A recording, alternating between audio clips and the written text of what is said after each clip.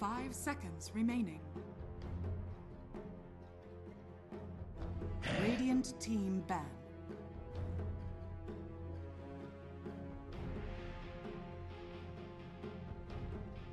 Ten seconds remaining.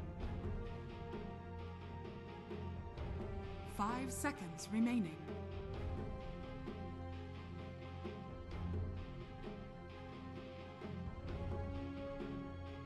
Radiant team ban. Mizu. 10 seconds remaining. Dire team ban.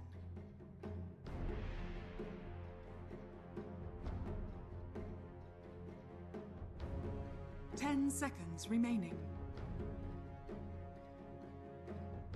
5 seconds remaining.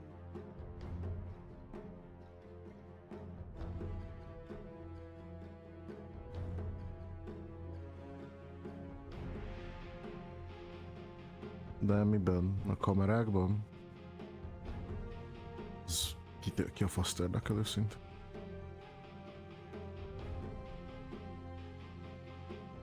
Radiant team ban.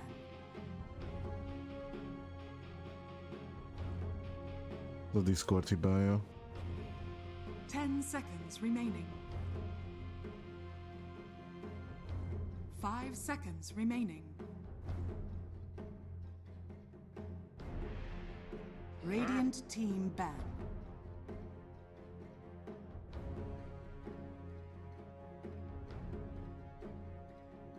Seconds remaining.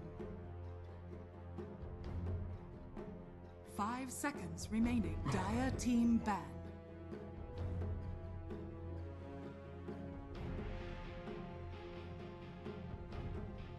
Ten seconds remaining. Dire team pick. Radiant team pick. Gyrocopter! Dire team ban. I speak for the trees.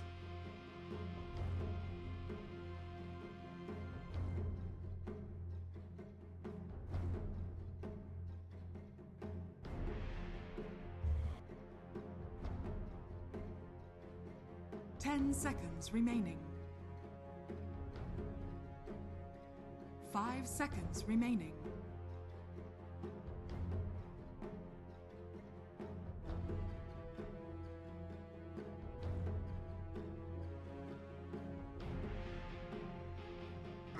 Team ban.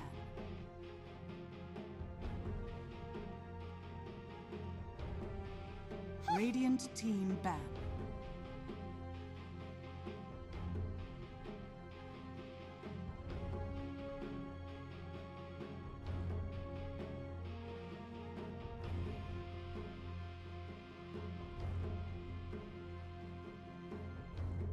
Ten seconds remaining. 5 seconds remaining.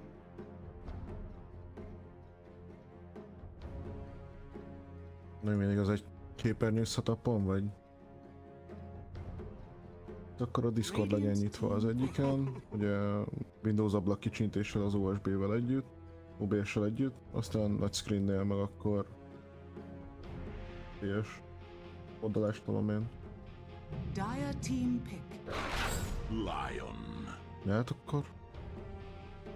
Akkor meg maradjon az OBS-on, olvasd a draftot, és a Discord legalább full képernyőn legyen, legalábbis a pop-up, amit használ. 10 seconds remaining. Pop-upból olvasok kamerát, mert akkor fix helyen van. 5 seconds remaining.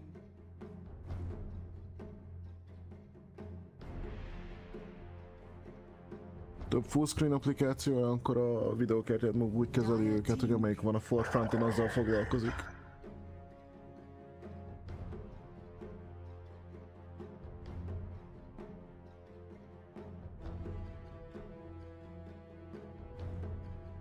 Tud, csak 2 ablakszorszot kell áthúznod. Azért mondtam, hogy share screen. Hello guys, and today we will watch the next series for Team Silk against Under Fury.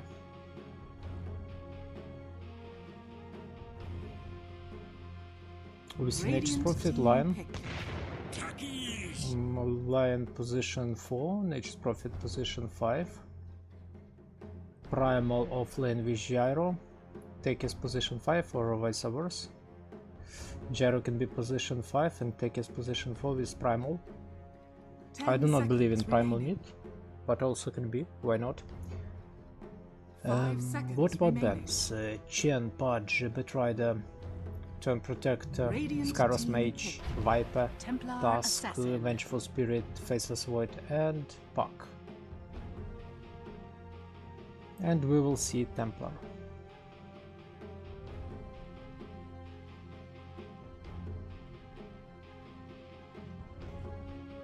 Seconds remaining. 5 seconds remaining.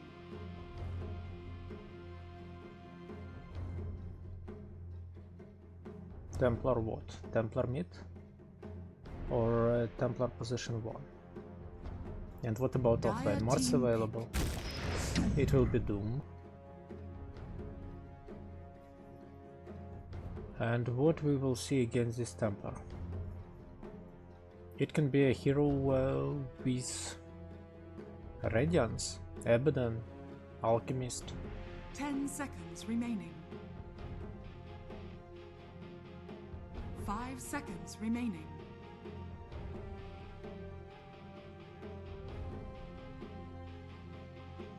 As for me, Alchemist is the better option.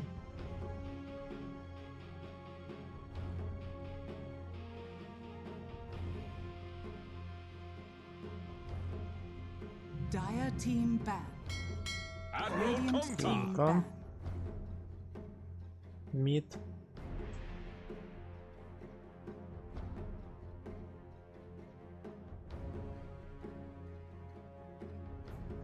Huska banned. Penguin in a pool of heroes. 10 seconds remaining. What is good against Kunkka? Outworld seconds Destroyer maybe? remain. Meanwhile Ursa banned. Dire team ban. And Chaos Knight. Something new. We haven't seen Chaos Knight for a long time. Dire team pick. And anti-mage. Radiant team pick. Medusa.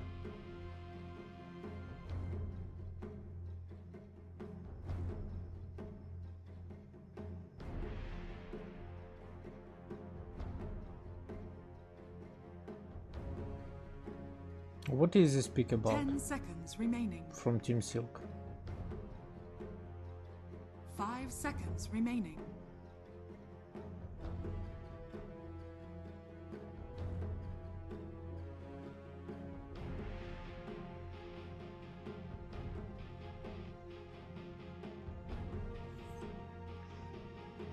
Okay, let it be. A very strange pick. I do not understand this Duza really. Duza for what? Wind Ranger? Death Prophet? Or Brewmaster? Brewmaster isn't the best option against Duza. As for me, Wind Ranger seems a good hero to kill this Duza. Alina isn't the best against Kunkka. It also can be Outworld Destroyer.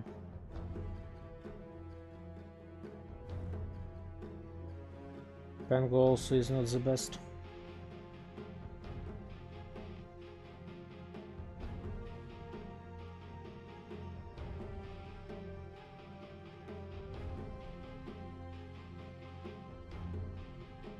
Queen of Pain is not the best option. Ember Spirit. Timbersaw. Choose your hero. Timbersaw mid.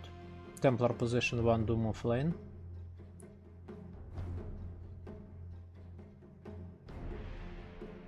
I suppose Nature's Prophet position 5, Lion position 4 with Doom.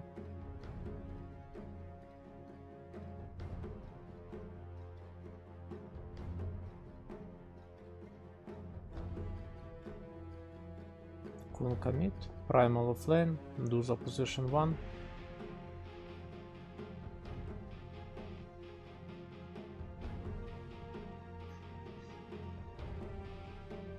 But what about Axe as an option against Duza? 10 seconds remaining. 5 seconds remaining. But okay, it will be Timber.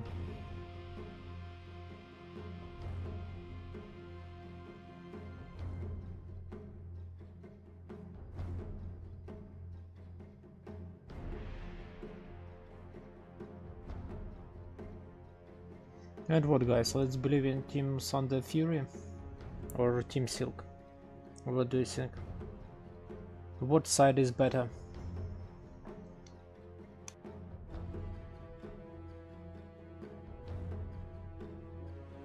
It's against Silk, who tried their best against invaders, but of course yesterday Curse Luck was kind of a big bite to chew on.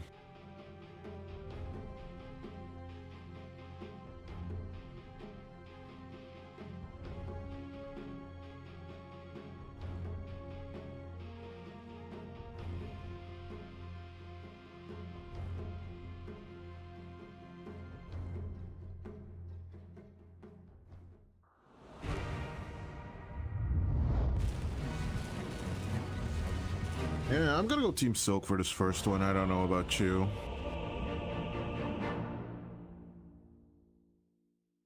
Oh, and don't forget to switch over to the to the in-game screen. Right, let's not get stuck on the draft screen. I've always wanted to be a giant space crab. Prepare for I've always battle. wanted to be a giant space crab. Yeah, as we start off this match, who are you going to go for? Also Team Silk?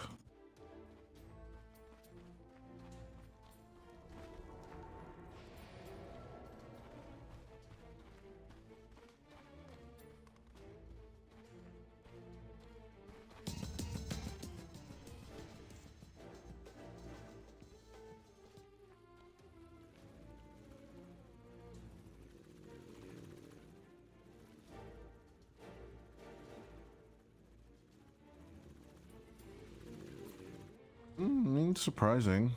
Although Blessed Kid is extremely talented, so I do understand the sentiment. 30 seconds to battle. But in my eyes, Medusa has been pretty much a sleeper hero. I do believe Silk can just basically pull it off with some solid tanking.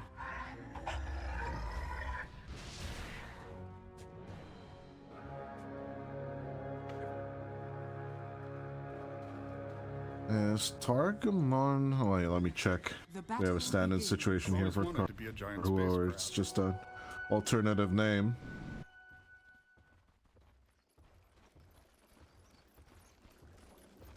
It does look like it, doesn't it?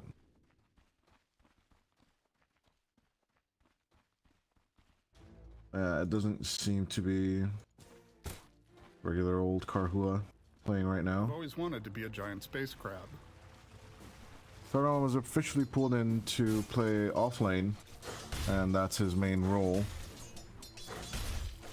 He's ranked 444th, and that does not ensue confidence from my eyes.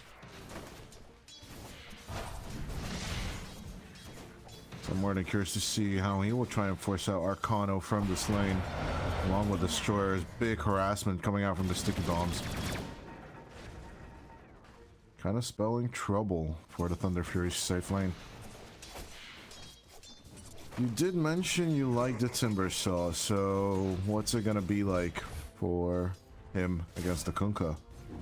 Is it gonna be a solid lane, or is it gonna be more shaky?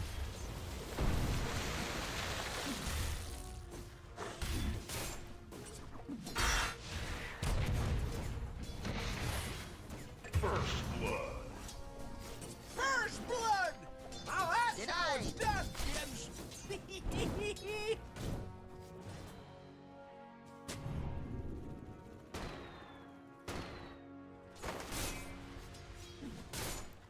Early exchanges proving to be important in the region.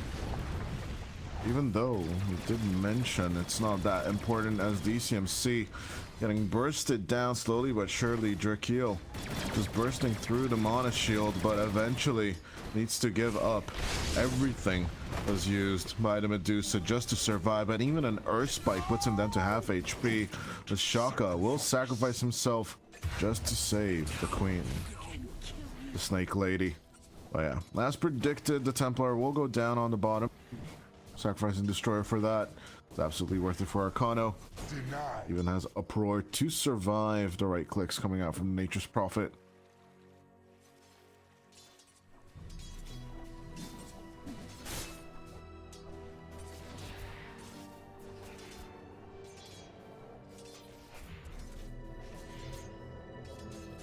DCMC once again, the Mystic Snakes do bounce back around, so giving him a bit more longevity, but Drakeel gonna get connected on. In comes the Magic Missile. One more right click should do the trick, but DCMC does not want to get stuck under a tower like this. So giving up on the Doom is gonna be their choice of play, as the Kunkka getting a little low, but Ryu just casually walk back up to that high ground. There was a threat of TP from Nature's Prophet, but eventually gives up on it. As Shaka with another attempt on Drakeel's life. I do really enjoy the suicidal gyrocopter gameplay going out from Shaka.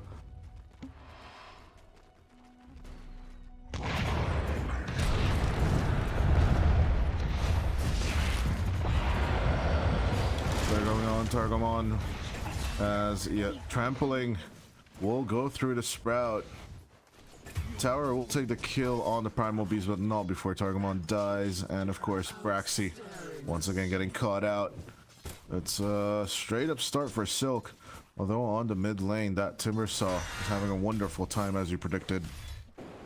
Even though it's pretty even, Ryu is going to be behind 7 last hits of the Timbersaw, which is a mindful gap on the mid lane.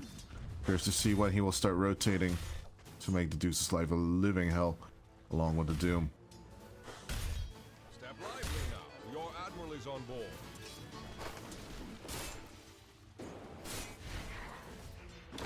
Radiant structures are fortified. Yeah, just min-maxing. Isn't that what video games are all about? For professional maniacs and all? Just efficiency all around.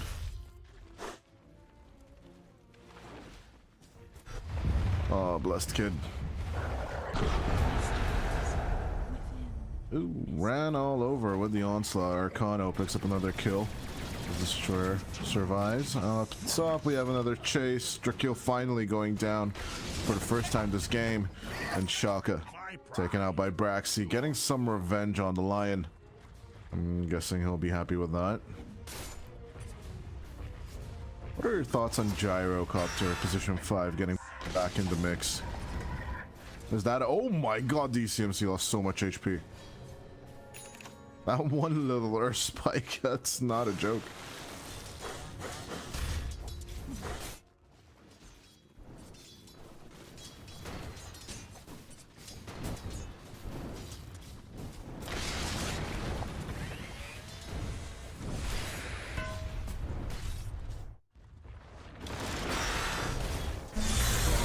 Caught out. In comes the Nature's Prophet. Tokaya securing the kill as Destroyer comes on over. In with the blast off.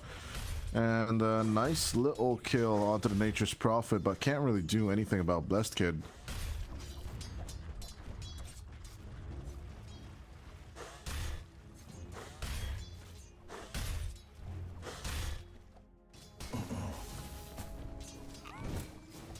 Radiant's middle tower is under attack.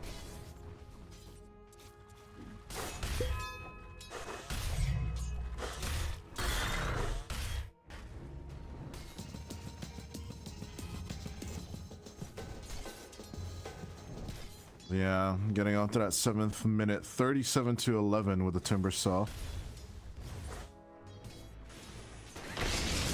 Looking quite solid And as we turn over to the net worth, Gold for you can my quietly see that Blessed Kid is indeed going to be a threat on the map.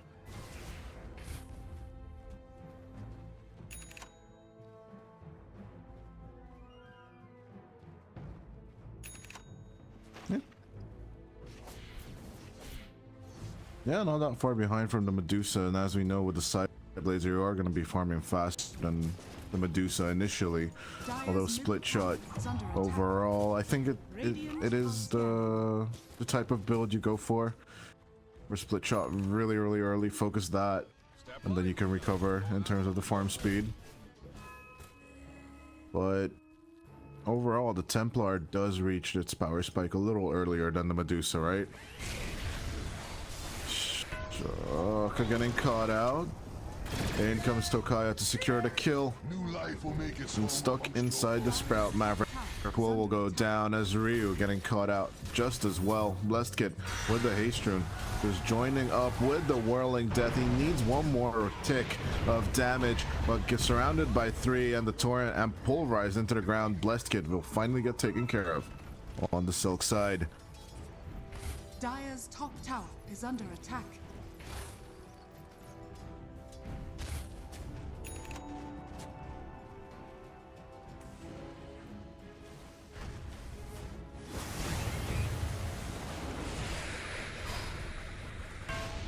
Well, they do like that Shaka path coming out as Tokaya waiting for the Sprout to load. We'll try and lock onto the Gyrocopter, but knowing full well that backup is arriving, they're gonna be moving a little cautiously on the Thunder Fury side. Happy to zone out the Medusa just a little bit and granting some space. They're gonna drop the Doom onto Arcano along with Blessed Kid's rotation, getting that double kill with the Timber Saw. Oh, Blessed Kid came to play today, Klajda.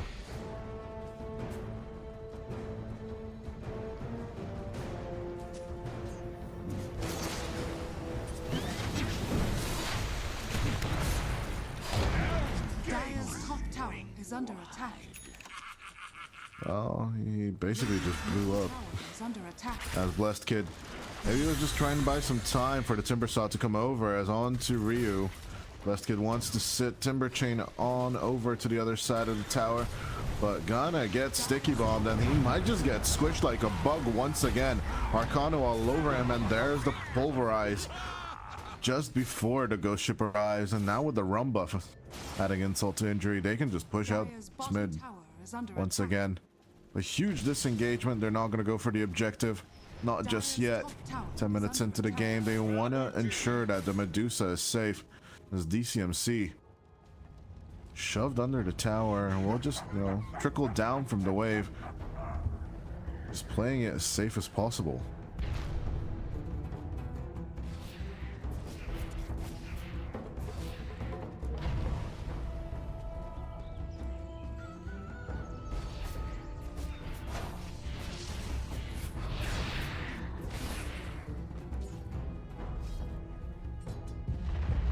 Really good pressure coming out from Thunder Fury as Braxy.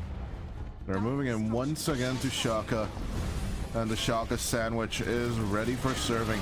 As DCMC comes on over, but Tokaya coming on the other side just to set up onto Medusa. With all these rotations coming up top though, Silk are on the defensive. They'll take the 2 kills, but will still lose out on their Gyrocopter.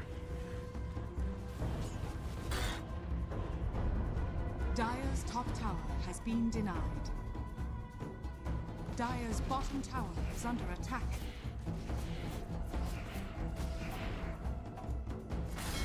Blessed Kid. Oh, once again, serving Timber Saw tonight on the Silk side. Arcano coming in, and they'll take care of the Nature's Prophet. These 4-man rotations, they're paying a lot for them, but in terms of kills and XP, they're getting the same amount. Radiant are scanning.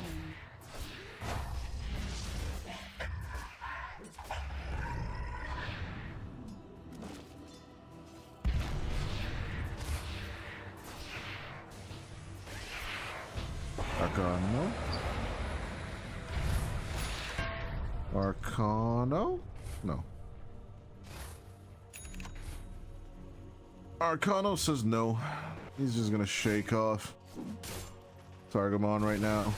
TGM just gonna continue to farm, get that Desolator up and running, along with the Blink Dagger just to speed it up. Nice and pretty on first place right now on the network chart. Maybe not. It's a pretty explosive environment right there on the Dire side, as Blessed Kid is about to feel it as well. Bombs coming all over the place. Air from the ground, there's just no real escape. Thunder Fury, I think they thought they're gonna be way more tanky than this. Step lively now. Your admiral is on board. Radiant's middle tower is under attack. Blessings.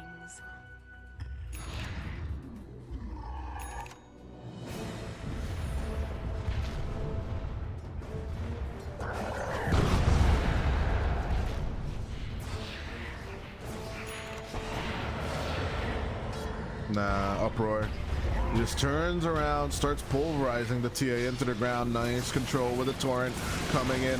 Karga, TGM can't even put out the refraction as Tokaya comes in just to die along with Braxy. It's a cleanup crew coming out from Silk, not losing anyone as casualties of war, even taking care of the top net worth hero on the map. Silk are coming in to invade.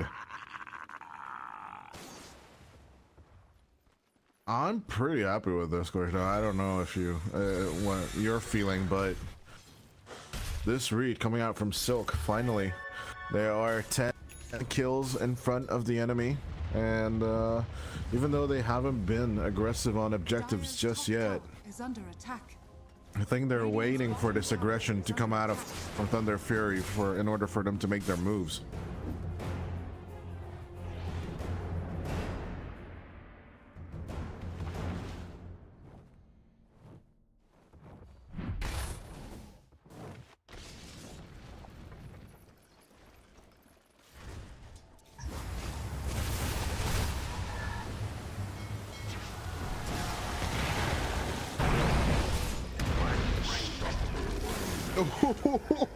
And you're like, oh fine, he's okay, but he just gets blown up from below.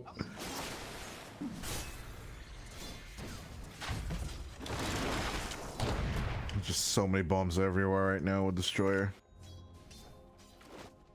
It's the new Tukkies, right? You have to be way more active with it. Gotta press them buttons, and gotta press them in the right order, because the cast timing of the different spells is not the same. Proxy mines take time to plant, so sticky bombs need to reach the target.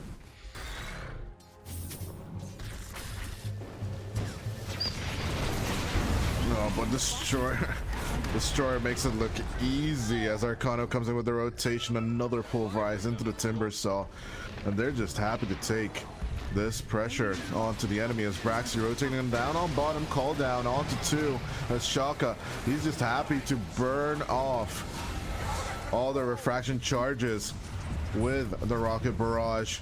And TGM, he's just gonna have to face 3 cores all by himself as Tokaya trying to get onto the top of the back line, but even with the Sprout, it's not gonna get him a kill, and the Techies manages to escape as another double kill for Arcano lands in the hands of Silk. Radiant's bottom tower is under attack. Radiant structures are fortified.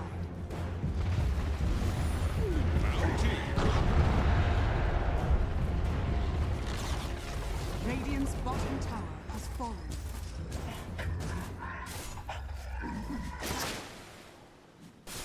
And just these big rotations despite your team not having the Nature's Prophet or a global hero. You're just owning this map right now. And yeah, sooner rather than later, they're gonna get strong enough in order to take their objectives. I don't think Thunder Fury will have anything to react with that.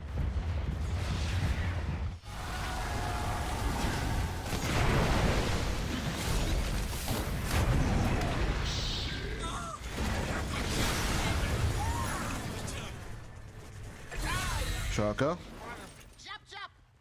Getting ripped a new one. Dire's middle tower is under attack.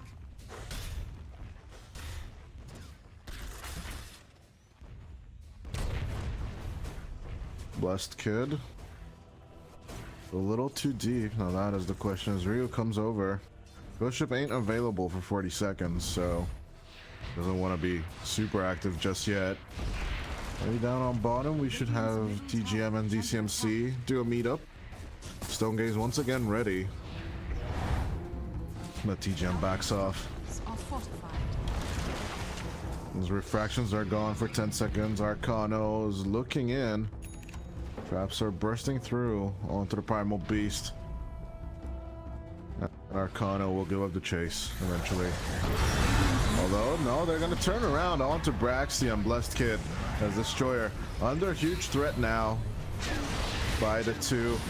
With the Razor, they're going to call down onto the enemy. As in comes the Ghost Ship as well. The Doom on the Primal Beast. It's going to be more than enough for Ryu to set up the Torrent Storm and take out another two on the enemy. Yes, you might take the techies, but you're not taking anything else from this fight. With onto Drakeel they move, win the onslaught and everything else. A fully finished Shiva's Guard. Tower is under attack. Silk is just absolutely in control of this game.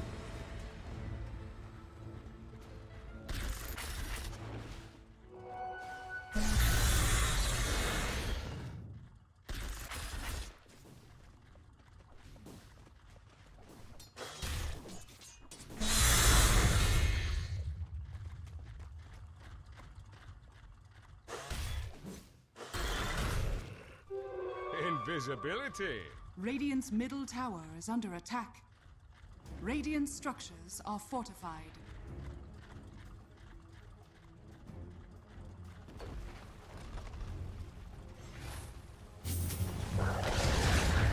Yeah, Gaben is giving him 88% as Arcano. Gonna get stunned up, but in goes Ryu, Destroyer, and Shaka. Dire's top tower is As under DCMC rotates on over to get that mid-tier 1 tower. Radiant's middle tower is They're under just snowballing out of here, and I don't know if Thunder Fury can even take any kind of fight in this game. With Blessed Kid just constantly dying. bottom tower is under attack. They'll need a little bit more time so that the TA gets at least onto the BKB stage. And then maybe turn around on the fights, but there's nothing to stop the Pulverize.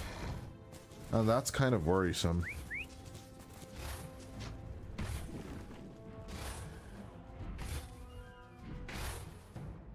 Radiant are scanning.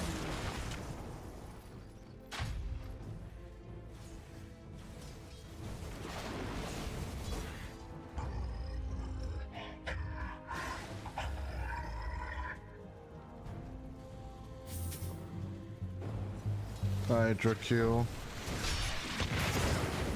I'll go back to hell and back to hell and again. Doom is gonna be sent to a new place. Home. Braxy. Just doesn't come to the situation in time. Regeneration. Kaya taking the regen gets instantly punished for it. X mark pulled up. Yes, the glimmer does help out a little, but as soon as the sentry's down, you're just instantly dead.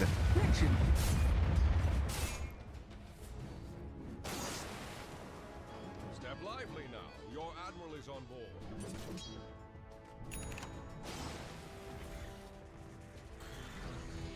Side blades.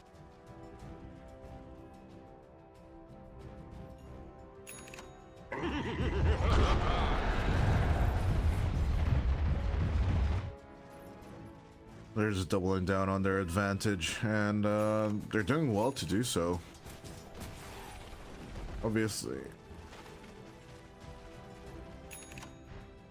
Yeah, obviously with DCMC going for the butterfly and then later on into the Daedalus.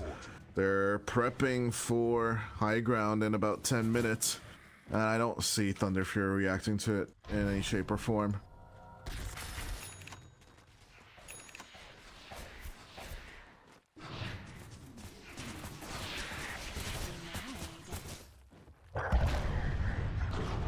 I don't think they're gonna get there as Arcano charge on through with the onslaught. They do find Targamon, shove him into the ground, and TGM is just gone. Lively pulverized into the ground. And the tier 2 is under threat now. As Silk keep on chugging, keep on pushing. Radiant's bottom tower is under attack. Bounty.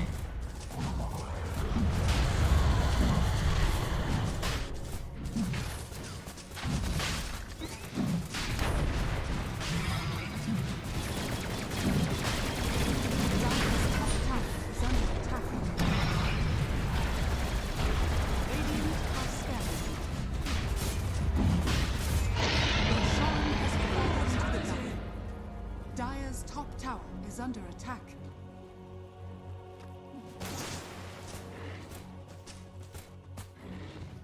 Yeah, Blade Mail along with the Shiva's Guard on Arcano. Checking out on the items list, they have a lot of things to offer. Double Solar Crest on the support. There isn't much you can do against this. Bottom tower is under attack. At least not with the items you have, obviously. But losing your first tier 2 tower at 23 minutes in, I don't think Silk is looking to stop, not just yet. Radiant's bottom tower is under attack. But onto the high ground they go. Is under attack. Purification is available for this tier 3, but I'm not so sure if their Thunder Fury should use it. They are going to go for it, along with the Nature's Wrath, and DCMC still sitting pretty in front of everyone. Does get Doom onto the Medusa, but it's only the first life, so Aegis is still available. So even if he dies, he has the opportunity to just Stone Gaze and skedaddle out of there.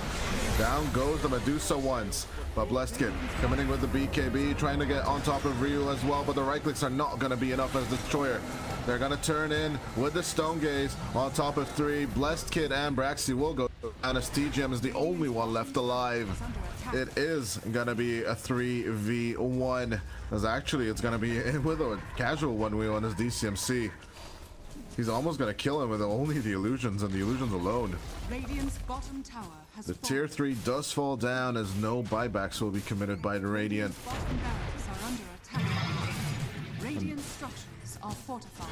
Step lively now. Your admiral is on board.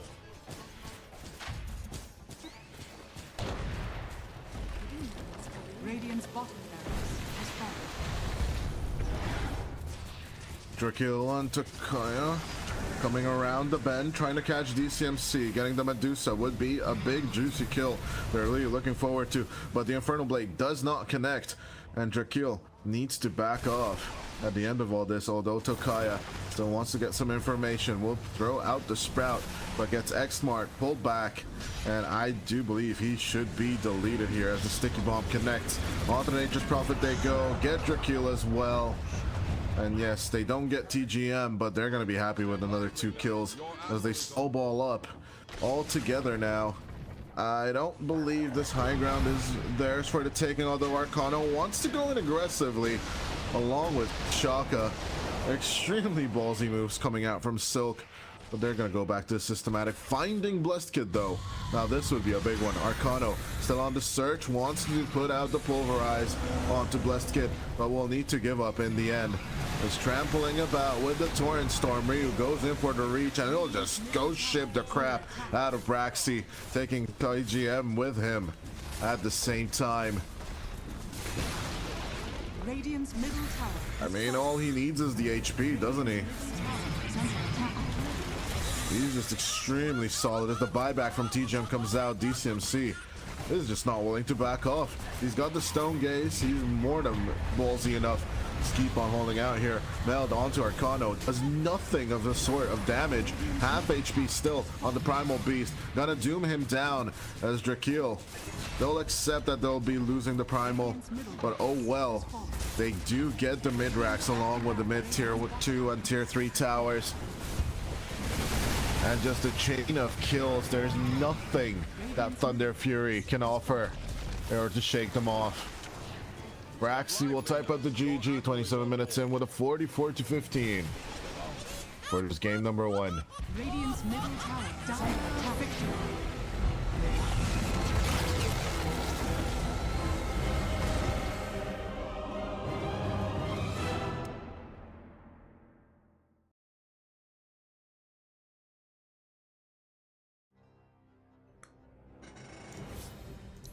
Okay guys, what just happened? Duza won. Too easy for Duza. But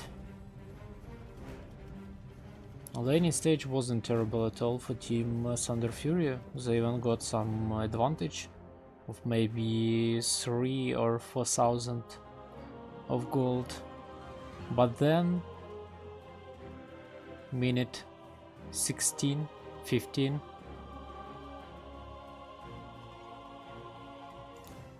mistake by mistake, and this game was too easy for Team Silk. I do not know why Nature's Prophet was so passive in this game. We do not see Nature's Prophet. It's the main problem as for me.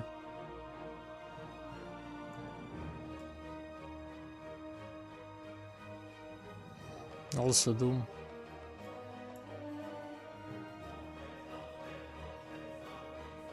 He believed in his ulti, but it's also a strange decision to play with.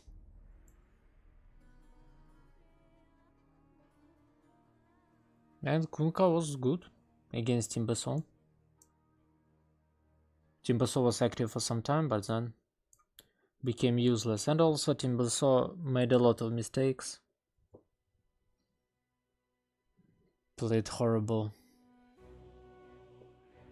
Okay, we are waiting for the game number 2. I hope we will see something else. Maybe Shadow Demon will appear. If you cannot play with Lion, maybe Shadow Demon will change the situation. And the gameplay against Techies Primal Beast.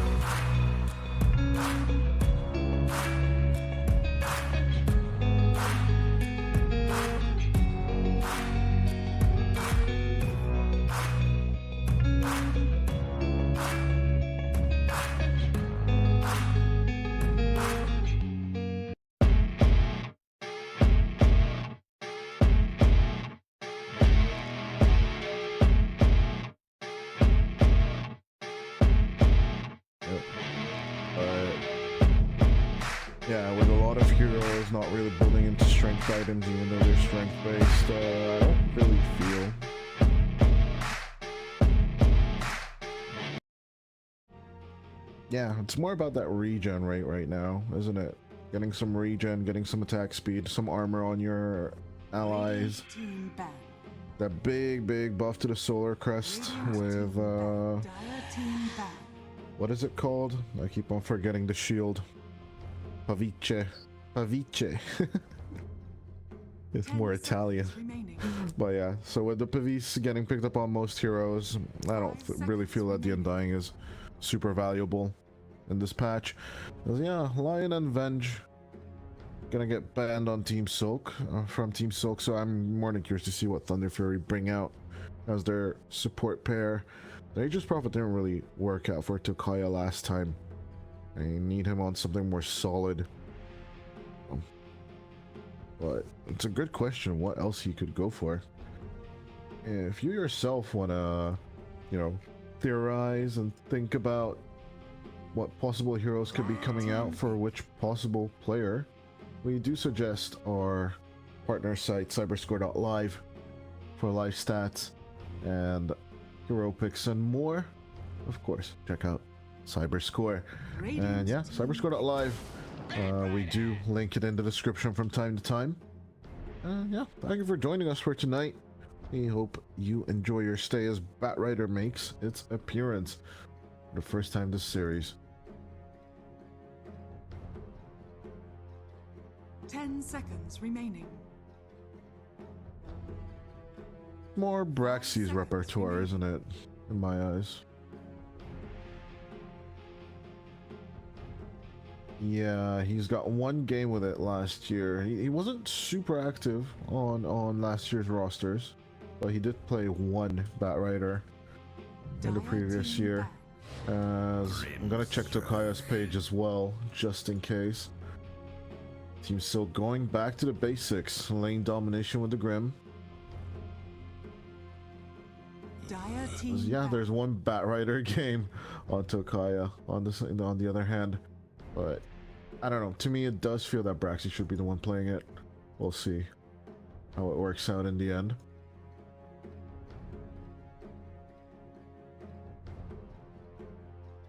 Ten seconds remaining. 5 seconds. Radiant team ban.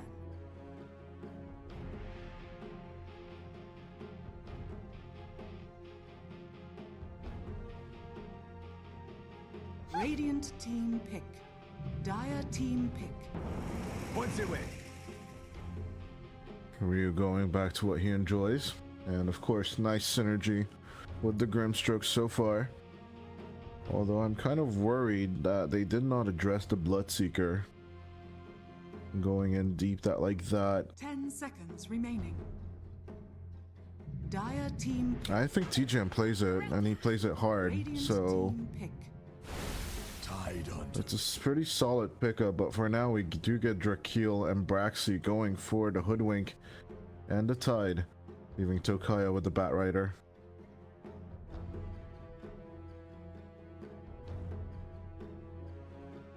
Seconds remaining.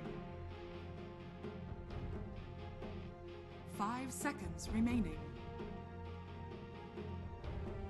I do believe it stops you from TPing, so dead in the water.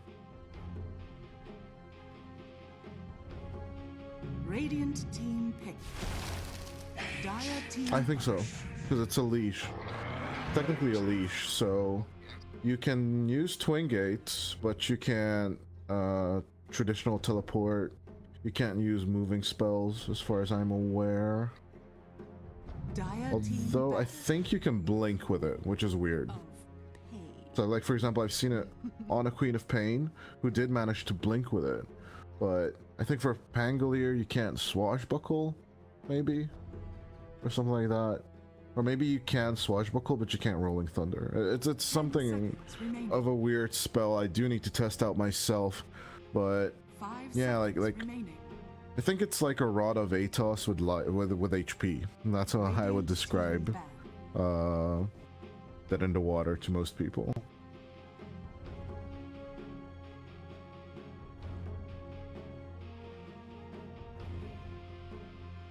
Ancient Apparition. 10 10 seconds remaining. Radiant team ban.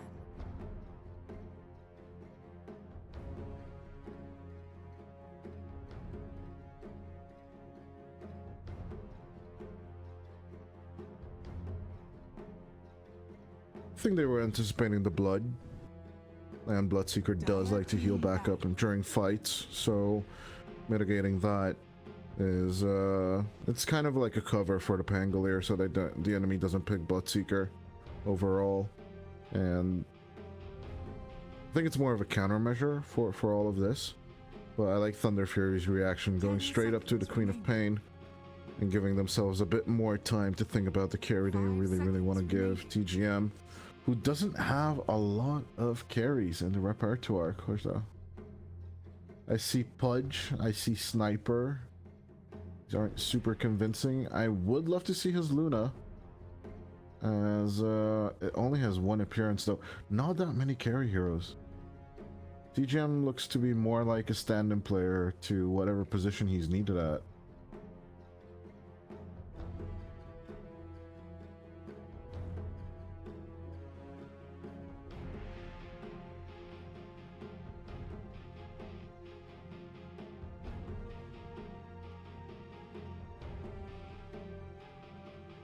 What do you think of Jug?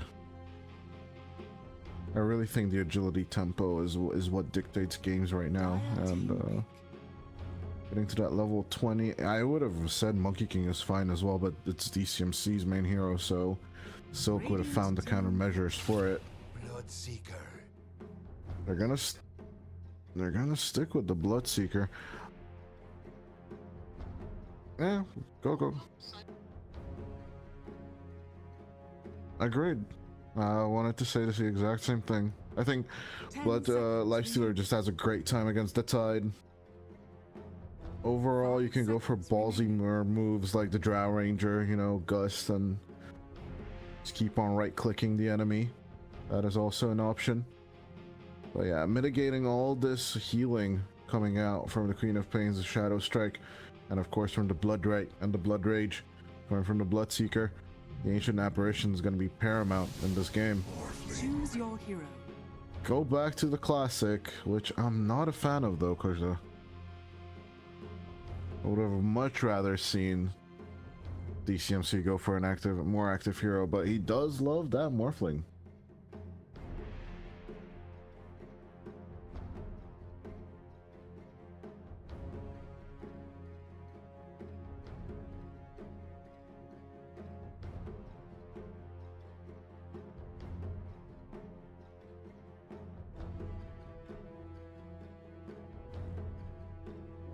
DCMC almost looking at 300 maps played, but only 139 of them won so far. Currently has played 8 Morphling games and a 63% win rate, so he has about 5 victories under his belt. Let's see if he can get a 6th one. I'm really curious to see, what are you going to predict here?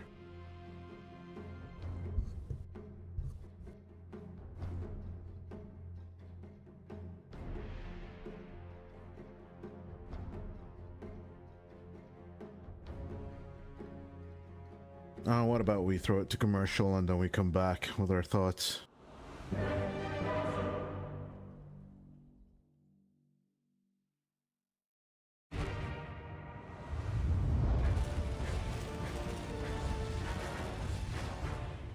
Ez annyira csak a Revicstől fog függni amúgy.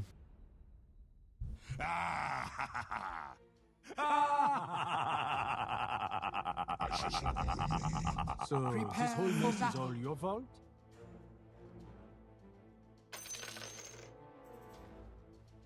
You die.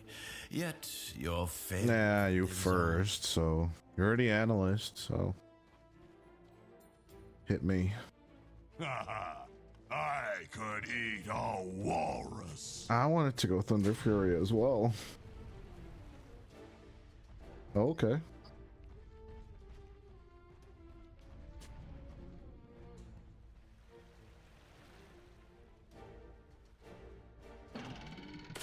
Try a bit harder next time.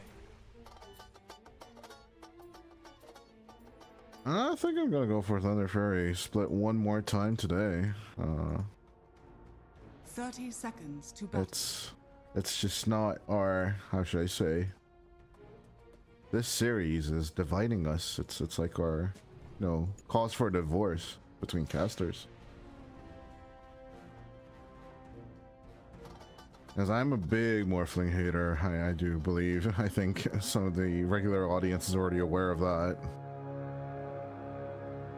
Well, let's see if my premonitions or my instincts are on point.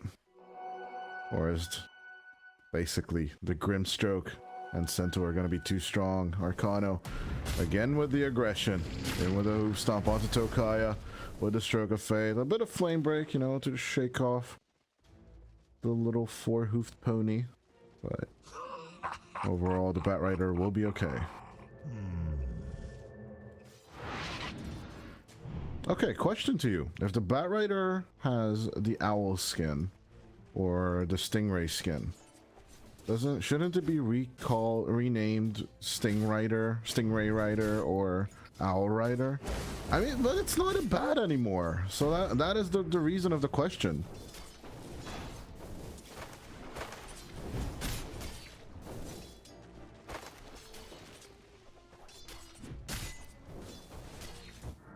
I can understand Nova turning into a dragon, and so does, you know, Sagan, Mirana's mount, you know, turning into a bunny. Those are fine, but in the name it says Bat Rider. That is B-A-T Rider. But if he's no longer riding a bat, he's not no longer a Bat Rider, is he? I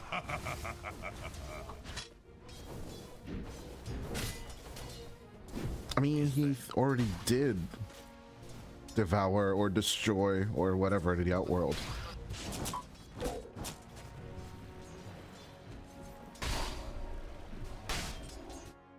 He already did it.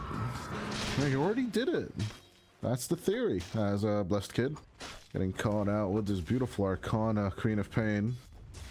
Speaking of skins. But First Blood still once again. It's gonna be Shaka on the safe lane. Support life is hard indeed.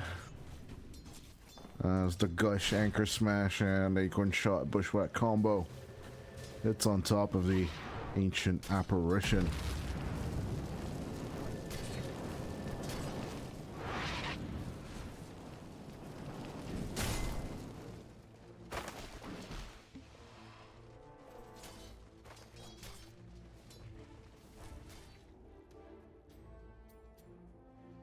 Well, and if we are going to go back to the lore argument, like, is Tinker tinkering? No, he's just smurfing and lasering.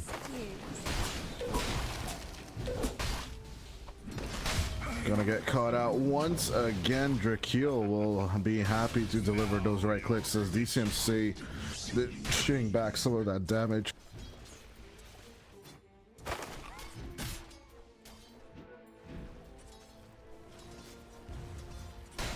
Doing its work against the apparition, although DCMC with all that armor is not going to suffer from that much right click damage.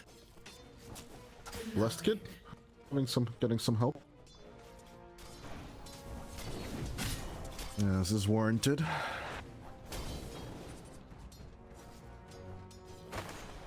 Well, just increasing the gap for the Queen of Pain. More than enough for this co-op.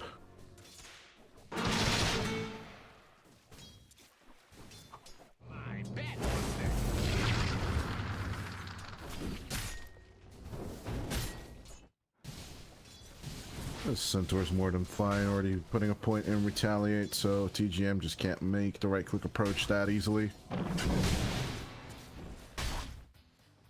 No double edge just yet, but I think that will be the opportunity when TGM could absolutely go for kills. I wouldn't even be surprised if Arcano will skip it for the laning stage. You know, just giving away your HP for damage. It's just a bad recipe for the Bloodseeker to just come at you.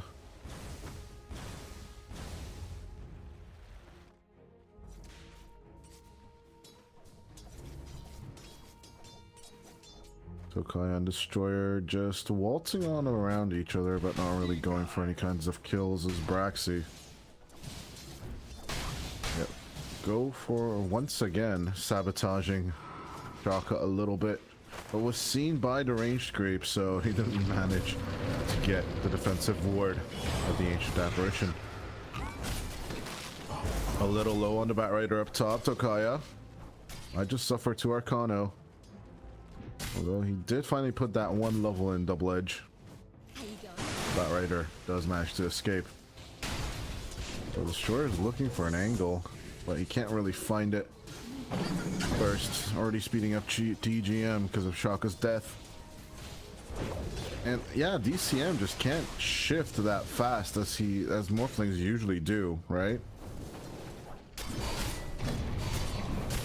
Because yeah, whenever you switch back onto low HP, TGM gonna get caught out. Arcano does have double edge one more time, but low HP on everyone. Turning back onto the Batrider, but Tokaya will take the double kill up top.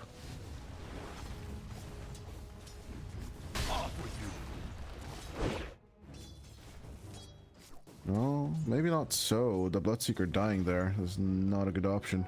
But it does give DCMC an opportunity to just heal back up. But once the Bloodseeker is back on the map, he's once again targeted by Thirst. Oh, it's gonna be an AD on bottom as Ryu might just even use it for a gank movement. Vortex onto Braxy. Then comes Ryu. Beautiful catch with the bushwhack, but the stun from the Rolling Thunder is gonna manage to catch the squirrel. Braxy goes down. Nice stuff for Thunder Fury, by the way. Even so, with some of these deaths.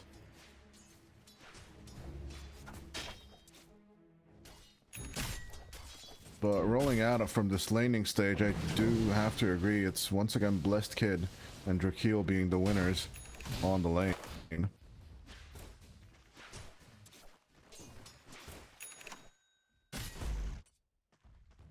Radiant With the Tide just capitalizing down on the farm. I think an earlier Ravage fight would definitely put Thunder Fury in the driver's seat. Wisdom runes will be divided equally between the two.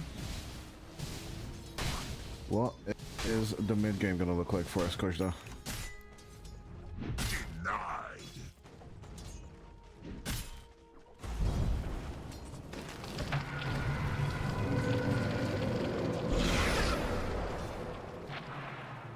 Playing a little sussy, but the blood right will deter them from going in the aggressive. Arcano does not connect the Inksol on anything. Gargamon is just running back and forth. Not really caring about anything. DD rune committed by Ryu. I am getting Shadow Strike. He is ticking down slowly, so he's not going to be using it for any kind of aggressive moves. Got out. Is Arcano. Is the damage going to be enough against the center? No, it's not. He TP's home. And no thirst given to the Bloodseeker. Radiant's middle tower is under attack.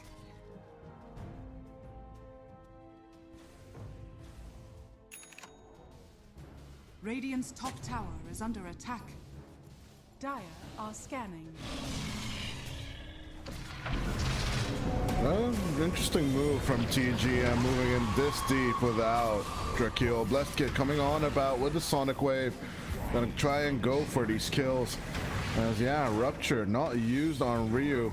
Blessed Kid gonna be stuck a little behind Tokaya. He's just picking up kills left and right with the Batrider. Bushwhack will be used along with the lasso onto the Pangolier. A beautiful kill onto Ryu as Shaka has nothing to offer to get kills. DCMC pulling back the Batrider just a little, and all they need is the right clicks. The Vortex will give the vision and some compensation for Silk getting Tokaya onto DCMC. Well, that is a nice combination of the kills, but I don't understand why Thunder Fury died without their big Tide Hunter. Worthy tribute.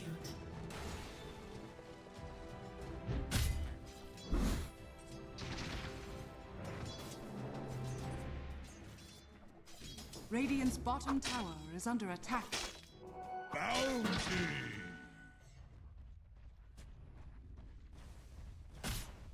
Nah, I do agree with that. Yeah, Thunder Fury are really capitalizing on the areas they choke and control. But I would have loved to see Drakeel, you know, just securing the team fight with that big ultimate. Right now, all they just utilized was Blessed Kid's Sonic Wave. Maybe they're keeping the Ravage as more of a defensive countermeasure. So that big rotations come out from Silk. They can just rotate that big nuclear bomb of Ravage. Radiant's Just drop bottom it on top of him. is under attack. Braxi on the hunt, the longest pushback I've seen in my lifetime. We'll catch out the Morphling, and yeah, Blessed Kid is just right there next to you. Radiant's middle tower is under attack. Radiant's top tower. Taking that first objective on the map, it is going to be the off-lane tier 1 tower Radiant's bottom tower for is Thunder under Fury. attack. It just worked out that way. Drakeel rather pacified the lane, and he's just holding on to the tier 1 on his side instead of pressuring on the enemy's tier 1. Although that safe lane tier 1 tower is also at half HP, Thunder Fury are off to the races.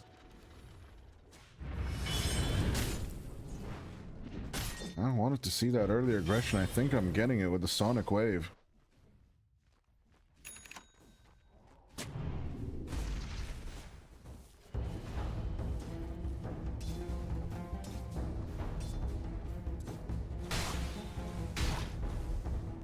Radiant's bottom tower is under attack. Yeah, the tier 1 and the tier 2 on the top lane. I hear ya. That's Drakeel with the gush. Sitting on Arcano. Not for 10 seconds at least. On to the chases and the races as Ryu's coming over. I think I'd be waiting for a little bit more people.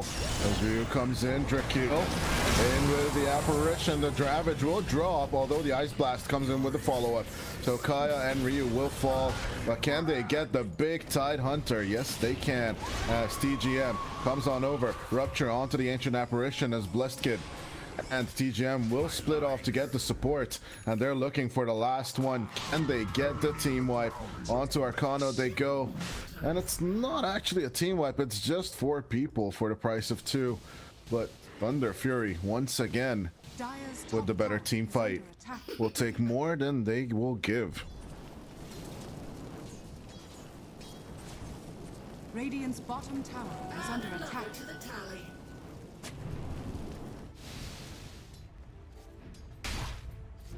And counting. Radiant structures are fortified. I don't know Radiant's if the middle tower Morphling is under alone attack. will be able to turn back the game. Like, let's even theorize Scotty Conda, or what is it going to be? Scotty Butterfly is more of the build I'm looking Radiant's for. bottom tower has fallen. Like, you could go for the Conda, you know, just try and react to the Queen of Pain, shut down more people. But he will definitely need more HP to survive this Bloodseeker. And in its current state, I really don't want to fight if I'm the Morphling.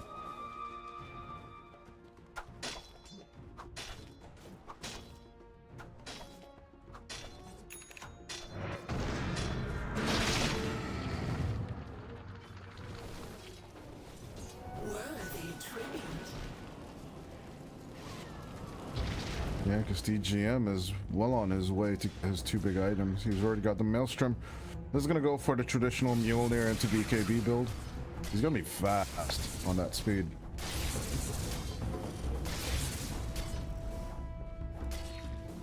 I don't think Silk have much time.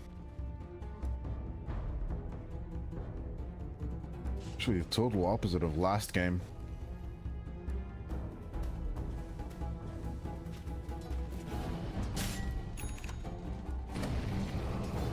As a Rupture is available for TGM.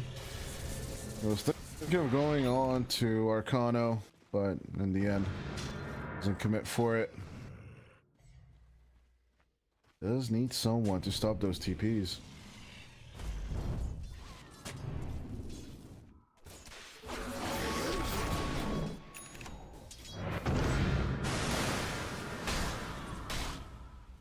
Radiant's bottom tower is under attack.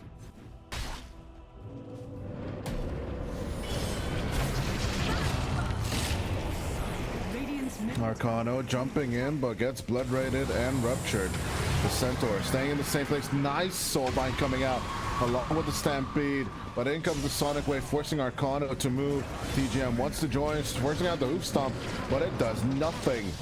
As Arcano will fall down, so will Drakeel, but the turnaround coming in from DCMC will take care of the Queen of Pain and the Bloodseeker, as it is a 1v5 situation. DCMC will step up to the plate and get the ultra kill. Precious bounty.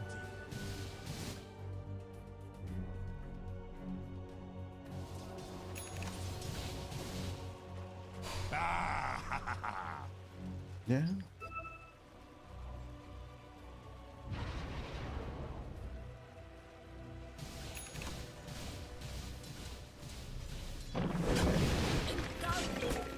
Oh, Braxy, come on. Come on.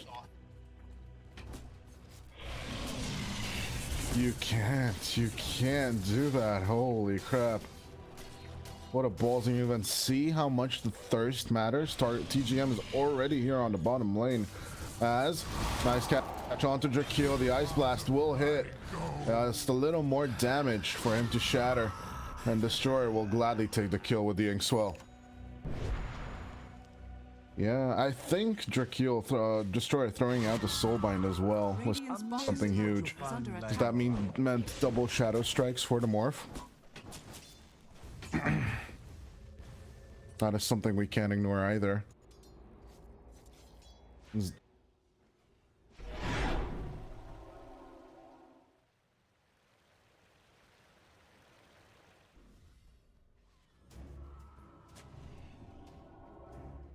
The back foot.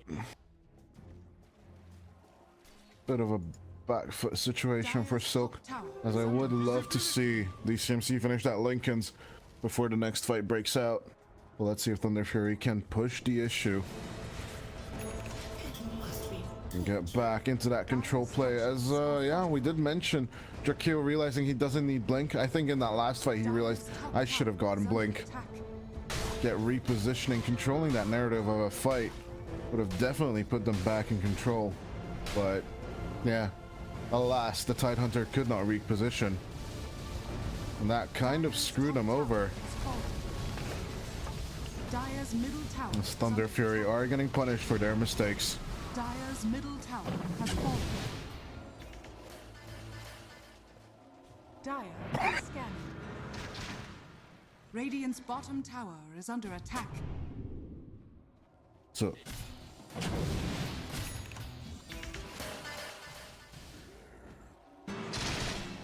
yep, on to the tier 2 they go, with 2 towers gone on each side. Silk, once again, 18 minutes into the game, they're threatening a tier 2. Drakeel does have the Ravage, but will need backup in order to mount up a team fight. Arcano on the chase. Radiant structures. He'll trying to indicate that he needs help here, but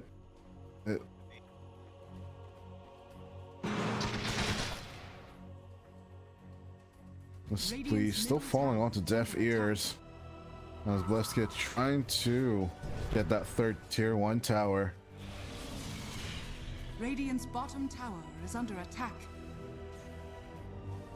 Braxy with the solo tier 2 pressure on bottom. I'm not opposed. And TGM now with Mjolnir trying to speed up getting that BKB.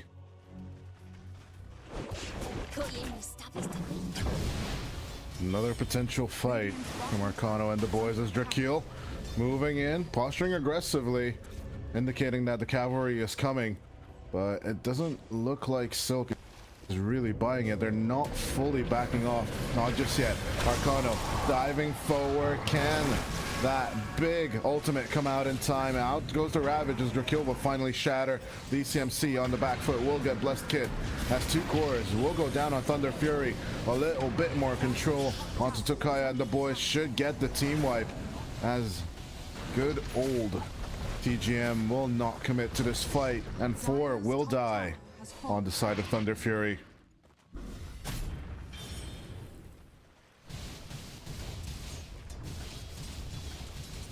Radiant's middle tower is under attack.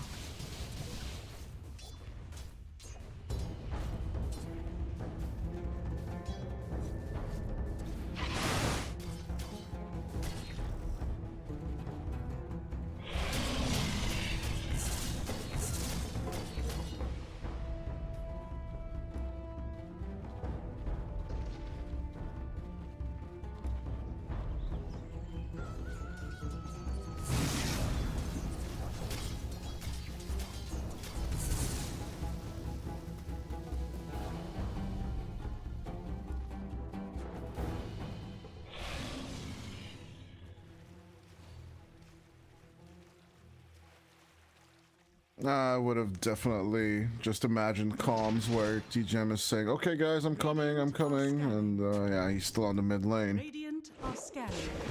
And by the time, yeah, pause 5 free kill. I guess they'll take whatever they can get in this situation. But taking that last tier 1 tower will definitely be the main objective of Thunder Fury for the next minute or so. And on the other hand, Arcano and the boys are also ready to take the last tier 1 objective on the bottom lane. Radiant's middle tower That being given to them, the Wisdom Rune, Radiant's middle tower our is under next attack. objective. This TGM will definitely not want to fight until the next BKB. I'm blessed, kid.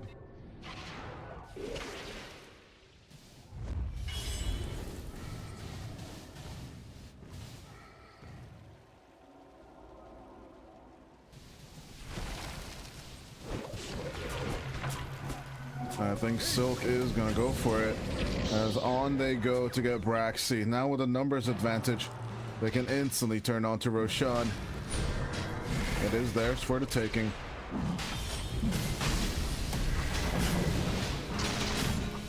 Thunder Fury, realizing that they're behind on numbers, will not initiate into this 1v4 position. And the Queen of Pain isn't ready either for the fight. Although they were right there at the tier 1 tower, no one really wants to go for it.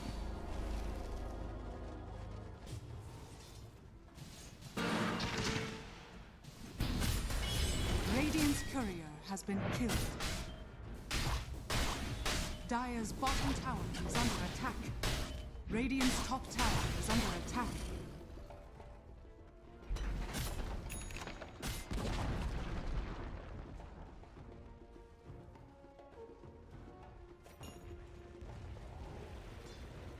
Dire's bottom tower is under attack. Radiant's middle tower is under Feels like a mistake, but in they go with the Ravage. They get Destroyer, but that's not their main target. Stampede out to catch out DCMC, but Tokaya just cannot get the lasso for Kenny. He will go for it as TGM will try and lay into the Morphling. As DCMC surrounded by enemies will try and wait for him out of that play, but that's going to be Aegis.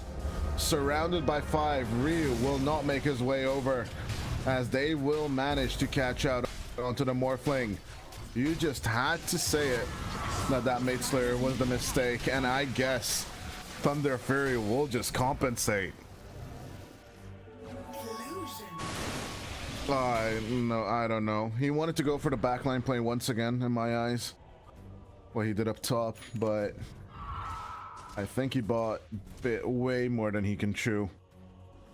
And Ryu did not come in with the Thunder Fury, with the Rolling Thunder. I think that Ravage just broke apart the whole lineup of Silk.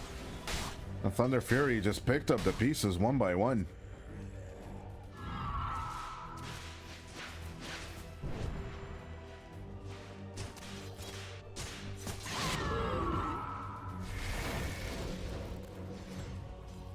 Radiant's bottom tower is under attack.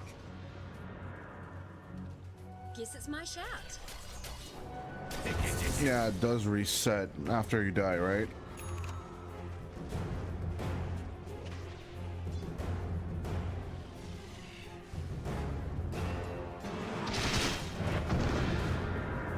Radiant's bottom tower is under attack. think Thunder Fury had a different idea, as they have a different idea with Arcano as well. Rupturing the Stampeder, Centaur down. They're just gonna rip him a new one. As down goes the offlaner of Silk, and Thunder Fury even up the scoreboard with a 6k net worth lead. They are back in the driver's seat. Or not so much according to Gaben. Gaben says it's a 50-50 coin toss now. It's actually all three cores on each side line up perfectly with each other in terms of pairing.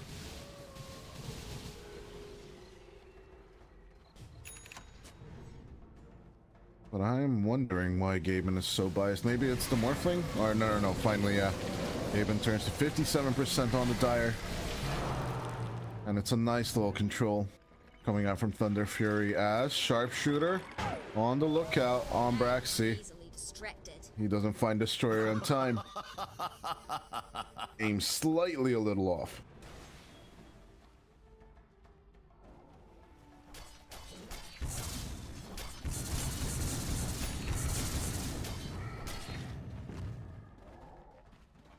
Oh, perfection.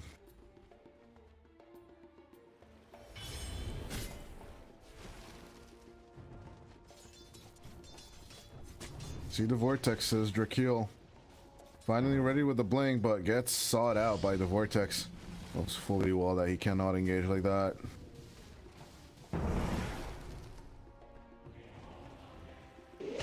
They'll need those big jumps to get some control.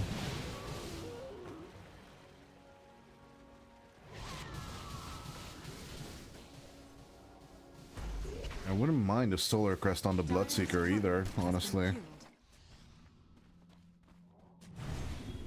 Dire are scanning. Dire's middle tower is under attack. It was. No, the Scotty's in the backpack, so the recipe. So all TGM needs to do is just farm about 500 more gold. Radiant's top tower is under He's attack. more than ready to play with the Scotty onto the Morph. As DCMC gonna skip the right-click build after the Lincolns, he's going straight to Conda. Gonna try and use it with the Soulbind, I believe. Dire's bottom tower is under attack.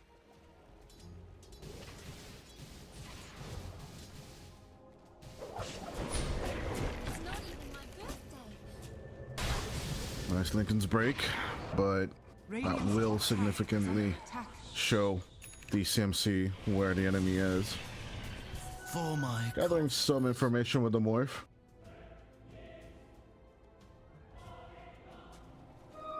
Fit for a queen.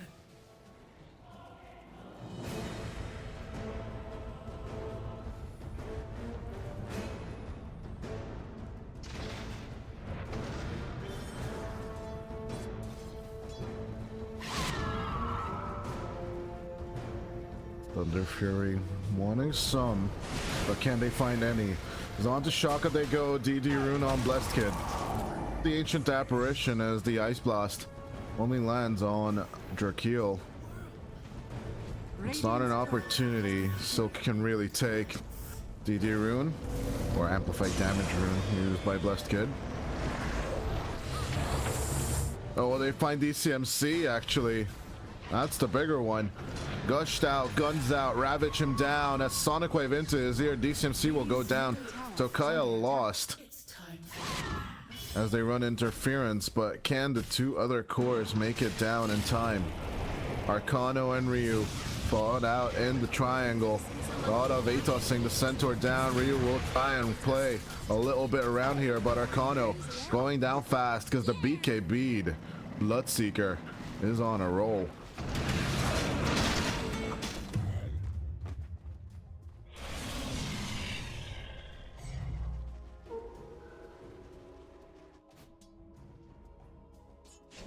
I don't think he thought that they'd commit so much on him, but the fact that Blessed Kid was right there, I think convinced both Drakeel and Blessed Kid that they should just go for it and burst him down. Radiant's middle tower is under attack. Because they knew as soon as they can get him to low HP, they'll have vision on him due to thirst, so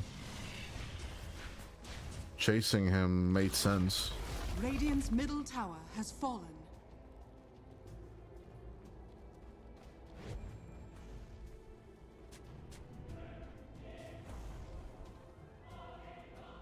Radiant are scanning. They see Tokaya. He blinks out instantly. Nice play with the swashbuckle. Stampede down on it as Braxy doesn't get the ATOS off on time.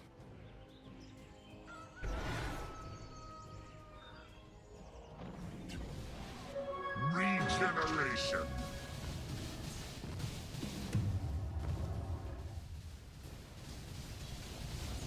Yeah, 21 to 20. I think we're back, getting back towards equilibrium. So do need a little bit more farm on Arcano and Ryu, but other than that, Worthy tribute. DCMC is still just thriving. So he's getting very close to Phylactery. And then it's off to just Conda.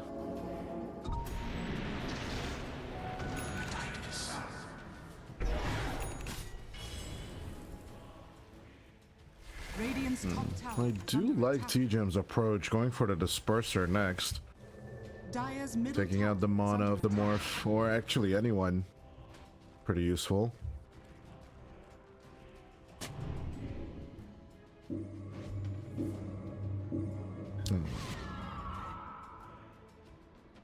The Dispel. Obviously the Dispel is the biggest value part of it. Dire are scanning. Speed boost. Speed boost. But yeah, Thunder Fury. We'll get Roshan number 2 as well. With Roshan's Blessing.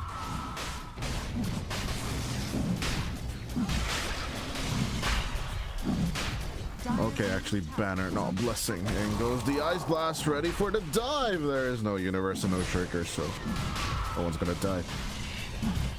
Dire's middle tower has fallen. Holy crap, why are you why are you making me old? Actually, yeah, it's slowly 9 years since that call and the victory of EG. But of course, for the NA fans, that's the point, since NA's been the best region forever, and no one can say otherwise. North America won 3 majors last year. Always watch me walk. Yes, they did. Invisibility. Gaming Gladiators is an American team. Thank you. Yeah, shout out. What do you mean copium? It's facts, Korsda. It's facts. No, it's just shout out to our NA fans as well. Obviously, we do miss you from tournaments like this. Although there's nothing wrong, or like there's, how should I say this? South American teams don't leave anything to desire either. Anyway, a lot of action, a lot of gameplay. Yeah. Time for, you know, some self-advertising. We are gonna be seen in NADCL as well. As some familiar faces, I do believe Crasher Roni is coming back as well. And yeah, just great casters all over the place. And even better players, so be sure to check those out.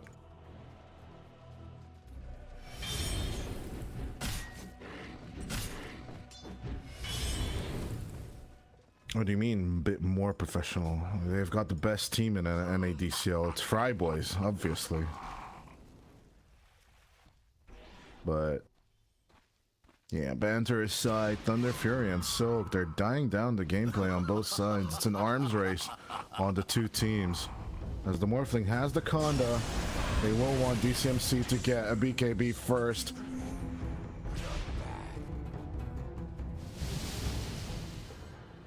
Radiant's courier has You been know, just killed. keep it Shaka, bro.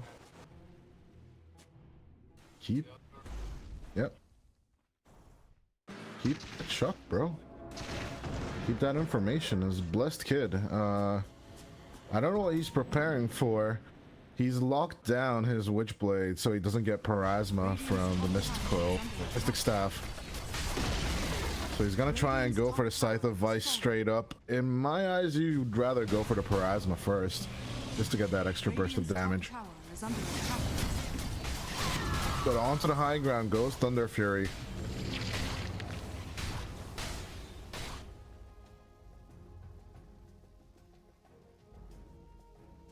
With BKB and Aegis at the ready, it's looking like Thunder Fury mean business right now.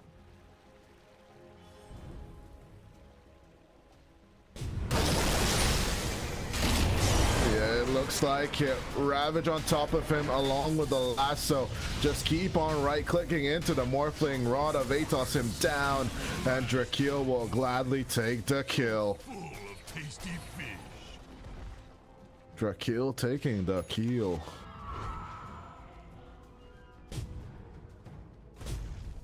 Absolute shutdown on the Morph. 65 seconds without DCMC.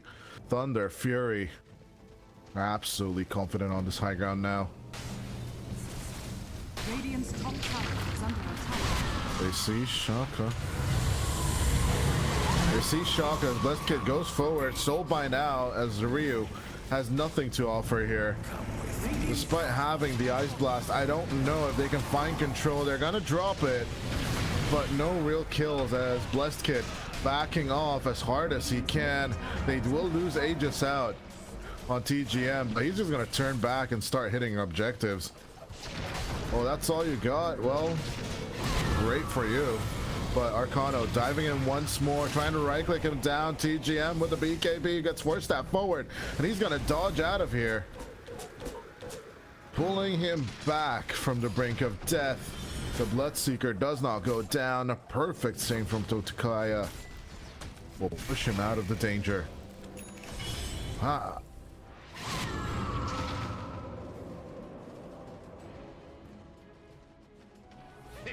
But yeah. Radiant are scanning.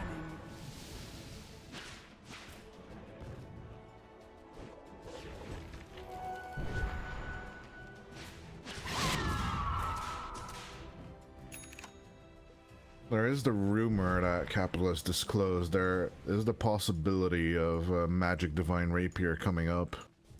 I don't know what your thoughts on that are, because of course right now Divine Rapier does have magic amplification, but only 20%. You know, they're trying to test out if that item, you know, gets in another component, maybe like Sacred Relic, but instead of the Demon Edge, it could be like the Mystic Staff or something else.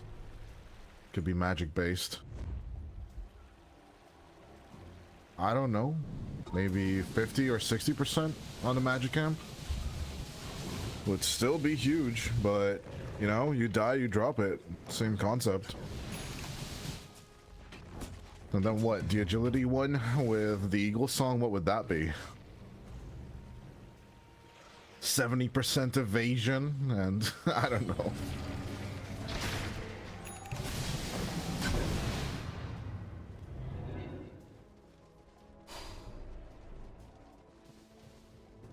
Radiant's bottom tower is under attack. But that's the resistance. It's so good.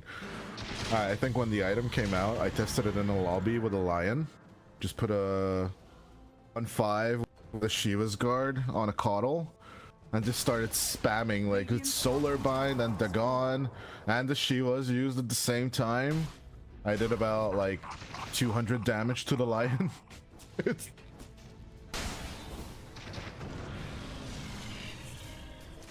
Exactly. Exactly. It's so good. It's just so dumb, but it's like the best support item in the game right now, in my eyes. You die, yet your should have known lives on.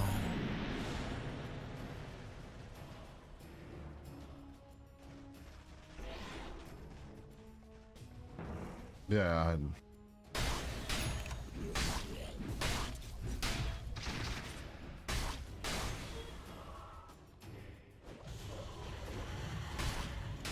Yeah, but getting to that late gaming stage is actually not a state I think Thunder Fury are looking for. I think they're more scared of that than anything. Getting a fully farmed Morphling on the map, well, that's not a game I would love to play. As, yeah, Vladimir's offering one of the old items that can still be disassembled.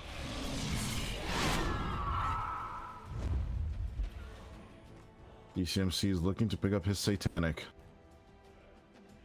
Radiant are scanning. That's all he needs to do. Scanning.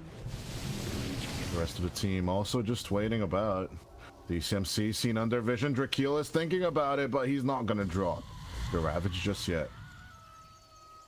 He wanted to bad, but we'll give up on it. In the end, finding all the Observer Awards. Drakeel just turning back and forth. Nice little lasso onto DCMC. As out comes the Sonic Wave. DCMC is still fine. Out comes the Ravage. As the Morphling has no other choice than to just blink out. TGM looking deader than ever, but the Ice Shard lost. It's gonna go down. Shattered as the Bloodseeker. TGM broke down to the Ancient Apparition ultimate. As Blessed and the others need to back off now. Were they too early or were they too late? I guess that's gonna be answered sooner rather than later, as Ryu still on the chase but does not find Drakeel in time.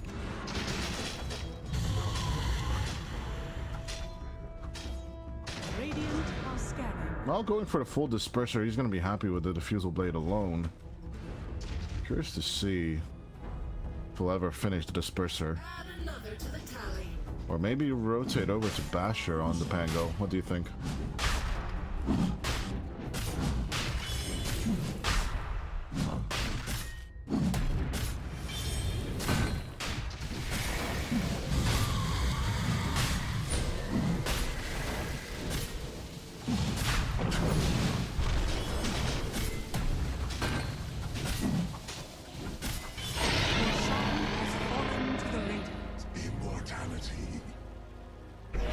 Radiant's middle tower is under attack. They gotta separate DCMC in order to make this work. Now the question is how you do that.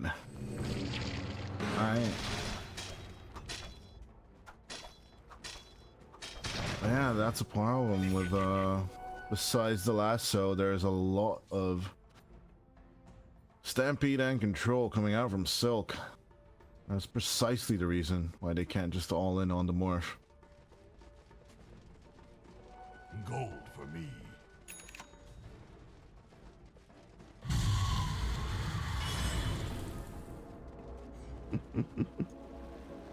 More.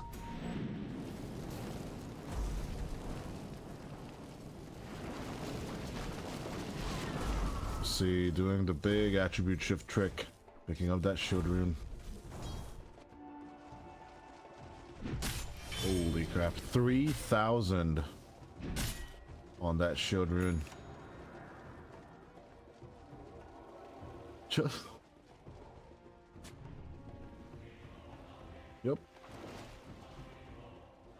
Yeah, he had about 6,800 HP, so only makes sense as Team Silk, for the first time this game, are knocking on the high ground.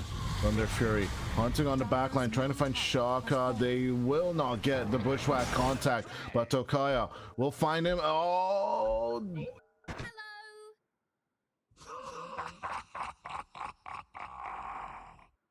I don't know.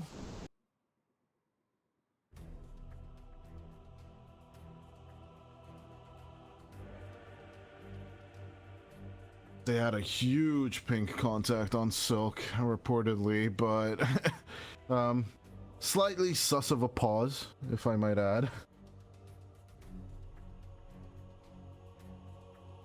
Oh, it disrupted. I think he can try. 7 seconds on the bushwhack cooldown. I think he can. He's more than fine to just TP out of here.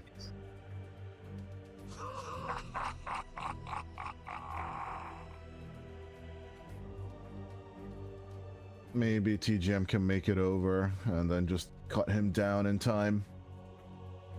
He's pretty close, around 800 units away. That should be more than sufficient in getting that apparition. Better question yet though, Arcano did commit to Stampede, so I'm more than curious to see if Ryu and the others can reach it in time to disrupt the whole team fight. Drakil, on the other hand, do you use the Ravage to just stop the Morphling from getting to the enemy, to your teammates? That is the real question I'm looking for.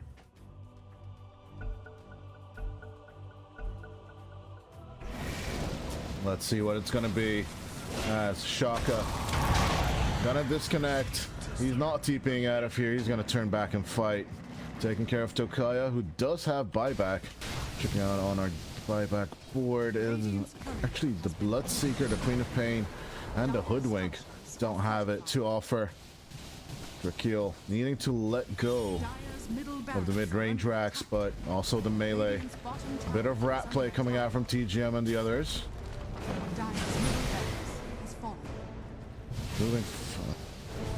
Oh, he wants TGM actually. Hex down and controlled. The shield is pretty big. As out comes the Ravage. Drakil with the BKB looking for control. Sonic Wave out. Gonna take Destroyer and, of course, the Morphling for round one. Can they get more? Tokaya gonna control down the Centaur. As with the Rupture, they just lock on down to Arcano. Take down 3. As Thunder Fury with a single buyback. Take their pound of flesh and they can go for push.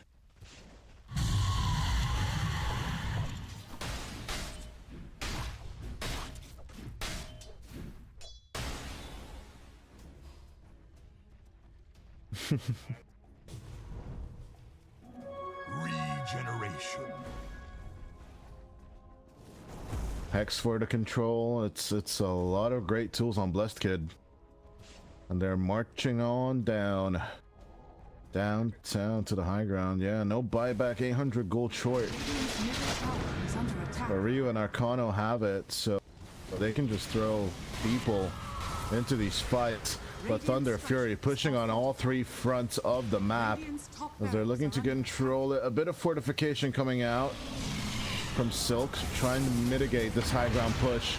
But on with the Ice Blast, controlling onto TGM, or trying to. The Bloodseeker just skedaddles out of the fight, and the rest of the team will react. Lasso onto Ryu. Buyback committed by the Pangolier. 11 seconds until the Morphling can come back into play as Drakil shakes off the enemy's gameplay. Ryu with the Thunder Fury, with the Rolling Thunder committing into the fight as Blessed Kid.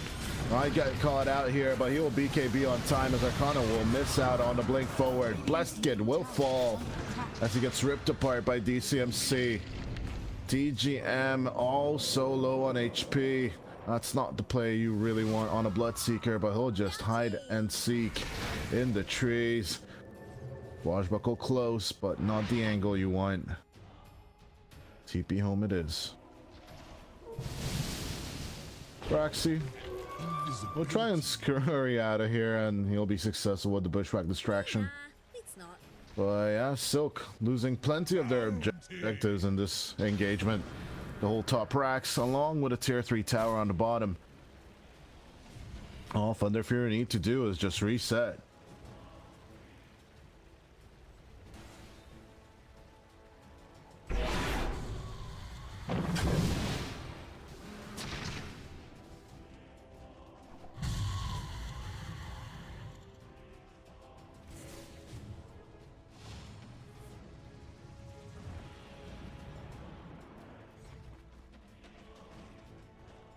Yeah, both of them together with the Blood Rage as well, it's pretty good.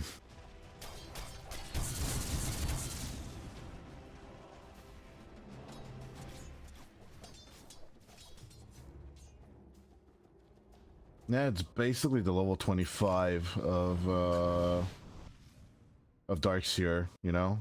The AoE surge. A bit nerfed version of it, but it's still basically the same concept. Roshan napping for at least 2 more minutes. See what the clock will give us.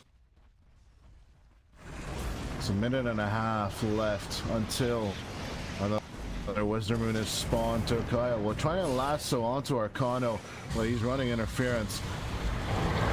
EGM with the 2 sets of ruptures will throw down one. But on the second one, I don't know who it's going out on. The Sonic Wave Scream in the ear of Team Silk. And it's a beautiful break onto Arcano and DCM. See, as it's 100 seconds without the Morphling, there is a buyback available, but can Thunder Fury finally push in peace?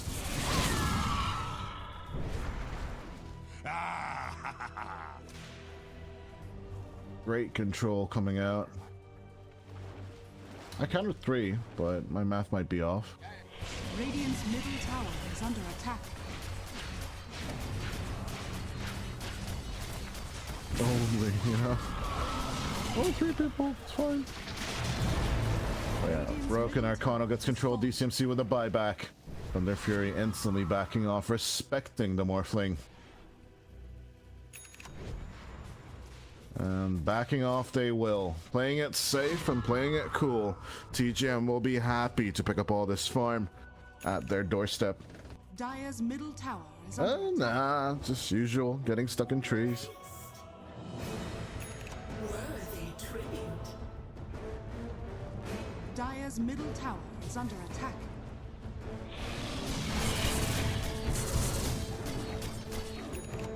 I think it's more than normal to feel a little nervous in this situation.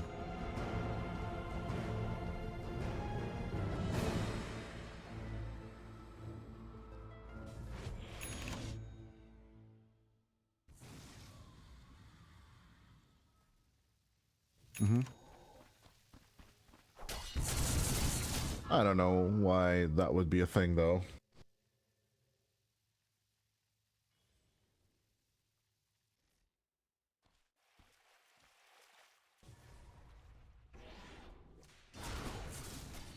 $34 to $24.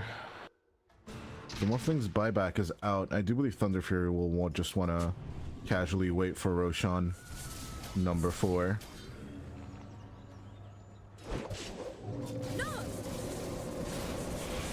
And they're gonna play it nice and chill.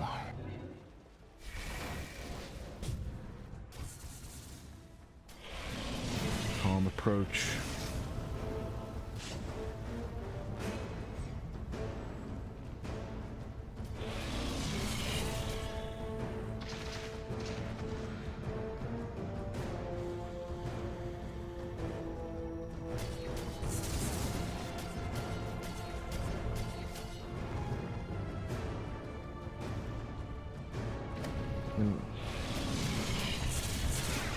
You know, an ability draft to the 2 spell combinations I really love to see. Thirst and Charge of Darkness. It's just so dumb. And I love it so much.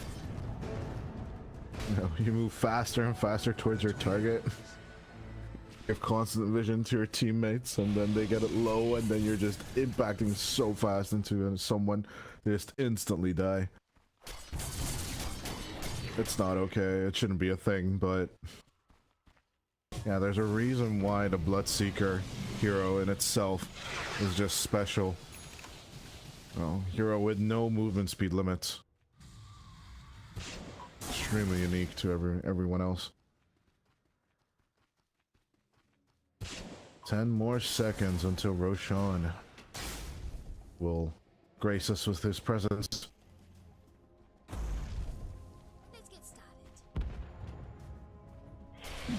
But just as it appears, the Thunder Fury are feeling the timing. They're gonna stand inside the pit. Straight up going on to Roshan. Is it gonna be enough though? Yeah. They have their buybacks and their refreshers. Roshan's banner on the available as Ice Blast. Just whiffs the pit, but not in time.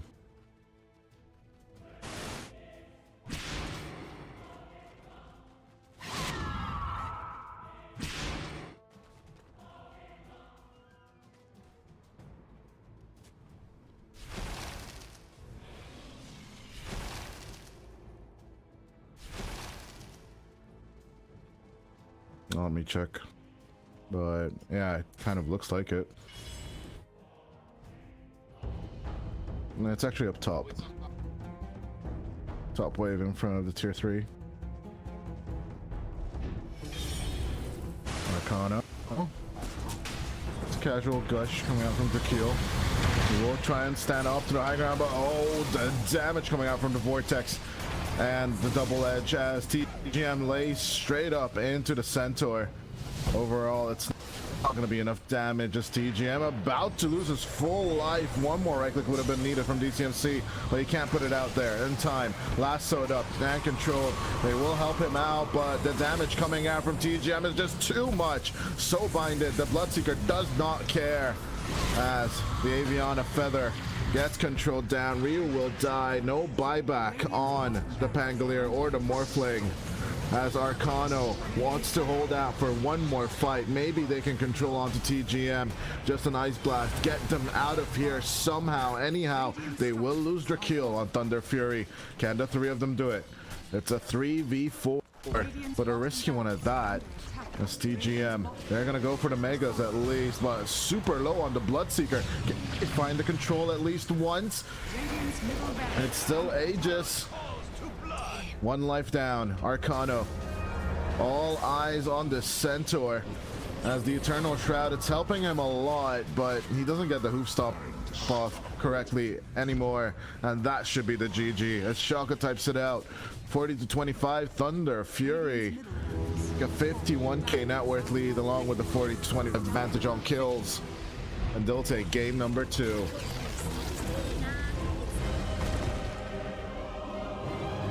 I did not expect it to be this long of a game, and I really thought Thunder Fury should have shut it down a little earlier, but DCMC, I think there's 2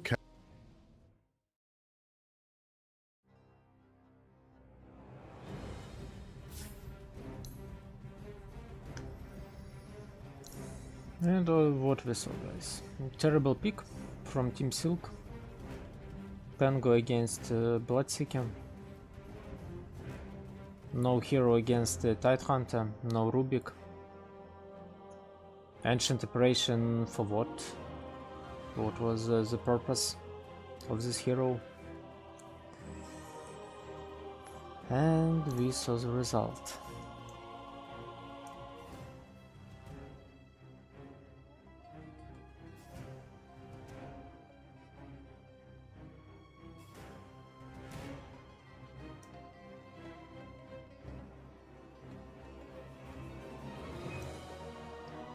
Okay guys, we will have a break, 10 minutes, and then we will see game number 3.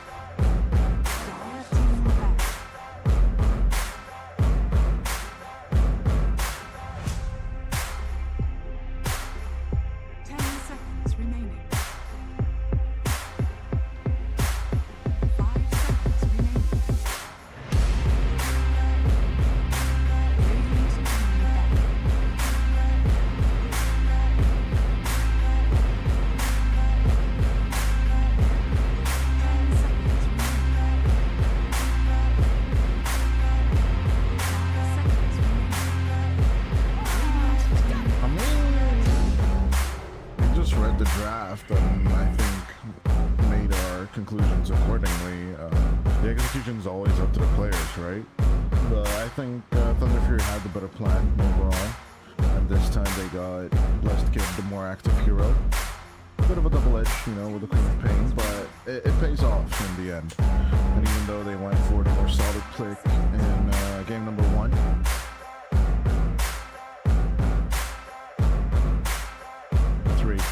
as actually 2 of the first phase bans of Team Silk are actually positioned.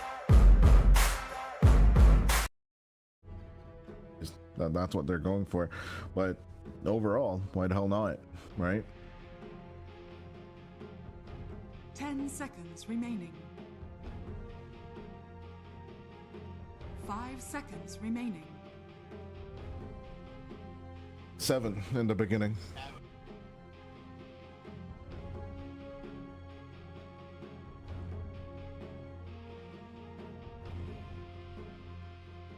Radiant team ban. Dire team ban. What do you mean? On the other MOBA no one really talks about, with the weird invoker. I do believe it's 1 per person, so it's 5 on 5. 10 seconds remaining. And they have around 160 heroes. I think remaining. the invoker copycat is 165 or 169th or something like that. It's a weird number, but overall, yeah, they're just happy. Oh, we just want new heroes. Everyone wants just new heroes, but their concepts are basically not that different. As for example, I can't name 2 heroes with 2 similar, how should I say, spell components. Like, there are similar spells, like for example the classic Hex. There's 2 variants of Hex and 1 item variant of Hex, right? And then there's also the 4th one, which is due to pick pull. But overall, the 2 hexes as spells from Lion and Shaman are absolutely different hexes. 10 seconds remaining. And yeah, there are spells that are in concept similar, but I don't think heroes have overlapping toolkits. Meanwhile, on the other game, and even in Heroes of the Storm, a lot of heroes used to have overlapping toolkits. And I don't think that's true for Dota. That is one of the purest pieces of the game that I always explain it to my parents, that it's basically chess, but every piece can take a different position depending on where they're played. So like you can have queen heroes play, 10 seconds remaining. you know, defensive positions. You can have heroes, you know, turned into something totally different than their position is meant to be. But you know, and my mom really loves this concept. Like, I can just instantly switch pieces out. And that is what Dota is, you know? Like, depending on your state of the game, you can switch heroes in their positionings and what role they need to fulfill. Like, I think back in the day, in like 2014, 2015, it used to be super strict. Like, supports are only these heroes, carries are only these heroes. But remember, like, just Visage is a perfect example. Like, he used to be one of the main support heroes in Dota 1. Now he became a carry under Matumba Man's wing, and a lot of people play it in position 3 these days as one of the mains, and Arcano is pretty prevalent in the hero as Thunder Fury. Looking like once again they're setting up for the Bloodseeker with the Zeus and the Centaur. Although this time around I'm not so sure it's the right idea. I'd rather go for the Troll or something more prevalently active against the Phoenix, because I believe they're getting ready for a DCMC illusion-based hero, especially due to the Zeus and the Centaur. Radiant team But back. Storm Spirit!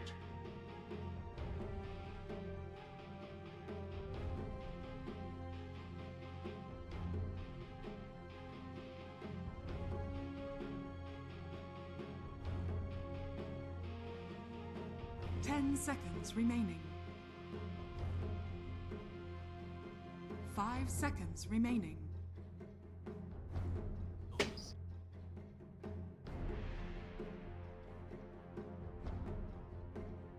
Damn.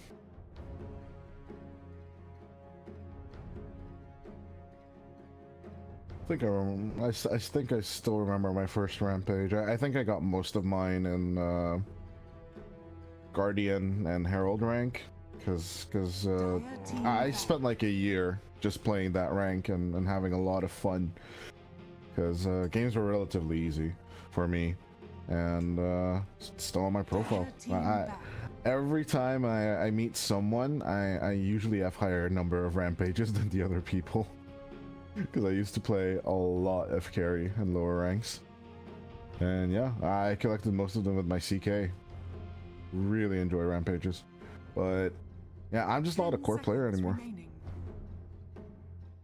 But yeah, Visage with the Soul Assumption is definitely one of the potent heroes that can do a lot of damage in lower ranks if you know what you're doing. But yeah. Radiant team banned. I kind of like it, especially against the Zeus and the Venge. We'll see what the final positioning of the lanes are, but Tokaya is definitely going to have a harder time here than he had last game, as DCMC once again laying down the law with Medusa. Thank Thunder Fury. Is it time for the Bloodseeker once again?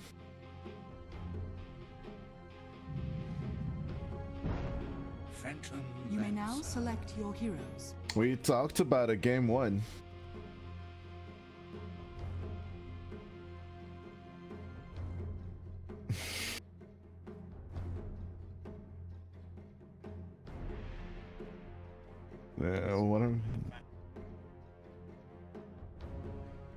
I called it 2 games ago. I called it 2 games ago against the Medusa, but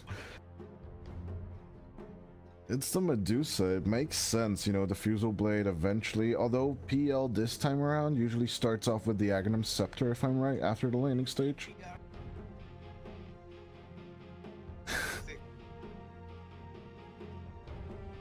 Yeah, right now that's your farming condition item currently in this patch, is the Fusel Blade gets kind of back onto the back foot, but all those illusions getting Disperser at the same time, that could be a bit of a hassle for DCMC later on in the game. But if I gotta predict, I think I'm going Team Silk this time around, because it's the team fight of Shaka, giving it with obviously with the Supernova, and Ryu will just absolutely have a field day with the backline with the Storm. But I'm curious to hear your prediction.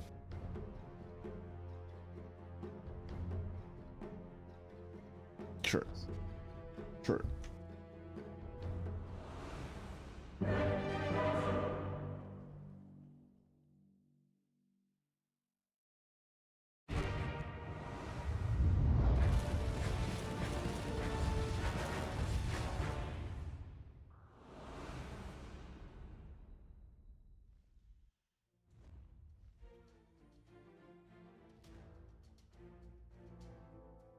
Prepare for battle.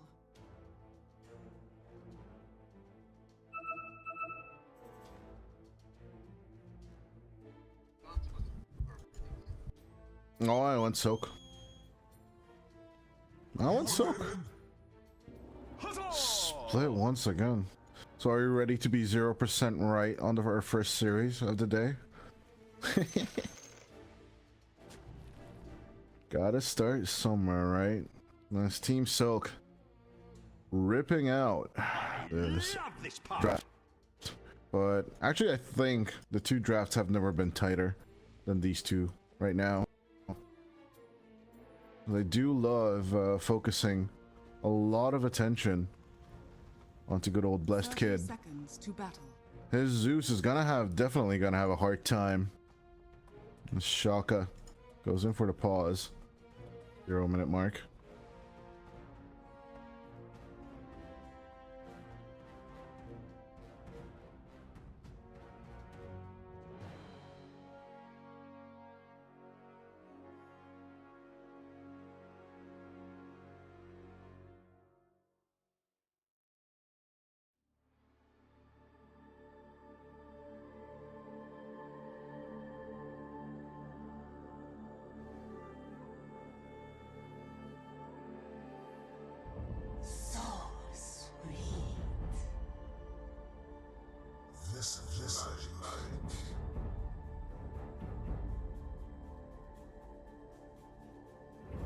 I don't know how you get to the Manta Diffusal though.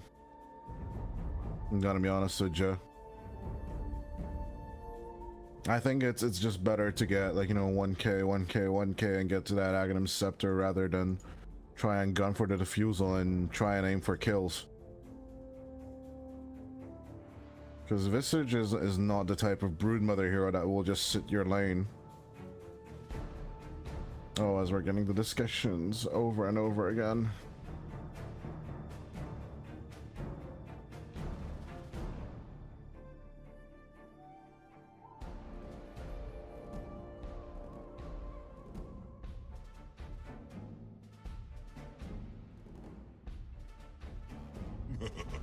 Well, that's all it takes. I don't see the control though.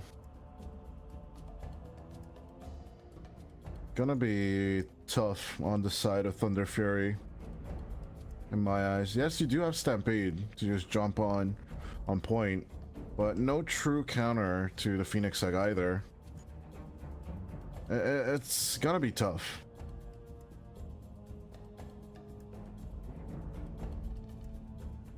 But disagree with me if you don't think of it that way. So sweet.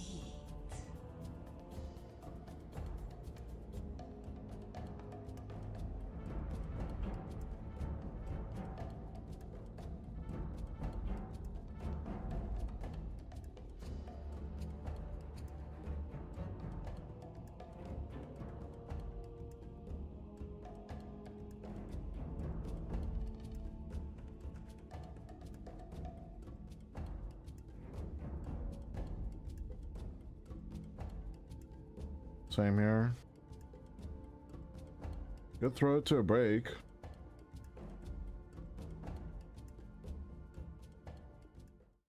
Yeah, at least we can check out the heroes in portrait mode until then. If you have it set on a button. Come on, it's an easy setting. It's actually pretty prevalent. And advanced keys on the camera actions on the bottom. It's the bottom one. I have it on Alt P.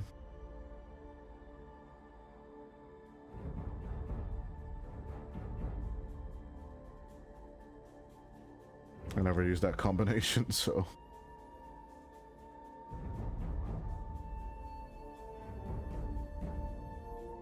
F10? F10 doesn't.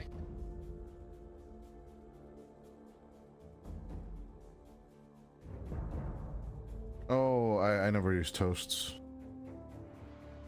Toasts are only good if you are if you are on the background production. I think Scripps and Vetbus uses this a lot.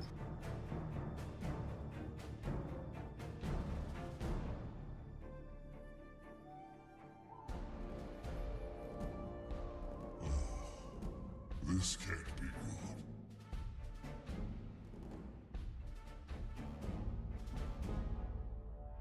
But yeah, yeah, because usually we use the Twitch overlays in these days.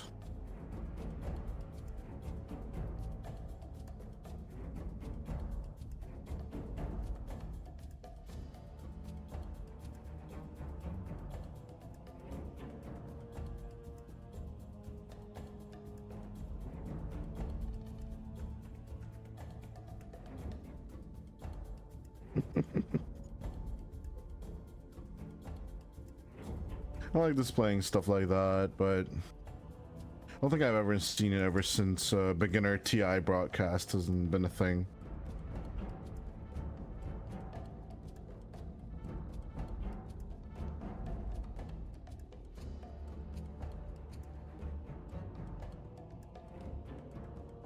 Haha, noobs. You again?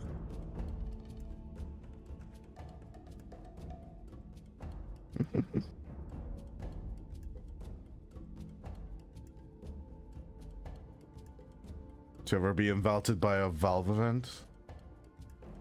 I don't know if that's ever gonna happen for us, my friend. Even so, it's a big dream of mine, you know, to ever just cast a group stage of TI, but We'll see. Maybe one day.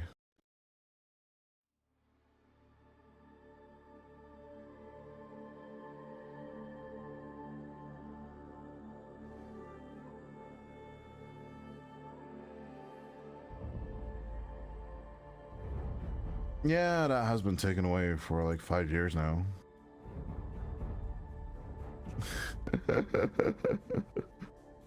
I don't think we have the rights anymore.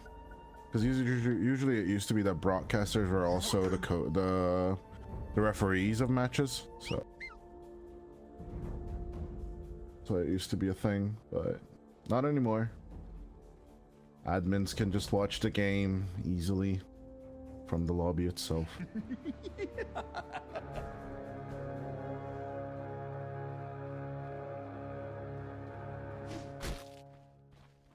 Horn blows. The game shall start.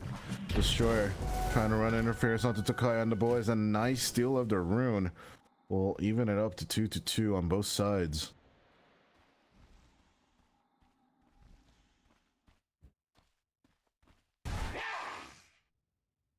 You again? Trusting the PL that hard, Christian. I'm surprised at you. You're more of the meta following type of person.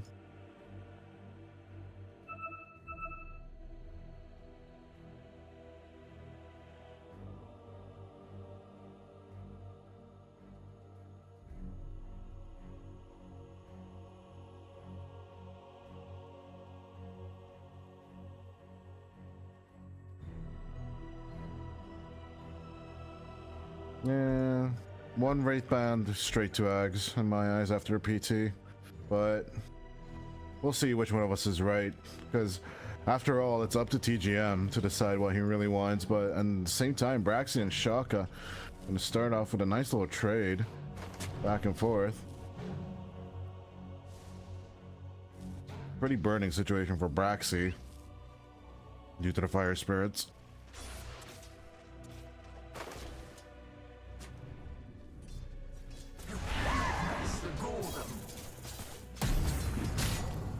As I'm quite sure DCMC is gonna go for a similar approach as he did game number 1. Be happy to see that aggressive positioning from his Medusa as he did in game number 1.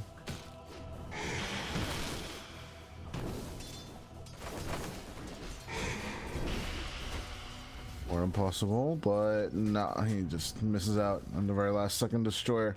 Also pretty low, but neither side really focusing. Arcano with a Soul Assumption, not really utilizing the spell that much yet. But looking at Tokaya, we might just burst down the Bat Rider. This keeps going on.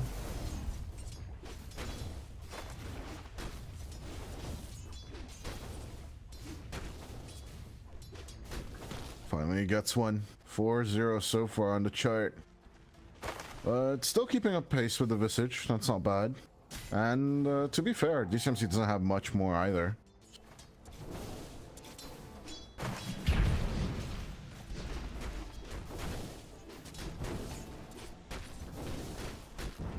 Gaga getting caught out. Is he going to be first blood chicken though? He's still got Icarus dive if he needs it. Nice use of the Fairy Fire. He will escape. And through the blood grenade, he's just going to heal back up with a Tango. As Destroyer will go down up top. That's first blood. TGM will commit with the Spirit Lance and take the kill. I'm not aware of why Arcano is just not laying into that W. Maybe he's waiting for more charges on that Soul Assumption before he presses it.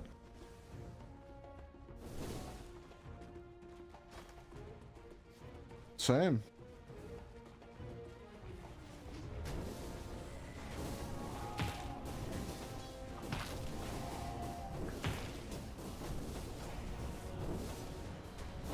That's where my confusion lies as well. As at the same time, Blessed Kid getting jumped by Ryu a little bit, but the good old heavenly jump gets Blessed Kid out of harm's way. To me!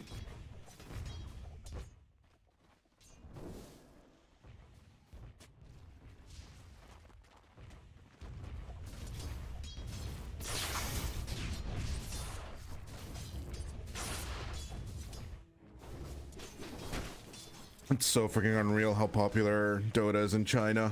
It's just hard to explain, honestly. But yeah, like Dota paraphernalia and artwork everywhere you go. You just go into a mall and there's just Dota everywhere.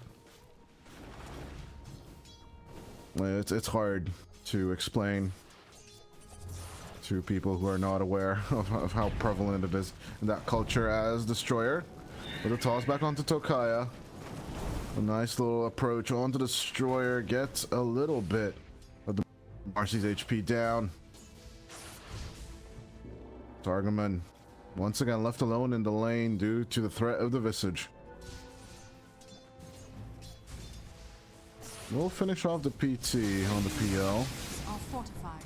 He's already bringing out a magic wand on top of the build we mentioned. I thought he's just gonna stick with a stick.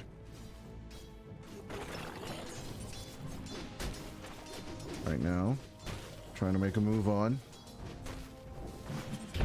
At least a pull of Destroyer and the boys. Nice little doppelganger. We'll keep him safe.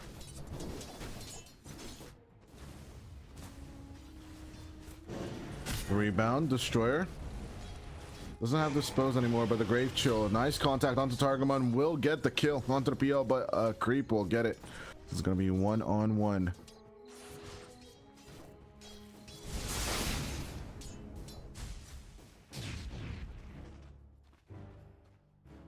Dire's structures are fortified.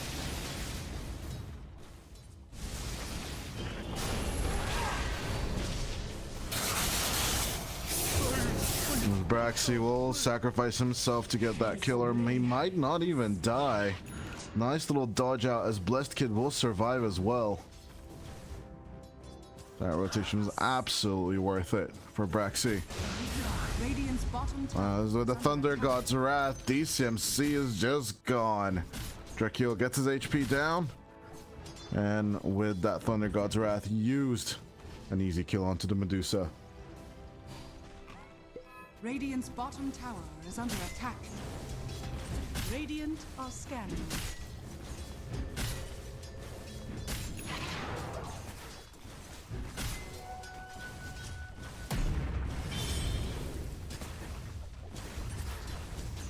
Dracula's just happy to sit the Medusa, and with Retaliate just dish back a lot of damage.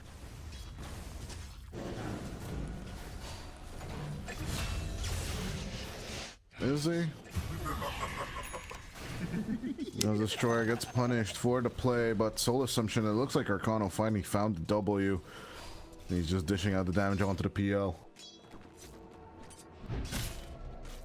A lot of control found and used.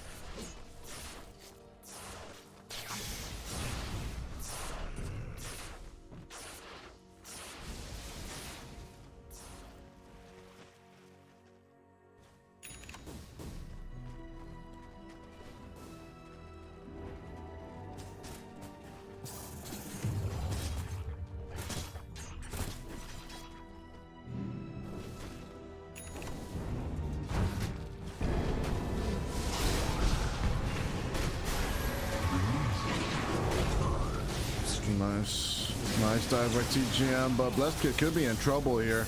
As Rio comes in with the rotation. Nice kill onto the Zeus. And yeah. Just a one-on-one exchange, of course, but nothing much to show for it. Thunder Fury, again pressing the issue, while leaving the Medusa to its own vices. Magic Missile on top, and getting Destroyer out. Could bait out another rotation from Ryu to just dive in, but not just yet.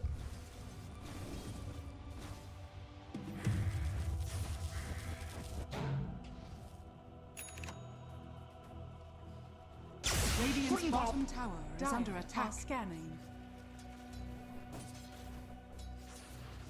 The CMC getting scanned out. There's Radiant do find Tokaya right under the cliff. In comes a good old Stampede, an easy kill on to DCMC. Well, let's see the other side. Will they pick up anything with that Stampede, or would they will just use Tokaya? Doppelganger dodge out from Ryu as Braxy just cannot help his PL anymore. Down goes the Phantom Lancer. Well, yeah, switching over to net worth. It's looking like Blessed Kid starting to pop off once more, along with Drakeel. But it's actually the 3 cores of Silk working hand in hand, side by side, at the beginning of this game.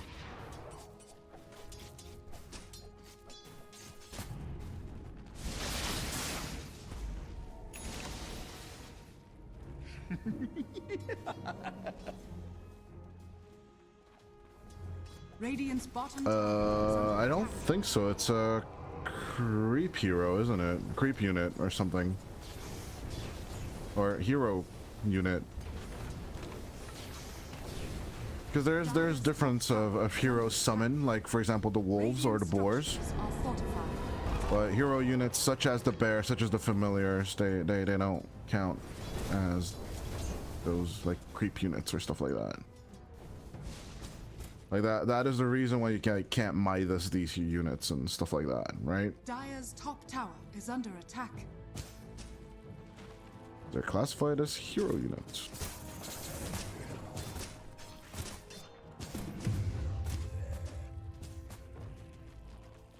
Could be an unfamiliar feeling. Stupendous! Radiant's middle tower. Braxy looking to one-man defend this top lane, but not looking great as the PL. Well, it turns out I was right, but he did need to skip that Wraith Band build. He already has 1 Blade of Alacrity and he's moving over to his next stuffs. Well, let's see. Stampede committed onto Destroyer as Braxy swapping Destroyer under the tower. He will try and take the tower in exchange, but the rest of the team will just deny it as they will take the familiars away from Arcano as well.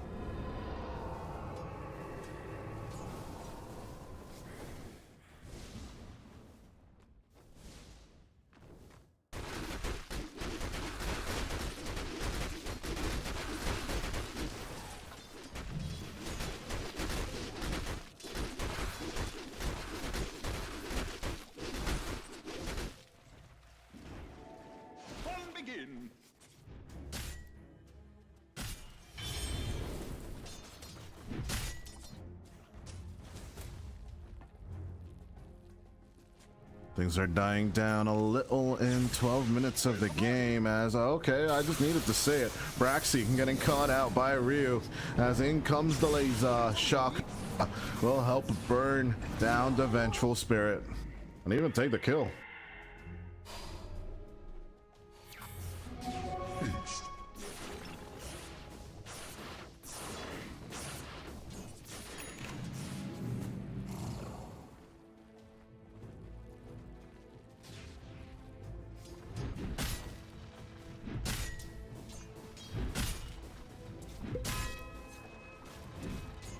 To 6. Pretty solid. But Silk or Thunder Fury, neither team, look at the graph. Neither team can really find an advantage so far in this mid game. And once again, the pause. No, it looks like. Are we still on Argentina server or are we switch back to Peru?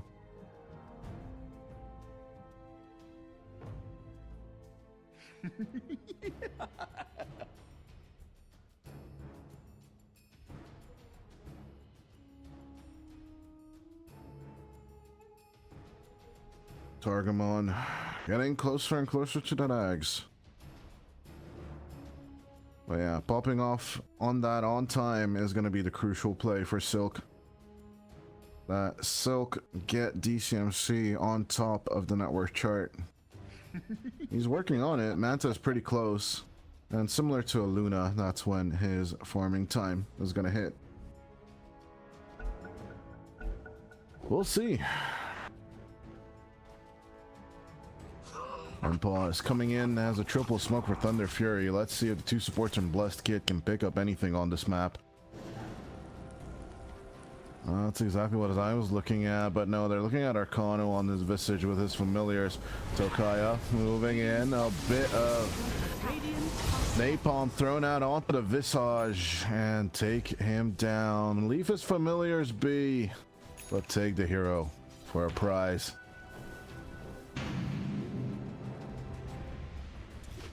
Destroyer getting gone on by Targamon.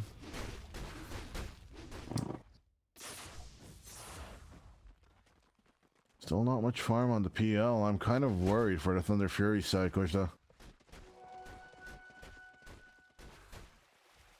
Oh.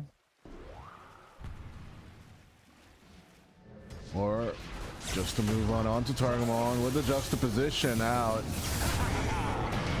It's gonna be an easy play onto the PL. He's gonna try and rush out of here, but with the Stampede not really helping out, and on with a jump. Can they make the tier 1 pause 1 exchange? Yes, they're gonna move on to DCMC. The sun will fall as Drakeel tried to turn into it, but the fire spirit came out on time. Supernova not catching anyone, but they will turn on to Destroyer and get him. Shaka will also fall with the bird going down. Braxy trying to save his ass with the Pavis, but the familiars will make contact. Stone forms coming out from the familiars, but no kill onto the Venge. And yeah, despite their action on against the PL, Silk will be losing 3 on that top lane.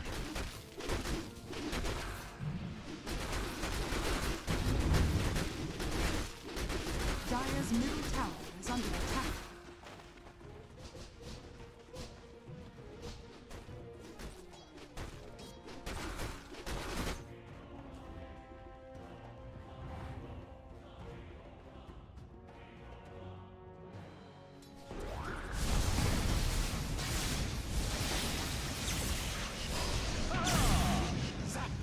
As must be. Riding back and forth.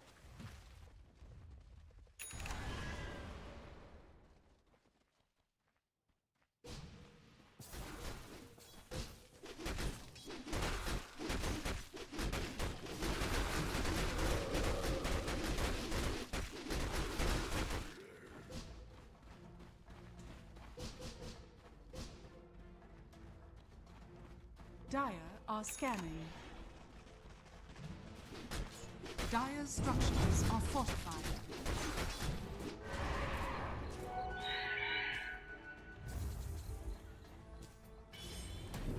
Huzzah!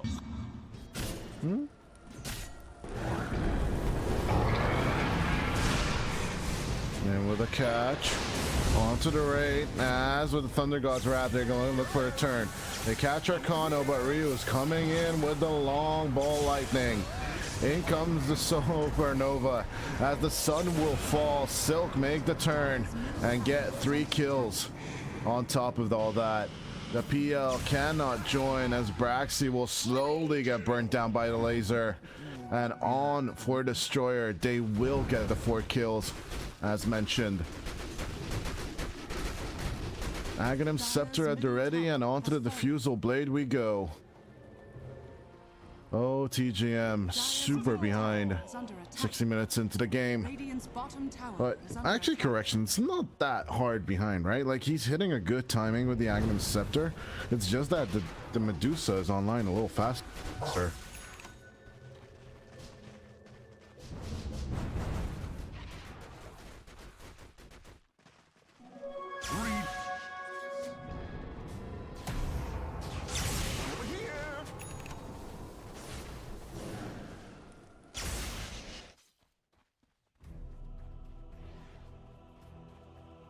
Radiant are scanning.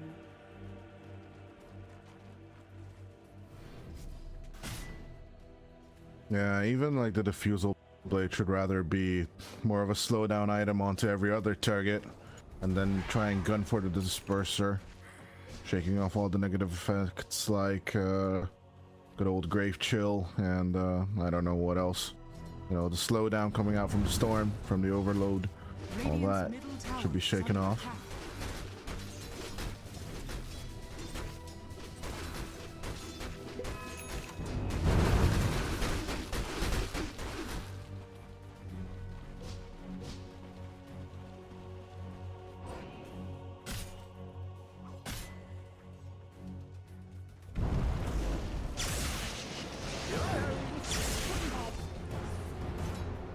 Nah. Easy dodge out against Ryu.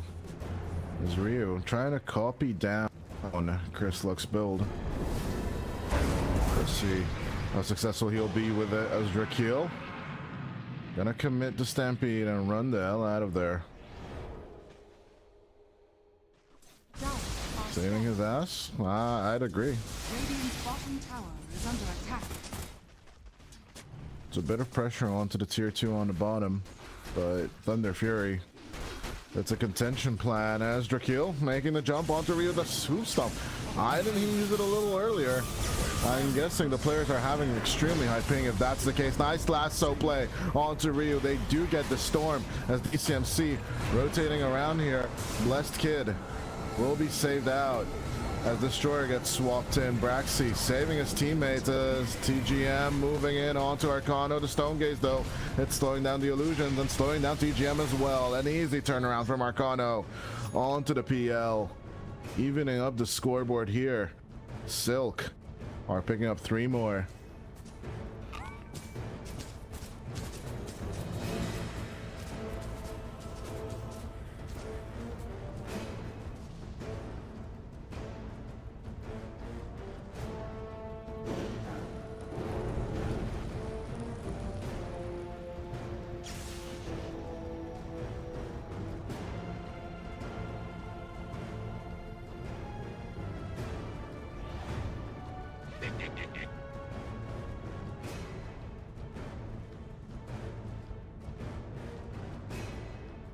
To 14. Answer me this riddle. With so much magical damage going back and forth in games, why isn't pipe a thing anymore? Everyone's just building their eternal shrouds, they're just amplifying the damage with the Shiva's guards. Why isn't it a thing?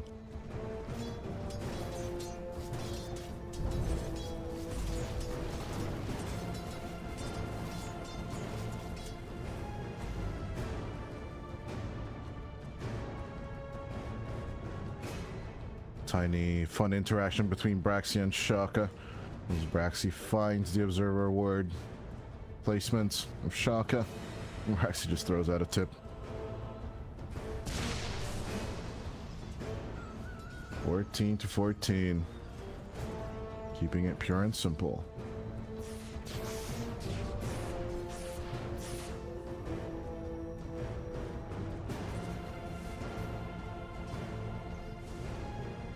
True, 735 did see the nerfing of the pipe.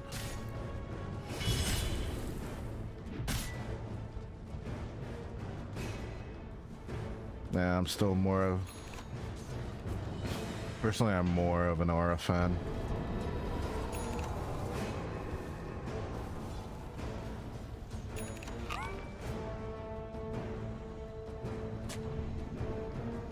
Haste! Yeah, Drakeel with the Shiva's Guard on the start.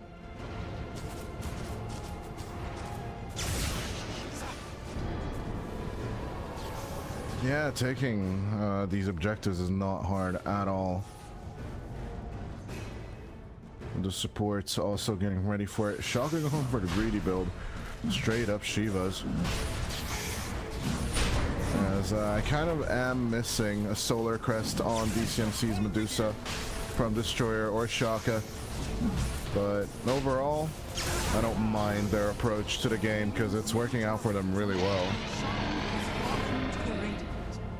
They just on DCMC getting ready for the tier 2 pushes on Silk.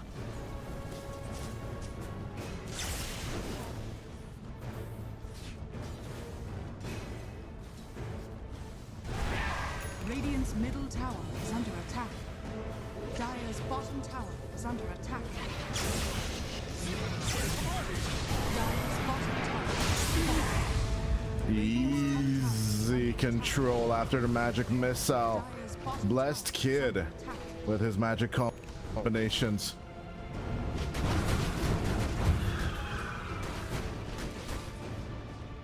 Oh, the bounces coming out from the Spirit Lance. Working out pretty great for him. So he'll get the tier 1 tower as well. After the Fusel Blade straight up heart, he wants to be more survivable in these fights. I do agree with that decision, although addressing the Medusa is still gonna be An interesting question. On to Destroyer they go with the lasso. Radiant's courier has been killed.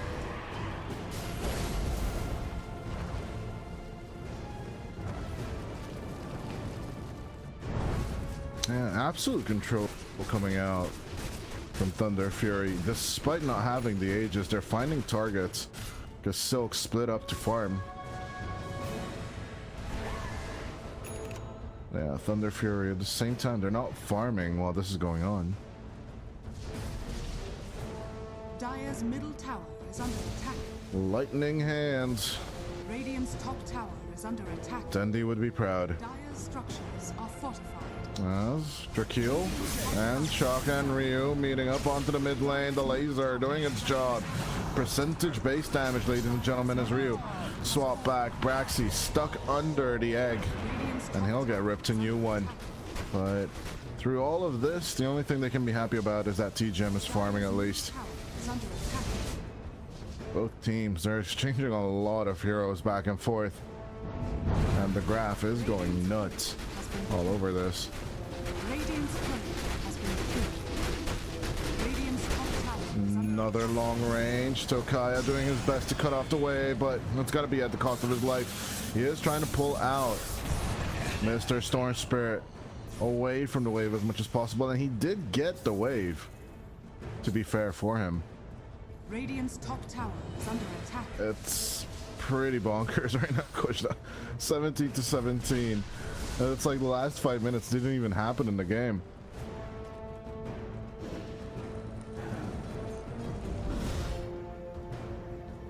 Radiant's top tower is under attack. Bounty.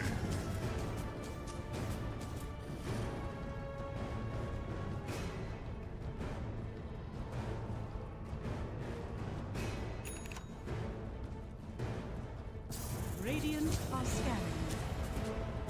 Dire's bottom tower is under attack. Oh, on DCMC? Right. Is it due to the level 15 talent, or just building Maelstrom? Dire's bottom tower has fallen. No, I see.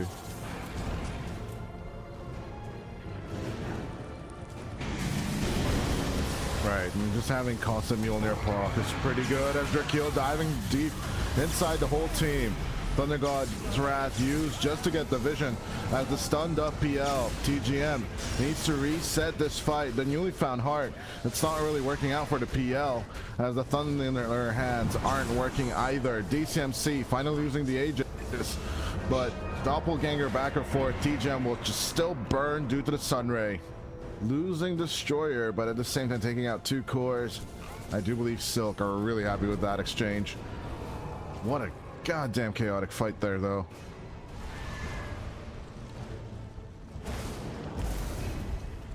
Dire's bottom tower is under attack. Dire's structures are fortified. Radiant structures are fortified. Just purely the wave is helping out their cause really well. Yeah, we are getting admin information. Silk are having very bad lag issues. Hearing 300 to 500 ping getting thrown around in the main Discord chat. Actually, 1,000 ping was reported on DCMC.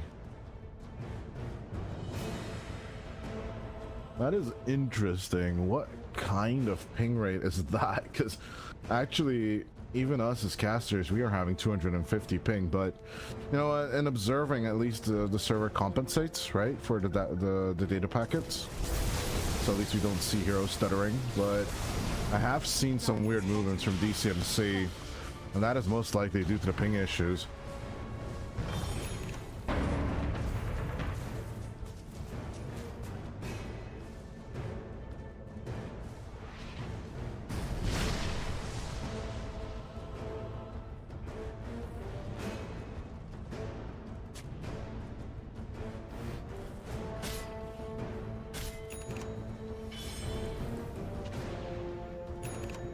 I'm not so sure. Maybe an Eternal Shroud would be nice, you know? We used to have PLs build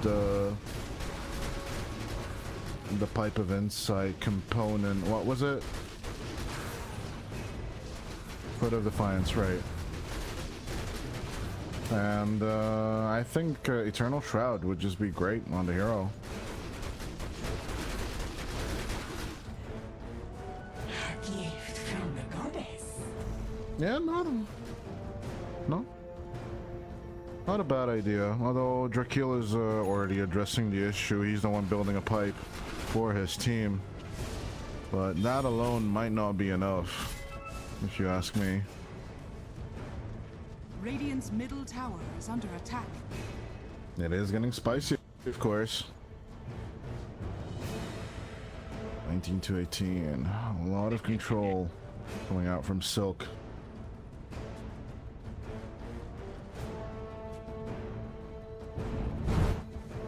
Dire's top tower is under attack.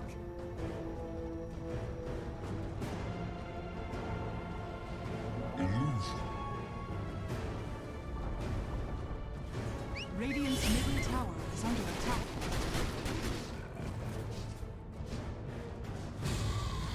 Dire are scattered. Radiant's middle tower is under attack. Yeah, with the top tier 2 tower open, it's looking like Silk once again are looking for the high ground approach. Radiant's bottom tower is under attack.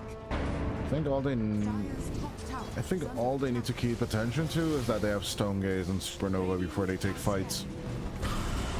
Radiant's bottom tower is Because then, under like, attack. even if they get stampeded on, they can just react with those 2 big team fights. Radiant's middle tower is under attack.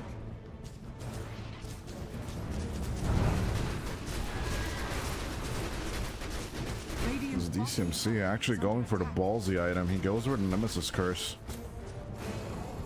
The extra damage, but taking more damage from all sources. It's a pretty risky move, but it has been paying off for now. I do like that Blessed Kid left a Zeus behind for the Thunder Hands.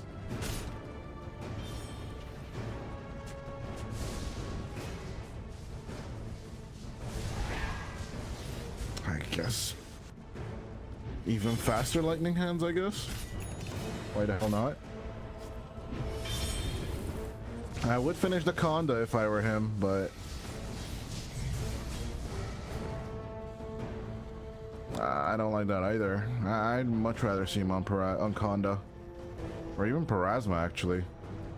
One of the only heroes I'd build both items on. Drakil with the finished pipe and gunning for the BKB.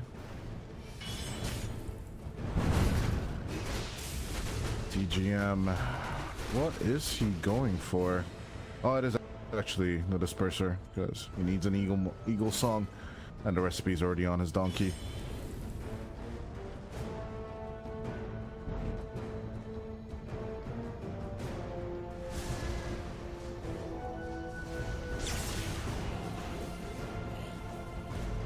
A bit of passive gameplay once again from both teams as we get into the 34 past the half an hour mark. Shaka pausing once more.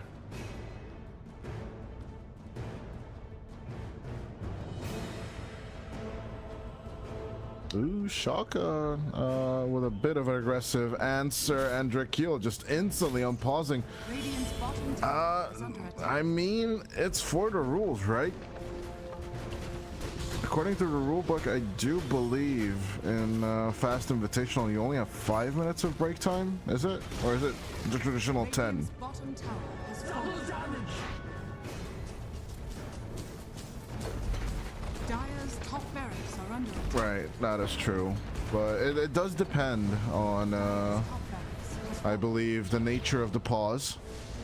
But lag is not one of the issues where Attack. tournament organizers will be lenient.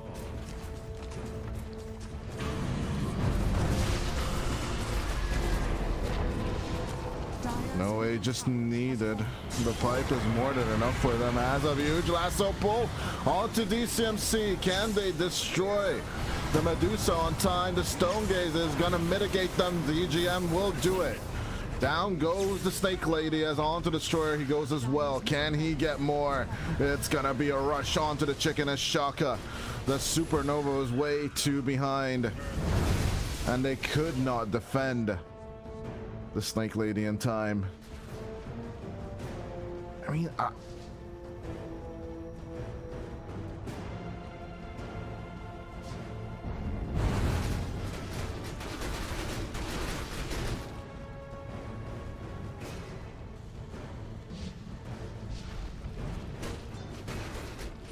yeah, it was way too behind. His Icarus dive went out, but he didn't put the Supernova in the perfect position, as he usually does. And add insult to injury, like, all they really need to save the Medusa in this situation, right, is a Lotus Orb. Just clean off that lasso, but they don't have one. Right? They basic dispels do clean off the lasso, am I right? Oh no, strong dispels only, my bad. So maybe just the Lincolns on DCMC would be what is needed, but they're definitely losing out on Roche to Thunder Fury over here. As despite the nice defense coming out from Thunder Fury, they are losing a lot of their objectives.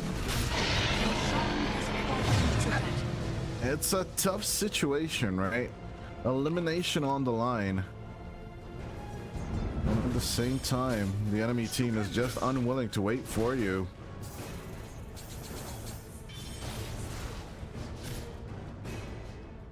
What can you do? Just gotta keep on fighting.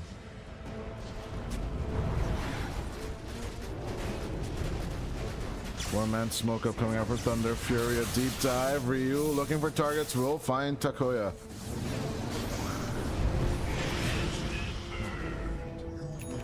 Yes, Vision. And an easy takedown on the Batrider. 21-21.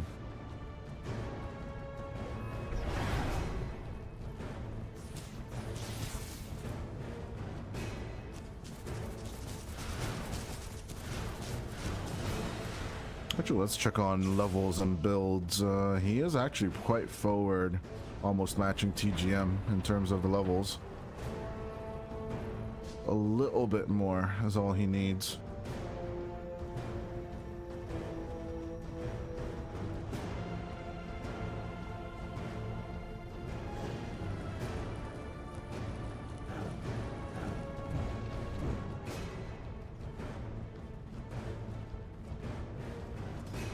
Dire's courier has been killed.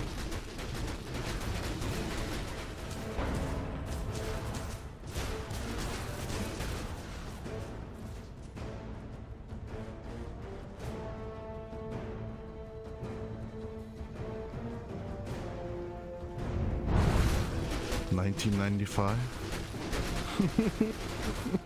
We are getting old, my friend.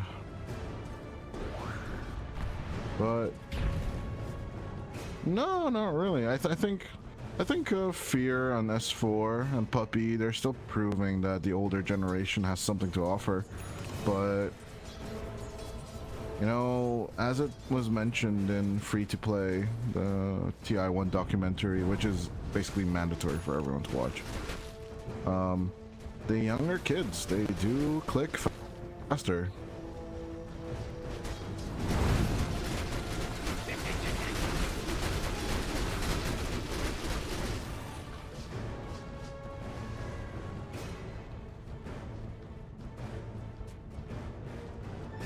Double damage.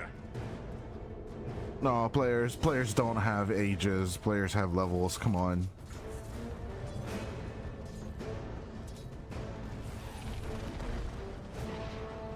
If I'm correct, that's actually Huvost who said that, so he's not just a random analyst.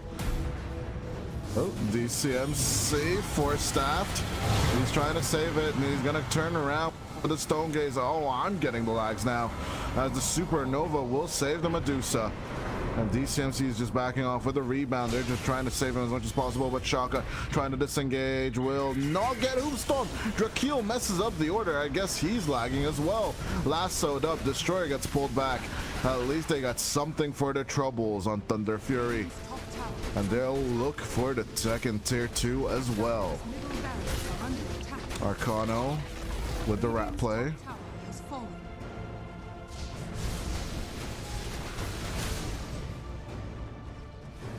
Dire's bottom barracks are under attack. Arcano just playing around, trying to get the racks on time.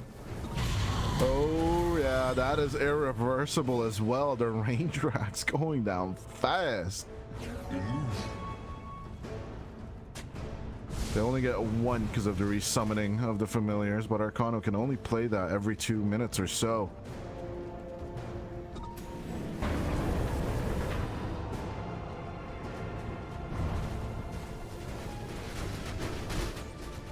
Well, as long as one lane is going to push in and the top and the mid lane is more than likely to do that, I think Arcano can risk the biscuit.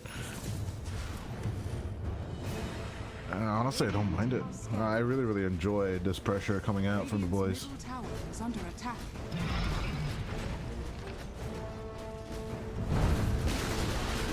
Radiant's middle tower has fallen. Let's see. Bargaman. Radiant's middle tower Age is about to expire, but he's determined to get at least one tier 3 out of all this. Looking around and about, Ryu diving forward. The Aegis will expire. Can they get the kill? Yes, they can. Gone is the Phantom Lancer. The Kage Bunshin is just not working out for them as another catch. Oh, this is the miss. Rebound is gonna miss. The Destroyer, a tiny bit of a mistake, but still, PL is dead.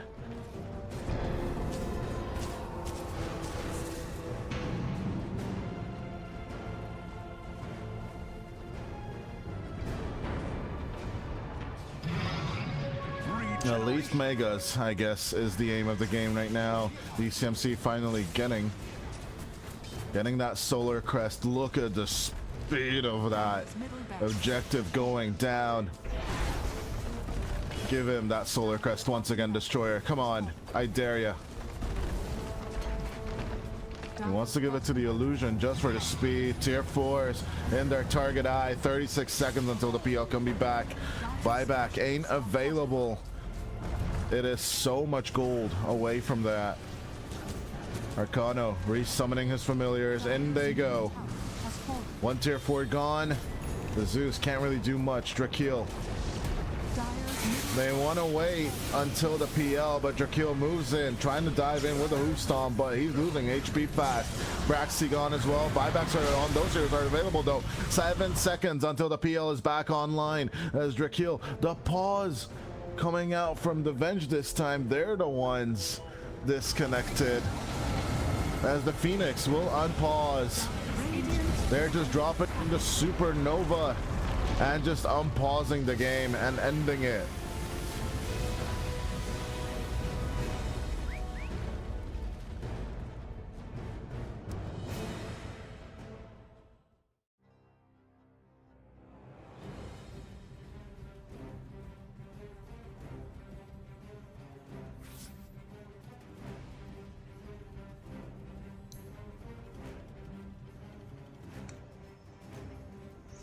Again, guys, the same.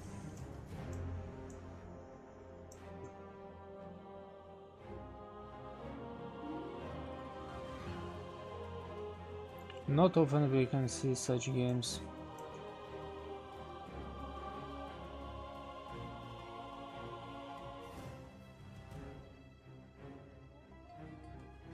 I suppose Phoenix MVP of this game is the best player.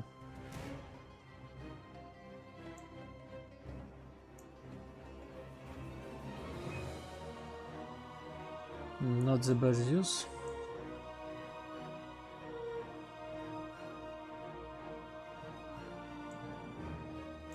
As the same we can say about this Phantom Lance. The Centaur was useless. Betrayed and Vengeful Spirit.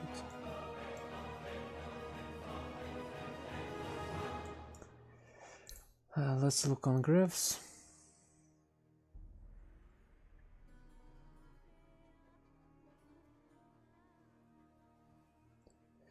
Okay, what about next game? We will be soon, I suppose in 12 minutes. That's why it will be a small break for 12 minutes and then we will see the next series.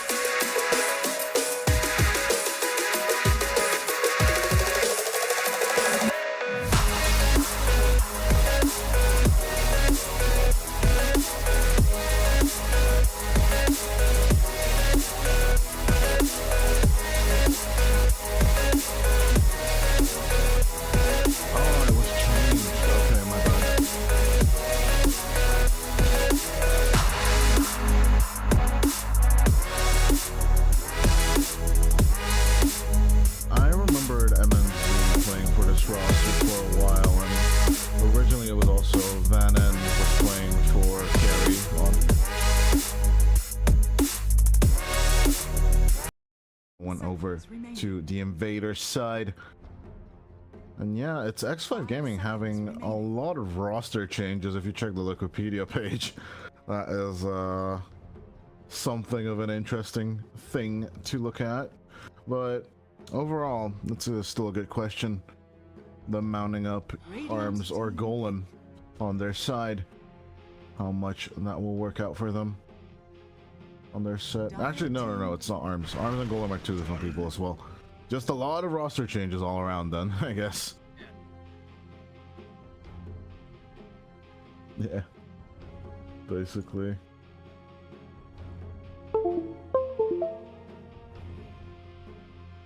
Yeah, I'm more curious to see though if X5 Gaming will stick with the Monty and Chan dual roaming technique right now with the Vengeful Spirit and the Tiny. It should work out for them. Looked a little shaky yesterday, but I guess it should work itself out later on. Of course, Jupiter is always famous for these aggressive moves. Our dude has been playing since 2017 on various of teams.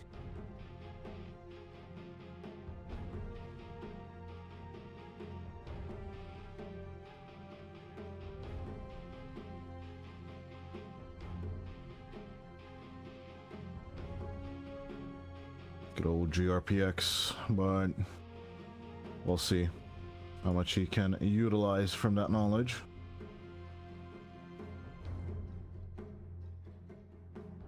But obviously, on the other hand, of the line, Smoker and Mongrel are gonna have a good time, but their heroes are trying to put on the back foot. Dad is gonna pick up the Doom for himself, and or am I mistaken? No, Dad should be playing the Doom. He's not that prevalent with the Visage, according to my data. Of course, he usually played carry, right? Radiant team pick. Grimstroke.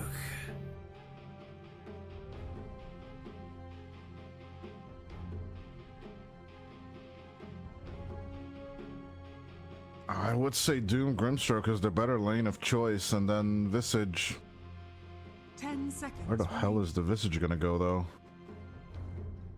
Nah, come on. Seconds remaining. Yango taking a Visage mid? 2024, that just sounds so bad.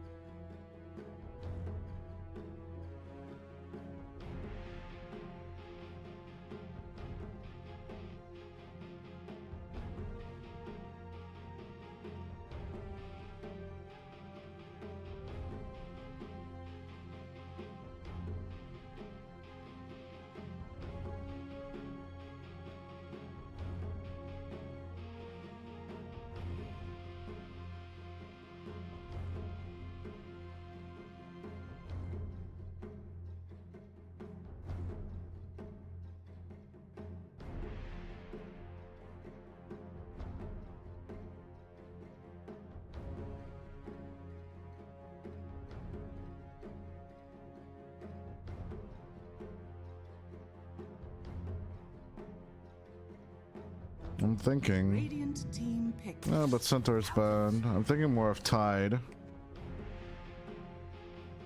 But Alchemist is a position 1 that doesn't care, but position 3s. I'd rather say just Tide is left in the pool. That is that kind of hero. 10 seconds remaining. Others, not so much. 5 seconds remaining. Dire team pick. I think Slayer kind of cares. Getting doomed down, ink-swelled, and controlled. But definitely nice negative armor addition to the Vengeful Spirit and the Alchemist. 10 seconds remaining. Nice little takes coming out from X5. Objectives should not be that hard with the Tiny hopping in. And we are expecting a Solar Crest to come in from one of the supports as Qhali trying to turn in with the aggressive for Nano, but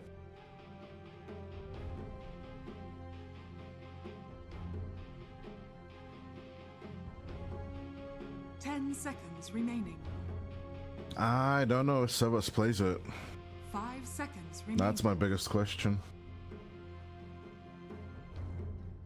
True, but I don't. That's the biggest question. Does Sebas play it, and is he willing to play it? That's a different question. Because I think they'd rather just have the starter suffer through the lane, because then their synergy is absolutely in the mid game rather than the laning stage on X5 right now. Double melees on the laning stage, they're already setting themselves up for failure. But the mid game rotations are definitely in their favor for me, in my eyes.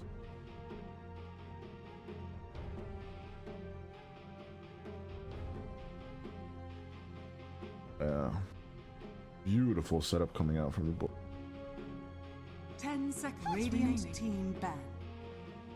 Was it gonna mount up for anything though? What?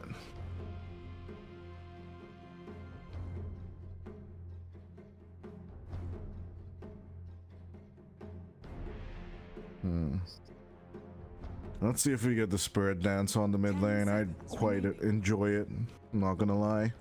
I think both teams are really looking for Spirit Heroes right now. That does require the Huskar ban from X5 Gaming.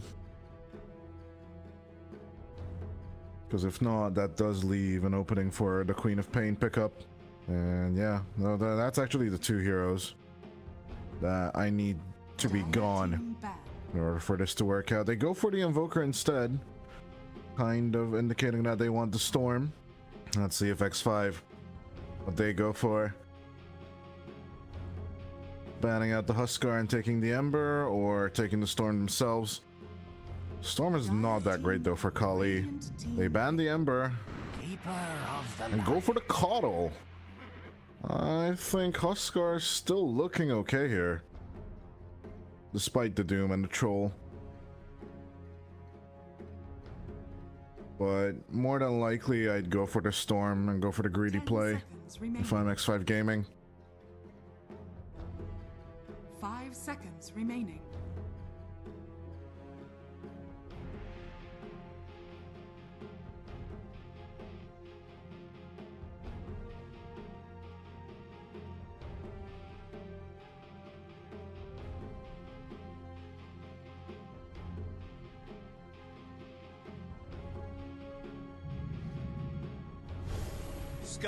You may now select your heroes.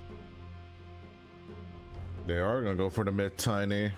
I don't think so. That would be way too ballsy.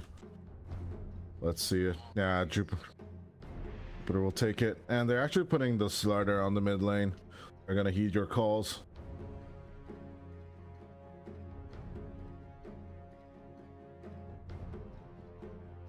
I'm going X5 Gaming. I really like the Skywrath mate setup along with the Slider. Well, although Hermit is going to take the Tiny offlane, we have seen Wami perform pretty well with the offlane Tiny. Not that utility based, but rather going for the hunting missions. And that mixture with the Slider should provide ample amount of space for Arms to just farm the living crap out of everything.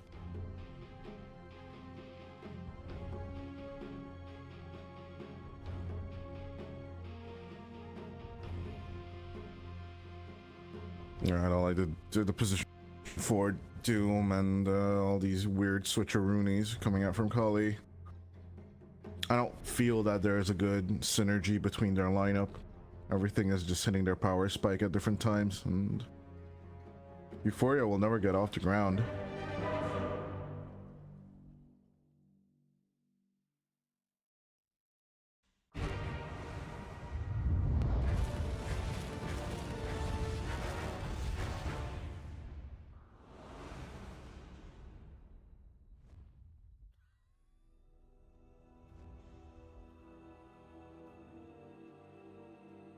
Prepare for battle.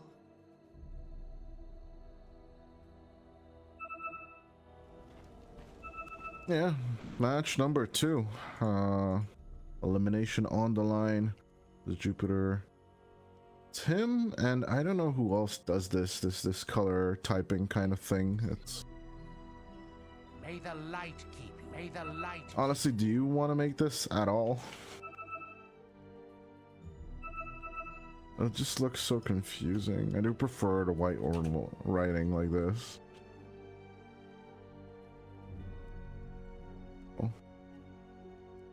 Oh yeah, production's in your hands, so I'm not showing anything, but it's fine. It's weird that, like, you know, like right now when I type, no one hears me, but like right now we're on the same broadcast channel. Like, why can't you and I type to each other? That's just so dumb, though. Like, Dota just doesn't care about its observers and spectators, does it? May the light keep. I mean, it's still better, like when it was in the older days.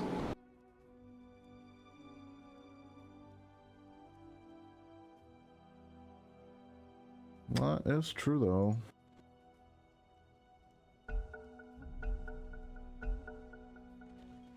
The older days, it was a different kind of beast, wasn't it? Does the 5v5 smoke up Nyango? Will be found out, but no. No one's making the move. Good old night vision game from both sides. But I still remember in... What is the wraparound Qhali are going for, though? Hey, everybody. Good game, okay. Misclick. Yeah, is it I was about to call me. If you ever get to competitive gaming, take out that shortcut. I beg you. Like, admins are gonna laugh off the first one with a warning. Second one, you're getting penalties throughout your games for the day. That is not a good time. And it's coming out from a veteran player, Smoker. It's not his first tournament, I believe. Bit of a mistake. I think like the biggest punishments ever handed out for fake GG calls was for OG when they picked up ATF. Yeah, it looks like Nyango remembers as well. There were huge draft penalties for OG whenever they picked him up, and you know, him dropping Mantle of Intelligences in the enemy's fountain and stuff like that. Those things were punished eventually. But yeah, finally Jupiter is back on field, and we can continue.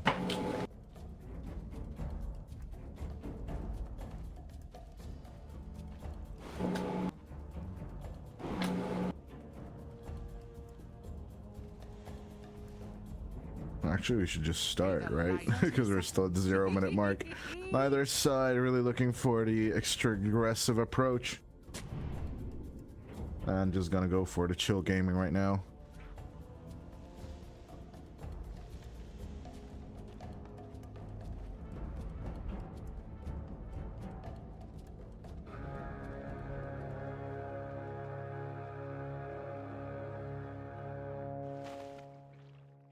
The battle begins.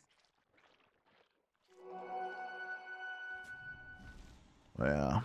2-on-2 on the Bounty Runes, a pretty peaceful start to this game. Number 1 between the two teams. Now, tell me, what the hell does a starter do against a Coddle on the mid lane? No, nothing. Maybe Cure Runes easier than the Coddle. That's the only. But do you even need runes on a Coddle? I don't think so. So hold up, Yambura, getting sandwiched between Tiger and Euphoria. Could that be the first blood? Another right click, although it's actually going to be Tiger's blood grenade ticking on over, and the Venge will die. Nice start for Qhali. Well, you're the one who casted the tiebreakers. I think that's the last time Qhali needed to perform. How did they win that one game against Thunder Fury? I feel like Thunder Fury was pretty much a bit underperforming, so.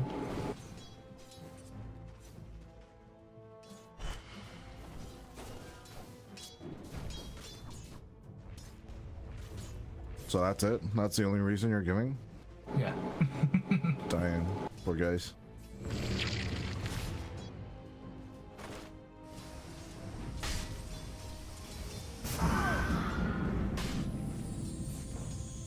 Denied.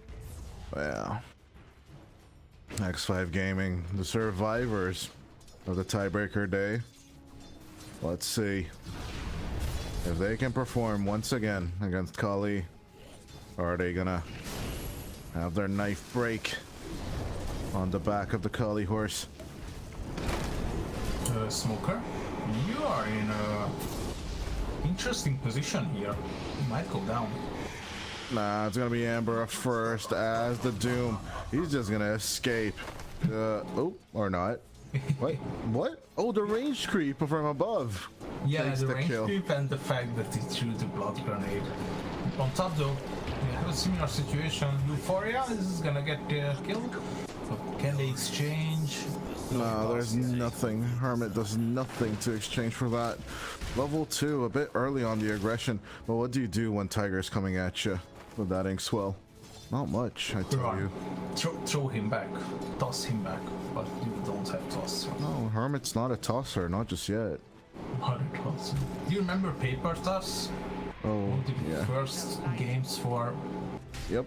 Apple devices? Yeah. Everyone was just super hyped about, oh my god, Apple finally has video games, and then Flappy Bird came along and yeah. so many people played that. And then of course Angry Birds, the classic. Early Macintosh days were way more fun. I think the first iteration of Paint was very interesting. I think back in the day in the Palace of not arts, but Palace of Technology, right? Here in Budapest, we have an early iteration. We had an early iteration of an Apple, and I remember just looking dumbfounded. Why is the mouse left-handed? That is just so stupid. Arms cooking up something that I like how the unstable concoction is can be used for multiple purposes. Yambura. Well, Yambura is gonna be killed multiple ways. Then Sundae's dad will take the kill with the Soul Assumption. His arms throws out the unstable concoction and secures a few more of those last hits, but losing his Venge 3 times now. He's not really having the bestest of times. Though to be fair, only 2 of those deaths happened on the lane. But still, it's not that great. Fortune. At least he can deliver some stuff, like soaring recipes. I mean, sorting recipes. Yeah, finally. Jesus, he was just dropping them on the ground. Yeah, he's like, if you want him, take him. It's yours, not mine. As arms, Died 3 times. looking to connect onto Smoker. Nice with the unstable concoction along with the acid spray. Oh, nice. And they'll just burst him down. Again, a kill in favor of the X5 Gaming lineup. Yambura, how dare you? Destroying the sentry. Just leave it for the alchemist for the bonus gold. It's What? It's 10 gold. Does it give it to you? It shouldn't give it to you. You're getting. I remember getting shouted at by Russian players. I was playing alchemist, and they were shouting at me to do not destroy the tombstone, farm the zombies. Well, that's not a thing anymore, but it used to be. I do remember those days. I was stupid though. Smoker with the turnaround, Yambura will go down. I say that as Dad will finally play the Soul Assumption. Smoker giving off the vision, but at the cost of his life. Tiger with the rotation, the Inkswell looking to connect onto Jupiter, and they will find the Skywrath Mage. As Dad, all he needs to do is just press that W. Dad, press that W. There you go. Finally. He took his time with it, but finally got it. Maybe he wanted to force out the Fairy Fire first? I don't know. Maybe he was a bit greedy. Maybe a right click is gonna be enough. The main point is he got the kills, but arms? Arms, I mean, he's a bit mad because all these actions are happening on his lane. The 6-minute illusion rune gets picked up by Sebas. He is looking to connect onto someone, gets the vision off onto the Qhali and his entourage. Even the rune is gonna get stolen out from him. Sebas making the rotation down onto the bottom with the Crows of Haze. Onto that they go. A Smoker. All he can do is watch in horror. Guardian sprint along with a Slithering Crush. Gonna be used out and a big kill onto the Visage. And he Comes lost out. the wisdom room. Oh, Sebas. He's crazy. That's a greedy play. He's gonna make it in time as well. So onto Smoker. He wants to go.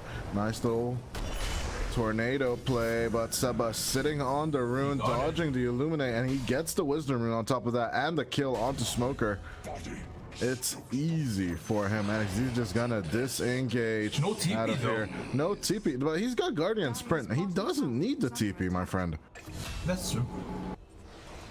As the rest of the team up top takes care of Euphoria with another beautiful rotation from Yambura and Jupiter.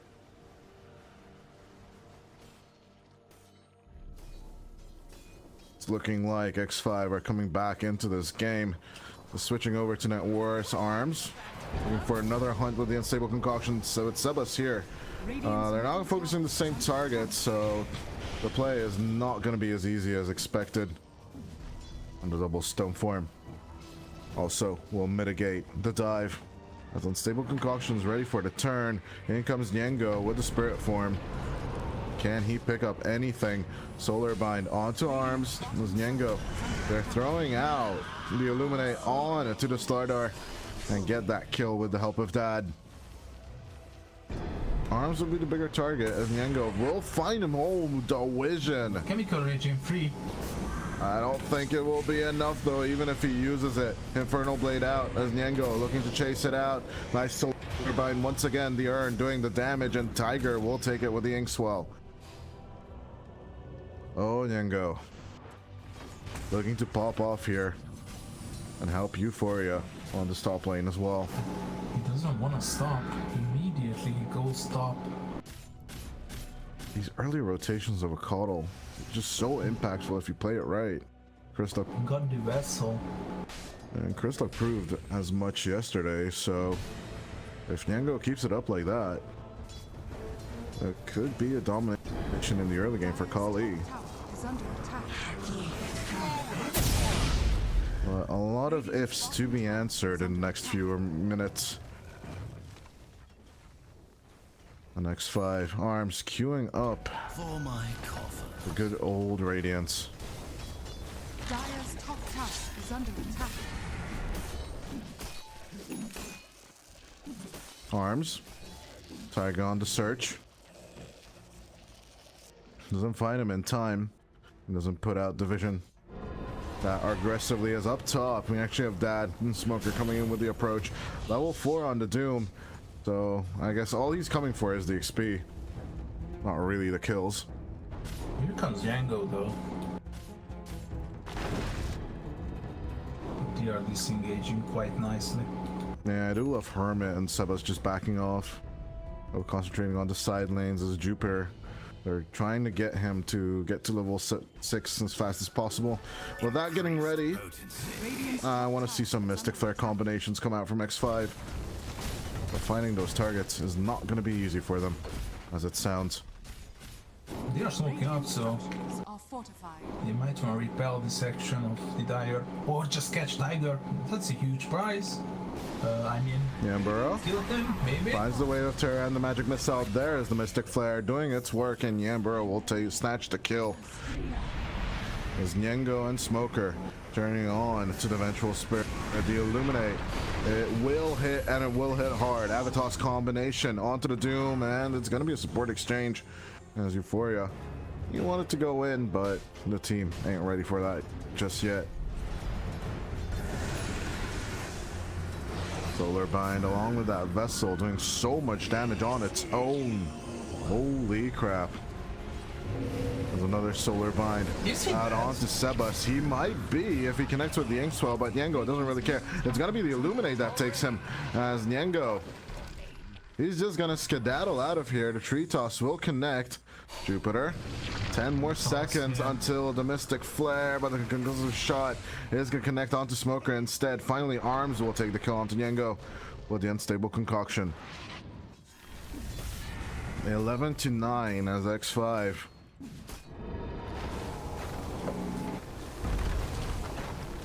Looking to reconnect into this fight. As nice swap onto Dad as the Mystic Flare. Onto the Visage this time. We'll take the kill. Tiger should be next as the Corrosive Haze will guarantee the death of the Grimstroke. 11-11. It's just so good when you can make plays and give the Alchemist a lot of space. Even the deny is coming out from Jupiter. He's on point once again with this Skyward Mage. I really do believe X5 have got this in the bag. With both of us caster cursing them, it's looking like this game number 1 is really looking to be, how should I say, stable for them? Right, yeah, stable. Yeah, I mean, it's all up to Arms. How can he get into the game? How can he step up into the mid stage? I mean, I do appreciate Sebas's aggression as well, and as soon as he gets that Blink Dagger online, the better.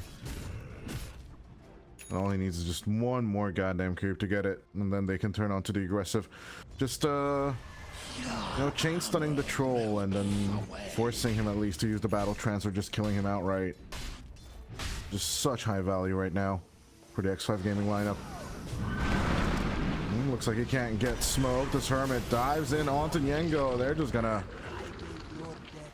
drop Yengo down onto the ground as Mystic Flare is still available. Another smoke should do the trick as JRPX is already buying it. And then Euphoria hunting time. They are looking for him in the jungle on the Dire, but I don't think that's the place where they're gonna find him.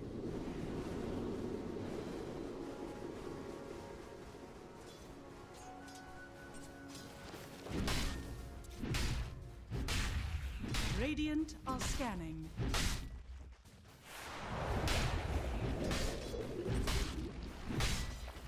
Dire's top tower is under attack. 12k net worth difference with the Alchemist being on your team. It's not that convincing, and the Gaben graph is also only telling us 56%. It's even a better question. How can they amplify this farm of arms? Gaben always favoring the heroes that build Radiance. That's an interesting theory. Never thought of that before. Sebas after the blink, he's looking for a hand of Midas. He wants to keep up the pace with Yengo at least, but it remains to be seen if that will be effective. Battle Fury done on the troll. His farm pattern is about to start. Yeah, 15 minutes is not the greatest of timings, but you know, sooner, better, later than never. That's true. His arms now with Radiance, gunning for the Manta. Very traditional build on the Alchemist. More than likely to be finished with the AC at a later stage of the game. Dire's middle tower is under attack.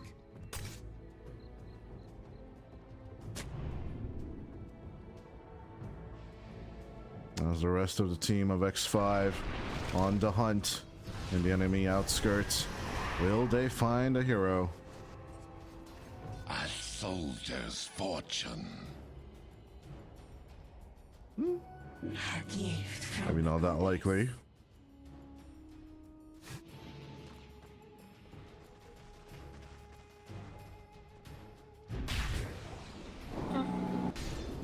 Players are playing back.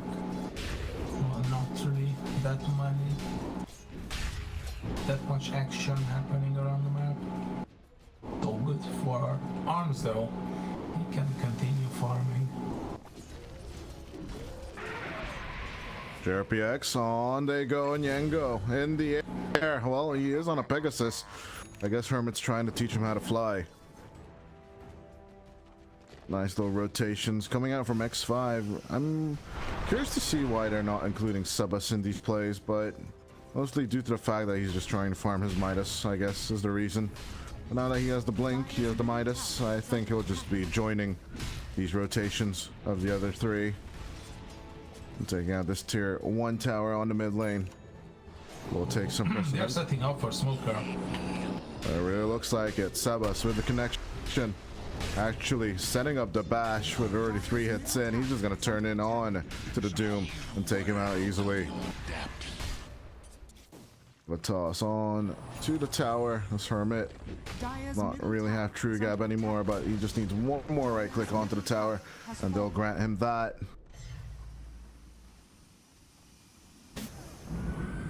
Finally, X5 Gaming with the control in this game. I'm still on the farting path.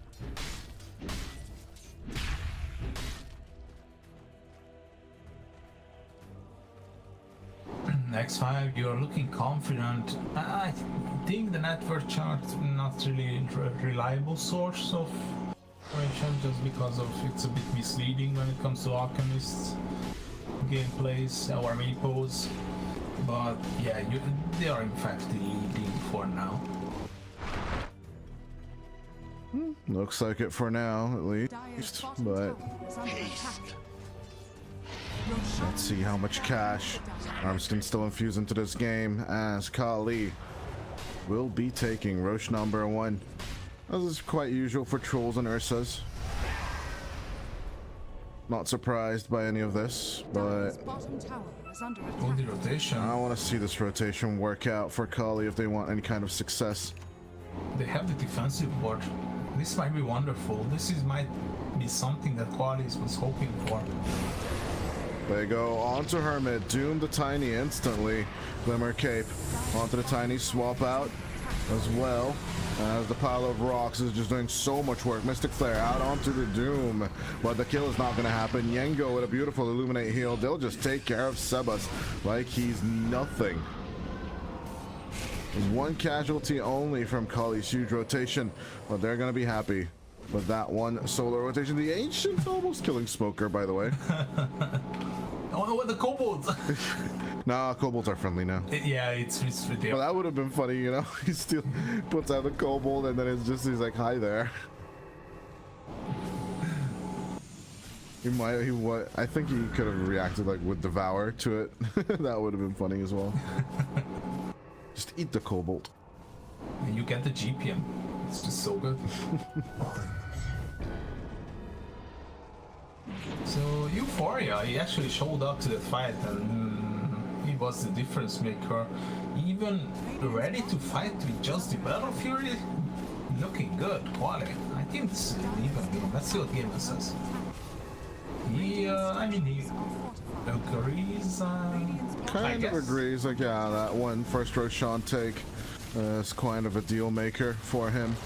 As the first tier 2 tower also fall in favor of Qhali. X5, you got to give it to them. They're not really that pushing lineup for the next 10 minutes. So team fights are going to be where it's at, but they'll definitely need to take kills. As Smoker not dying before the Doom falls is definitely a mistake they don't want to make next time. As Sebas moving in onto Dad, well, changing targets. It works out for them in the end as the Visage falls. Inkswell trying to escape. Tiger. Oh, nice with the crush. Sebas will find him. Concussive. Giving off the vision with the Corrosive Haze and a nice catch and killing the Tiger Courier as well. On the mid lane though, Euphoria getting caught out by Arms. Is it going to be enough though? Battle Trance is ready. Beautiful kite with Hermit. But you can change target. They're just going to control him. You can only change targets when you don't see them. That's Sebas. Ready for the jump in, toss back onto the troll. They're just gonna control him down. Stunned up, destroyed. They're gonna doom out Sebas, but the starter does not mind. Arms once again positioning very aggressively. Tree toss onto the Coddle, but no kill. Smoker unstable concoction. Dad slowed down. And Arms, Sebas survived. He's ready to fight. Oh, he Once again, turns in and the Mystic Flare just lands on top of the Visage. Oh, he's like, not again. The same bullshit. Killing me twice in a row. As the mid lane tier 2 tower getting bashed on by arms and his illusions. Or no, his illusions are going to be sent off to farm. Yeah, cut the waves. Nice idea. The efficiency is so good coming out from arms. Even though the illusions might expire, they are gonna be delaying the creeps just a bit.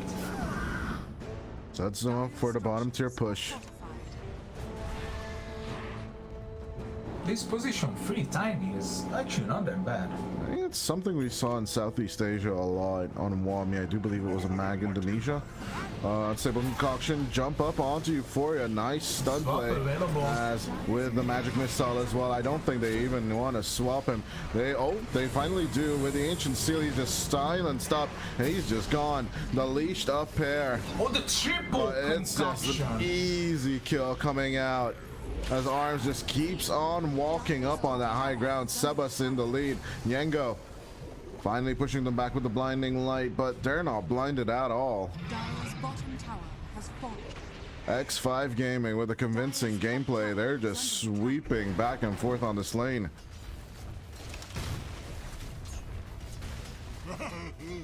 Dire's bottom tower. This is starting to look one-sided. Oh, not just the Alchemist is online, but Sebas as well. This kind of Midas build is paying off.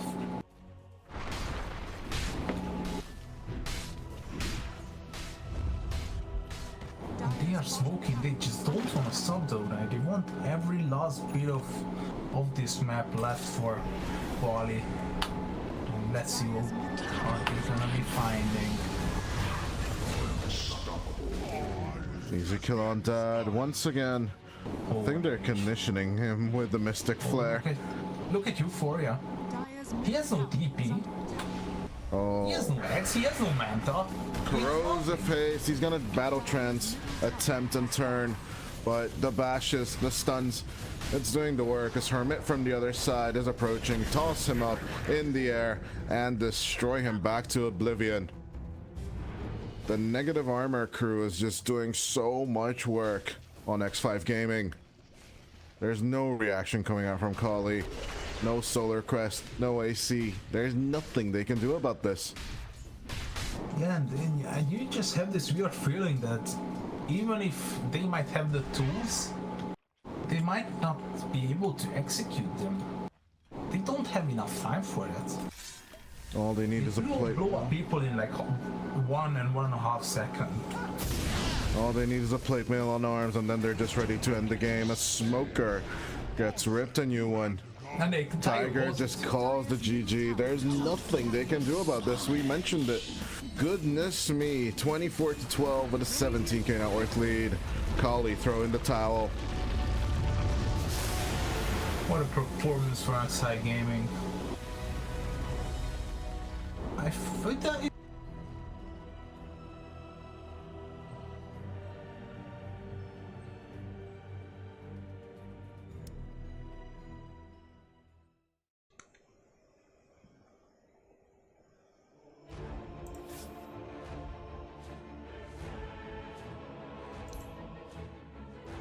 And what, guys, I expect to see such result of this game. A win for Team X5.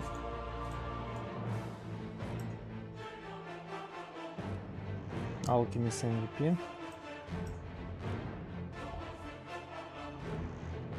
Again, this Keeper of the Light mid. And again a lose for this hero. Okay, we'll have a break for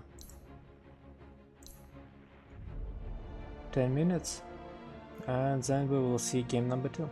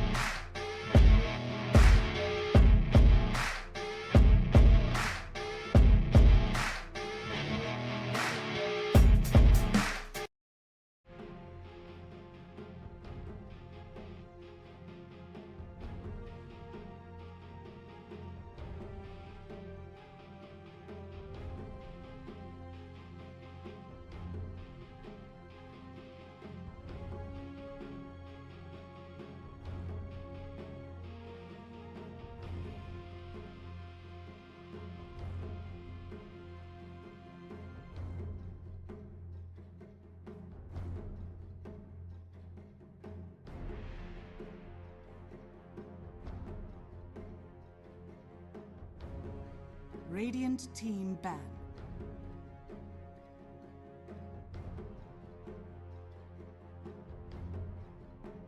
Ten seconds remaining. 5 seconds remaining.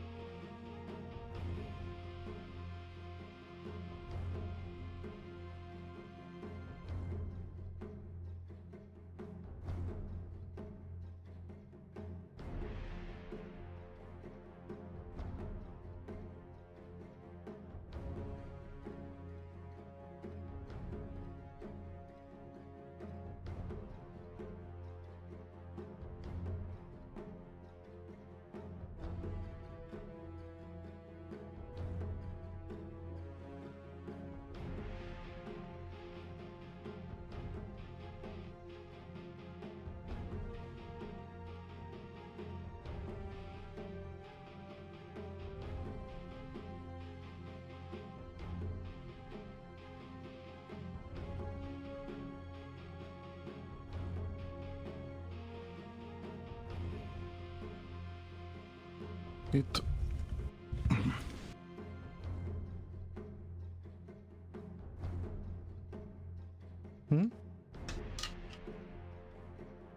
Bent vagyok. Látom a gammát. Ja, remékeltünk? Ah, tényleg, oké.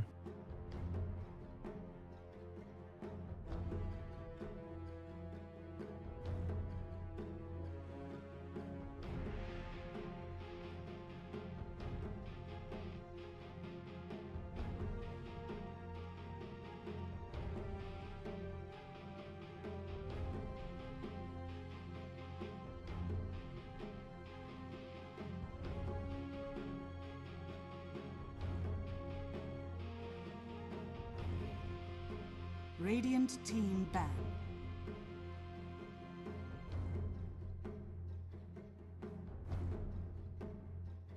Ten seconds remaining.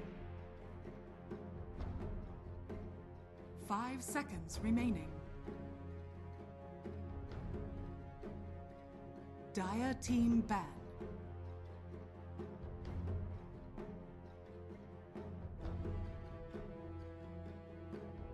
Seconds remaining. 5 seconds remaining. Dire team pick.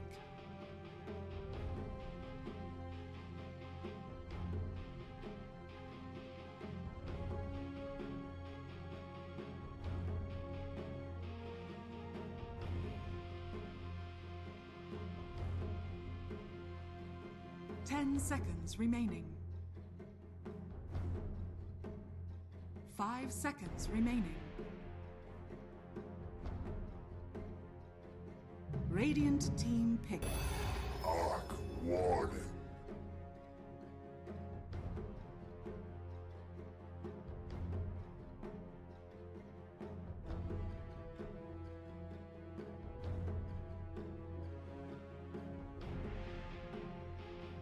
Seconds remaining. 5 seconds remaining. Dire team ban. Clockwork.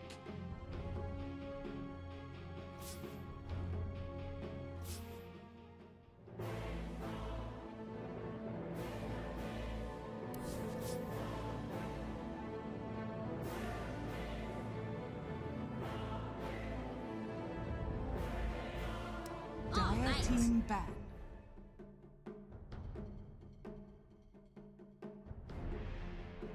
Dire team ban.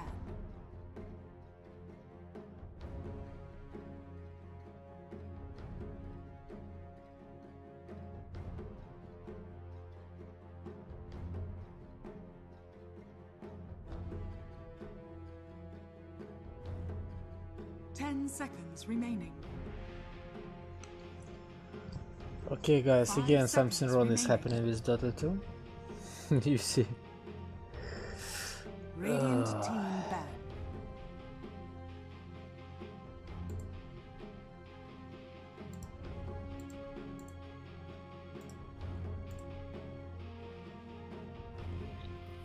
Like an visage hoodwink band. We will see Arc 10 Warden seconds remaining. against Clock. 5 seconds remaining. Radiant team pick.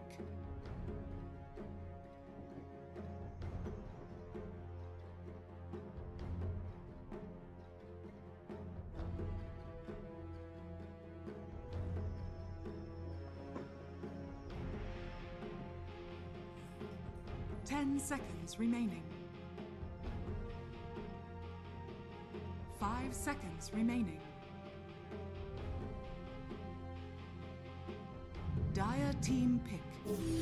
Dark Seer. Dark Seer. Interesting decision.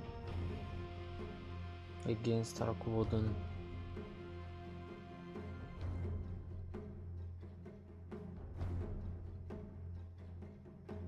Seconds remaining. 5 seconds remaining. Dire team pick. Praise King.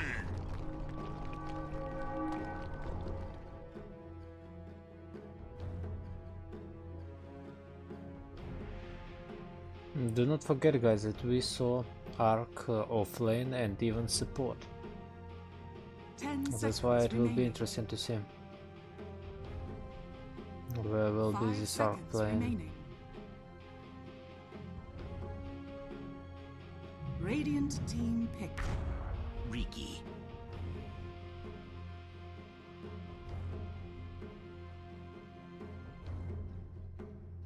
And something new, Riki. Riki what? Riki mid? 10 seconds or remaining. maybe offline, or even position 4. 5 seconds remaining. Radiant team pick. Necrophos.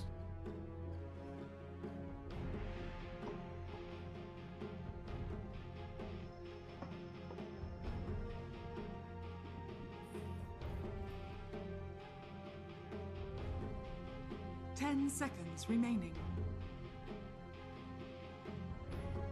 5 seconds remaining. Okay guys, Necro seems a good option against Riki and Vrayskin. Dire team pick. Chaos Knight. And Chaos Knight appeared.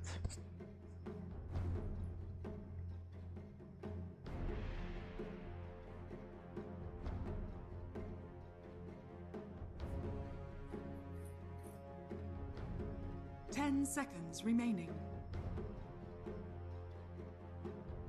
5 seconds remaining. Dire team ban. Punja.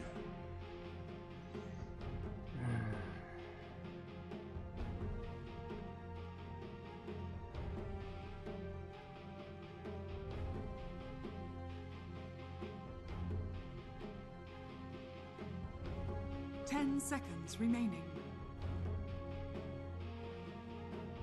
5 seconds remaining. Radiant team ban.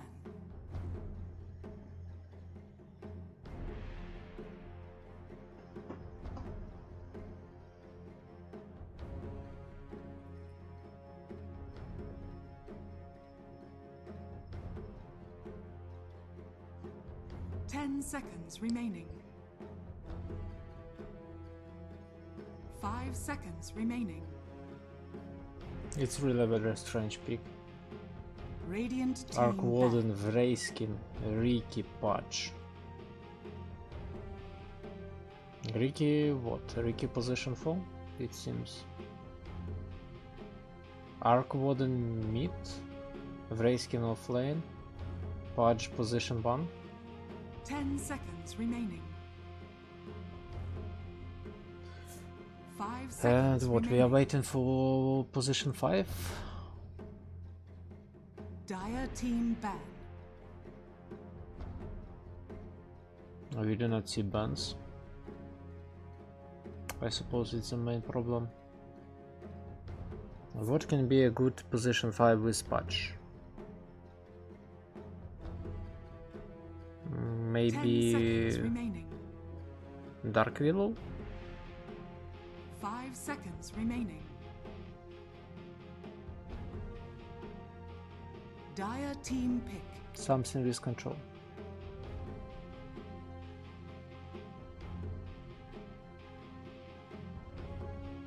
Leech is not the best option. Also, this hero must be good against Chaos Knight, against illusions. As for me, it seems Lion, but Lion can be banned. 5 seconds remaining. Radiant team pick. Venomancer. Not the best position 5. And it feels like terrible position 5. But okay, we'll see. Clock easily will kill this Venom. 5 seconds remaining. And it feels like terrible game for Venom. Bounty Hunter. Choose your hero. And Bounty Hunter. What can be better in one game? Riki against Bounty Hunter.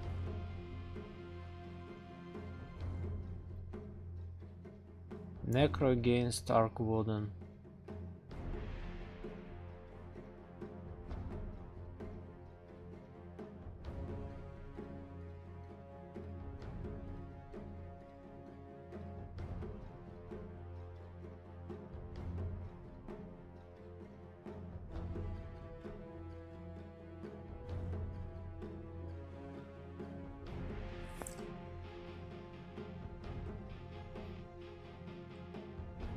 Seconds remaining.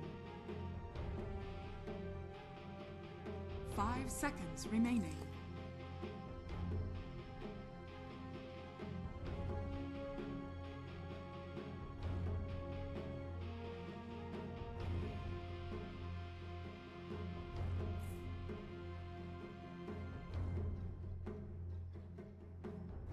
It's Riki mid.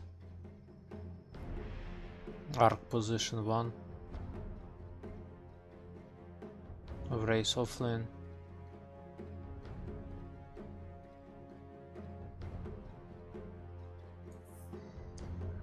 Very interesting what we will see. Something new, guys, as we like to see.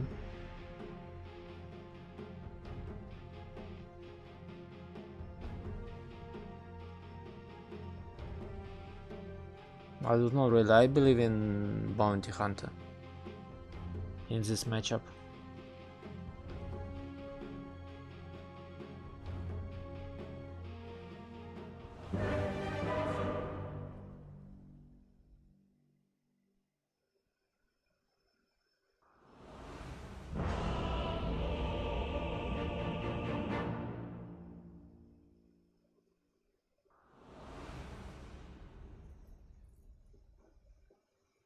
Nice.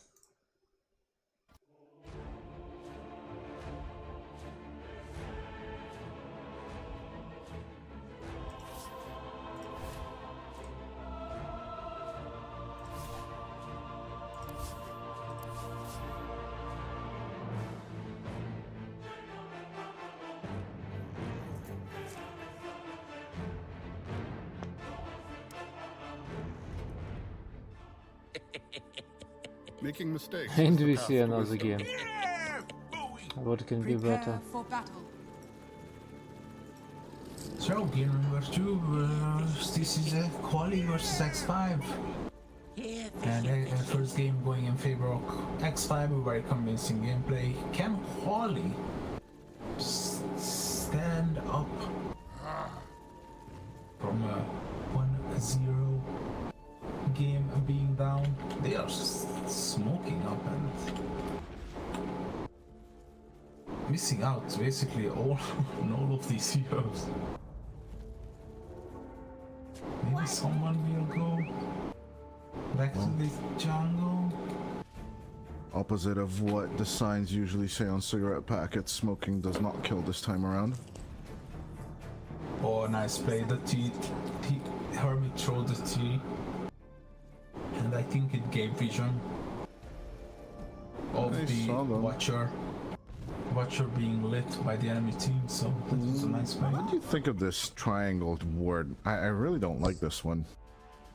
Circling it behind the secret shop. It doesn't give you anything for the laning stage, does it?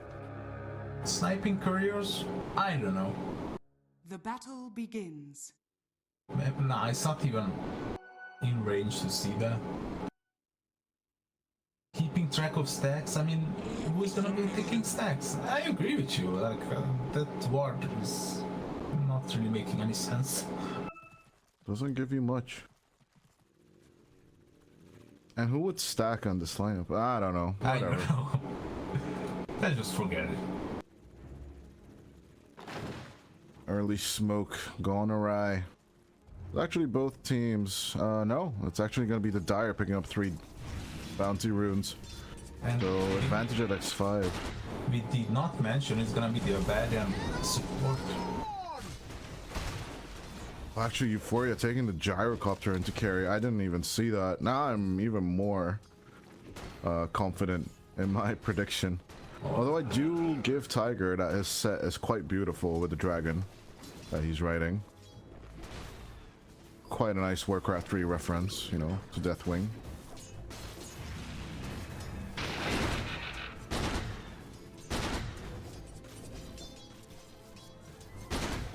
I like the laning stage already coming up from Qhali on bottom. Looking promising. Euphoria posturing extremely aggressively, but I don't know that the gyrocopter is going to have enough juice, and Magnus ain't going to help him that much either. So Magnus not having the synergy with his core partners, I think, is always a mistake. Although Dad caught out a little bit.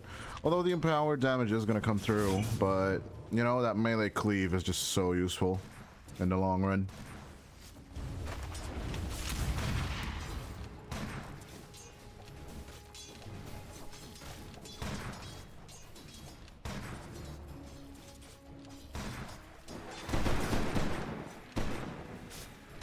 Oh, that's a lot of damage. I think this is a kill. Sebas. He's gonna go down.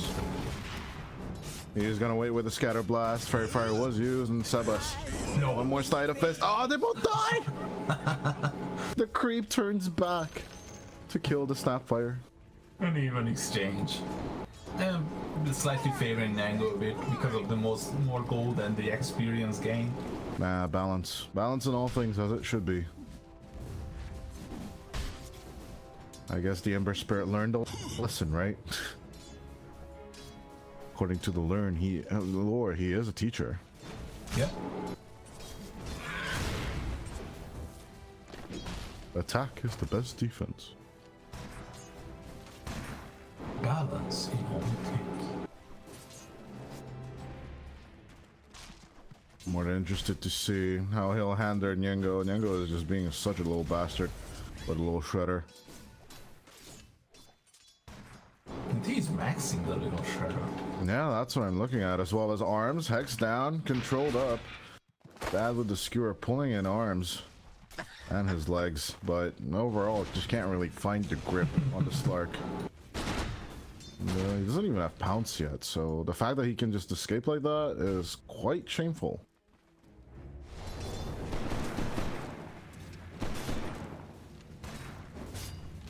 But yeah, no catch on Euphoria either, as they're rooted down Hermit. No. No approach to him either. Tiger on that specific one level of Curse of Avernus, looking to just harass the crap out of Jupiter and Hermit. Oh god, Sebas. 6 stacks of little shredder, and every time that comes out, he's just like, oh, I'm just backing off, okay?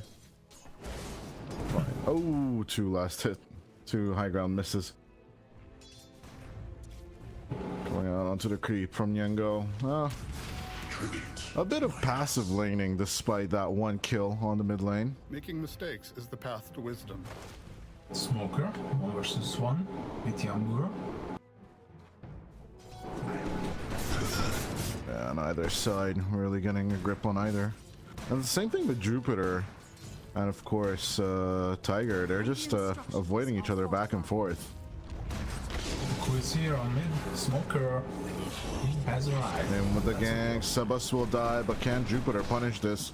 As Nyengo is just putting out the little shredder. And with Smoker and Tiger, this should be a kill right here.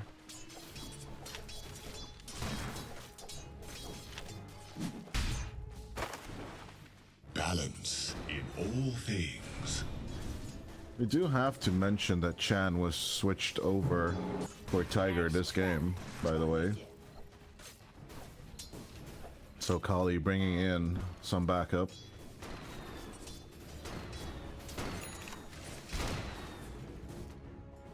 Right, because Yadomi was playing in the last game, but this time it's going to be Tiger for the swap around. Or did Tiger play the last game as well? Am I mistaken? Yeah, I think it was Tiger. Because Tiger is Yadomi. Oh, okay, my bad. It's okay. It's always confusing. Even we are South All American these name specialists. changes. Even we are confused. It's so bothersome. Oh yeah, it is actually him. My bad. Smoker? Oh, I thought he was gonna be in trouble. Remember the good old days on RuneScape? The big ass warning saying that this is your name and you can never change it? That's what it should be. Oh, Smoker. Blood grenade! Misses. Oh no, it did not miss. It did hit, but the damage is just not enough as he will survive at 35 HP. The lion cub needs to walk back home. Look at how tanky the Tiny is. 1400 HP. It's about to grow as well. Avalanche looking for the toss. Jupiter looking for the contact, but will not throw out the flame break as it's actually Sebas the one going down. The Curse of Avernus hitting, and there's no more escape as Nyengo is just glad to throw out the Mortimer's kisses. Burning down the lane as it comes to be. Dad also taking a kill onto Yambura, trying to steal the Wisdom Rune, not being denied from him. Let's switch on over to those net worths. Radiant are scanning. Tiger trying to run interference, maybe go into the Wisdom Rune area, but he realizes he's way too late. So we'll just disengage. Hermit, Avalanche, toss up. But Tiger's pretty tanky, so can't really kill the Abaddon.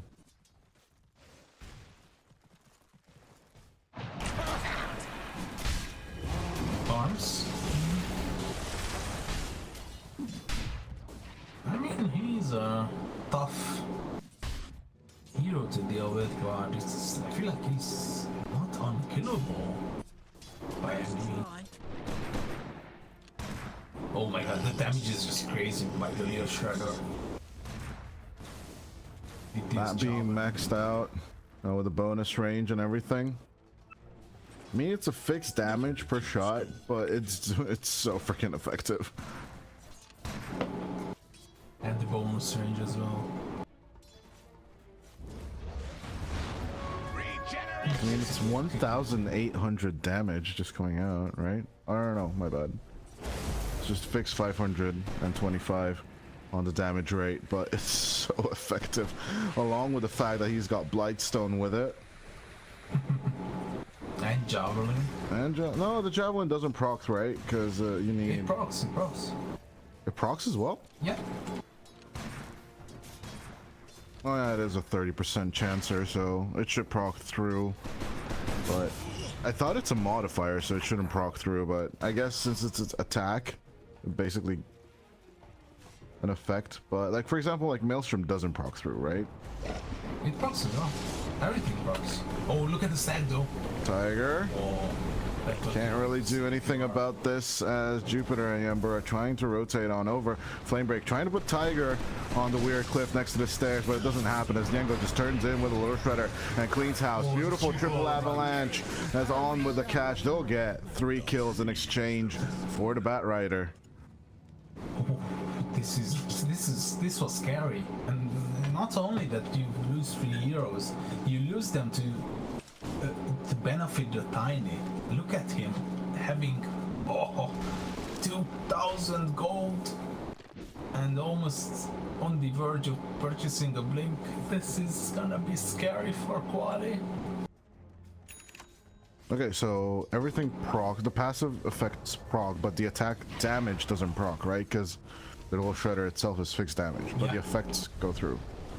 Okay, well, learned something today as well. As so did Smoker, knowing that he's just about to die. Tiger with one more right click to get that Curse of Awareness. Cookie will be able to jump onto the Ember Spirit, but Sebas trying to dodge out after the Sleight of Fist with the Remnant. Back to safety he goes. Radiant's bottom tower is under attack. As X5 slowly trying to invade. Nice little pickup on the shield rune.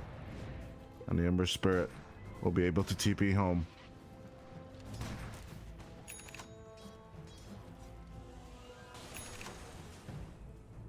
Arms looking for the Diffusal Blade starter item. What do we think of that? Seems a little strange if you ask me. Oh, nice cure. I don't really feel like it's a kill secured without the RP. No, it's not.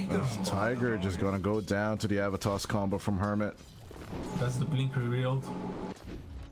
Oh but well. Who cares? Still a kill. Kill with her. Yeah. Kill is a kill is a kill. Is under attack. His dad not going for the RP just yet. I think he's waiting so that his team can set up a team fight with that. But pretty quiet so far. Radiant's middle tower is under attack.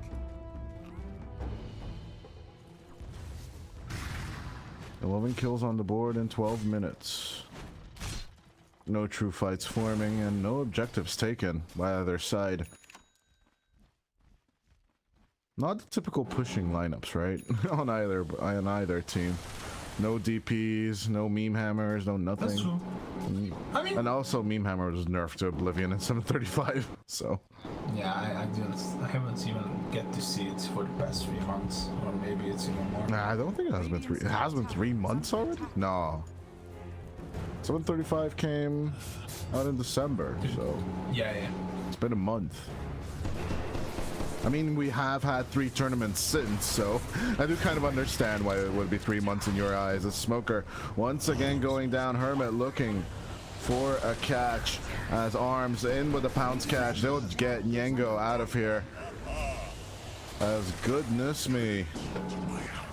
Is another kill acquired. Along with the first objective on the map, the mid-tier 1. Let me counter your statement. On one side you got the Curse of Awareness, and on the other it's actually Pug now. He's quite good at stealing damage to objectives, and the toss is there as well, so... Well, those are supports, man. Radiant's bottom tower is under Although, yeah, Hermit with the tree grab could be pretty effective. It's just not as good until you get that shard, right? That's true.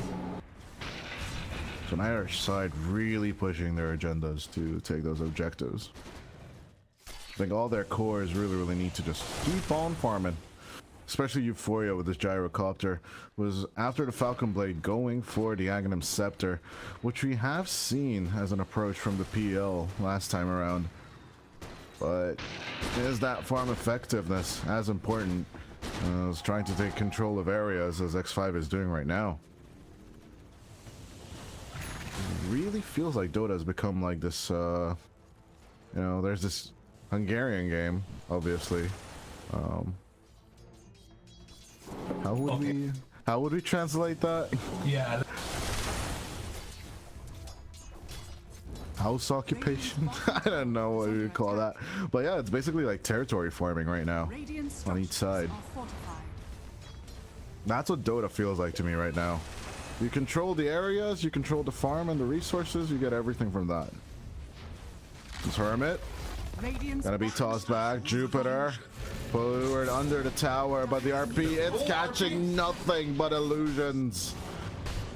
As Dad, he whiffed it. He whiffed it so hard. And with that RP out, I would really think X5 would just, you know, abuse the situation, but they're backing off pretty chill. They're gonna wait for Euphoria to be online. If the call down goes out onto the ancient creeps. It's called Triviador. What the fuck is Triviador? Come on, what kind of translation is this? I mean, it is like a trivia game, isn't it? Although Hermit going in with the Avatar's combo onto Euphoria, they do find the gyrocopter. It's a massacre. Smoker will also fall. The Ember Spirit is just gonna roll on over with one of the Remnant's arms. He's just like, come on over here, give me more essences. As on to Tiger he goes. They're just clean up. Making mistakes is the path to wisdom. The home of Qhali. I feel like we have a repetition of the previous game. Manning up as 5 with the tiny early blink. They are unstoppable. Oh no, Qhali.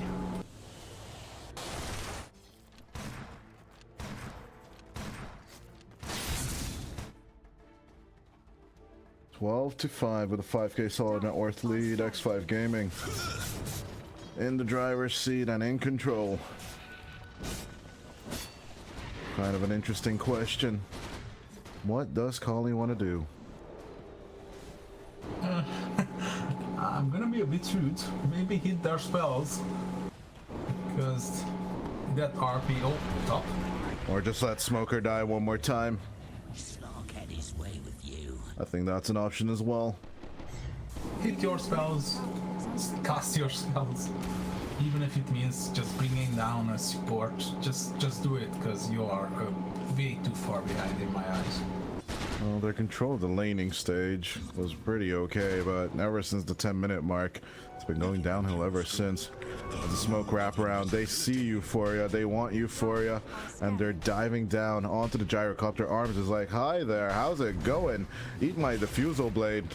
Along with your homing missile, the call down will be ignored as Arms and Sebas will take care of the gyrocopter. The rest of the team will fight the rest of them as the RP does not come out on time. Aphotic Shield denying that good old lasso, but Hermit, he's really tanky. He will throw out the triple avalanche as Sebas comes on over. The borrowed time will be propped through as Arms is just chasing Yengo. Hermit once again denied from RPing, and he's just gonna survive the play.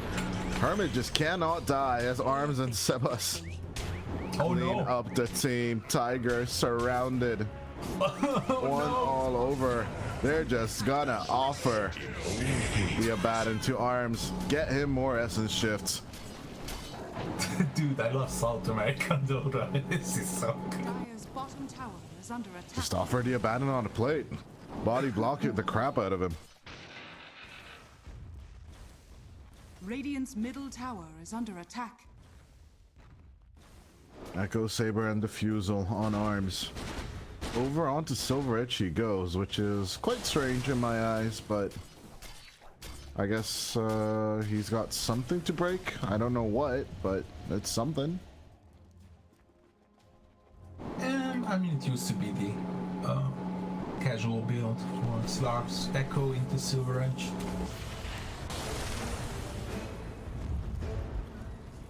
There used to be another build as well, going Echo into Skadi. I used to call it the Cool Snake build, because he was a pretty good Slark player. I mean, boosting, of course, a lot during his work or streaming on Twitch.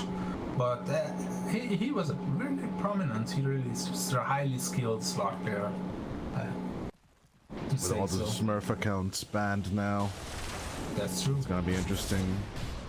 If we RP in with a catch coming through, the Aphotic Shield canceling the lasso once again. It's gonna be the end of Jupiter. Qhali showing signs of life as out come the Mortimer kisses. Amber trying to life drain himself out of the situation as he's just gonna skedaddle out of there. Dad with the shockwave pulling him in. Nice burrow time and the Decrepify not gonna work out. Okay. That's what I meant. Casting spells, hitting spells.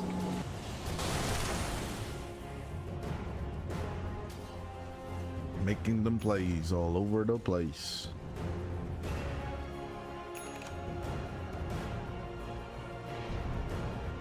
Hermit, you want something here. I think Sebas wants something more. As the avalanche misses, but they have a good catch onto Tiger as he goes down. Sebas needs to dodge out of this situation. The Hermit still making the contact. Avalanche available in one. He's gonna go for the toss onto Dad and Yengo as they're just ripping them a new one. They are diving tier 3s. It's like it's the easiest job in the world. And did Arm seriously solo kill the gyro? Yep. Oh no. That was the team fight, or the team wipe that X5 really needed all over this map. Closing in on those tier 2s and not losing an objective on the map at all so far.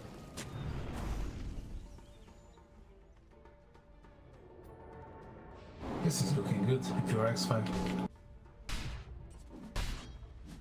RP available in 9, so I feel like you should be abusing the fact that you have a big ultimate, even if it means just bringing down one hero.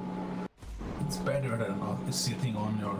I'd want at least 2, honestly. Yeah. But I smoke up. I do agree. It would be nice. They're gonna try and go for it, but catching out heroes is gonna be a whole different business. Of invisibility. Maybe on bottom now that Hermit might show on the lane. Not he's not showing. He just knows that something is not right here. Every lane is pushing and people are just not showing up. I see Ambra. They're gonna put out Euphoria as bait. Let's see if X5 will bite. So far not good, as they see Jupiter at the end of that. But catching out the Bat Rider, Jupiter's just happy to waste time, in all honesty. That just gives him more space, more time for his pause 1-2. Radiant's top tower. Sebas is so rich. Mace Slayer, Sanj, Maelstrom.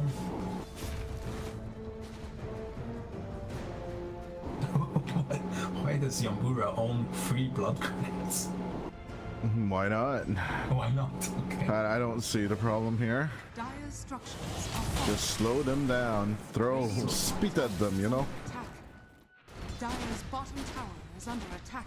Euphoria gunning for the first objective of the game for Qhali, as the rest of his teammates they're actually just losing.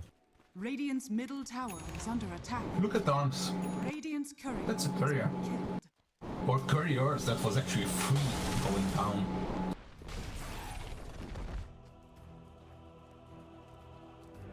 I have no idea what skill is that.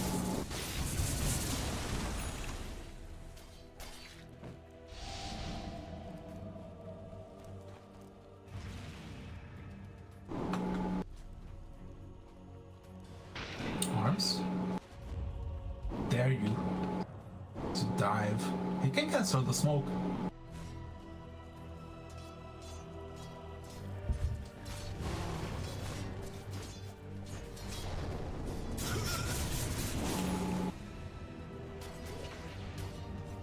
Yeah, I feel like Sebas is not really your main target. It's always having their man to go out. And the Sanj. And Kaya and Sanj is ready, so status resistance. Vanity person. Radiant's bottom tower. Easy control out. Radiant structures are fortified.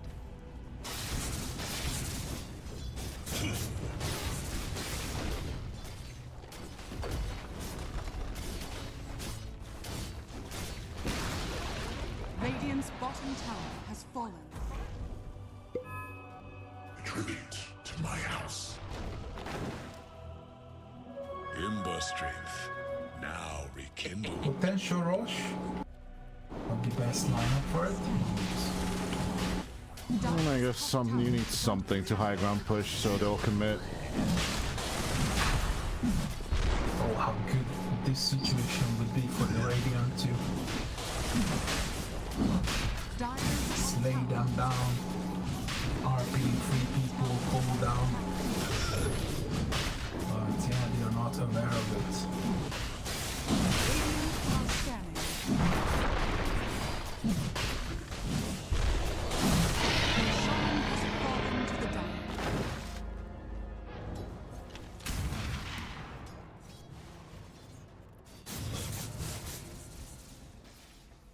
Top.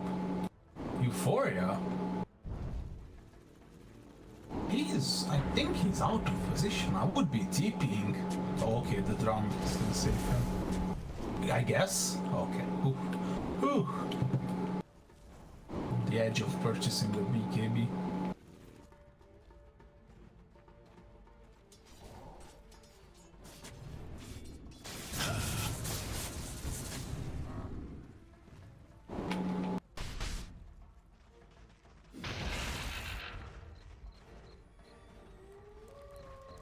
I don't know what mid lane is gonna come out here. Gonna go over for the smoke for a bit of control. Nice lasso and good kill onto Smoker. Euphoria trying to fight back a little.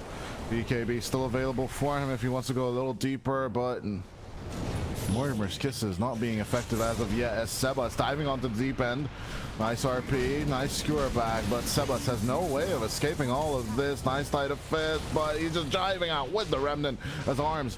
He's playing the sacrificial ham with the depth trap throwing in deep, allowing the Ember Spirit to just escape. Oh, Qhali, I told you, anyone except the Ember Spirit should be a good hero to go on. Is under attack. I guess they're not listening, my friend. I guess they don't have the stream open. Well, that's a good thing, though. Yeah. That would be against the rule. Radiant's top tower is under attack.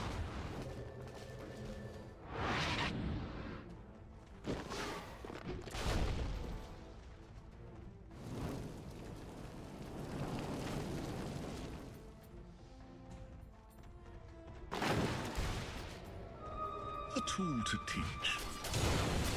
Arms?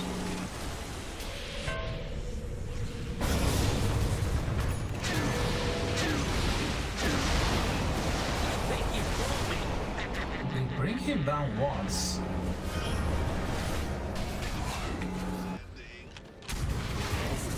Gotch.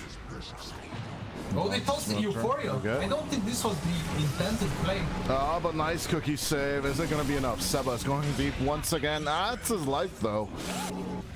Cut off the neck of the Ember. And a bit more control once again from Qhali. Shaky on the defense, but, I mean, at least killing the Ember. Not a bad control onto the game. Yeah, they have the Magnus to make these plays. And this was a pretty unfortunate end of Sebastian. Giving out a huge bounty. Another Shadow Blade by Hermit.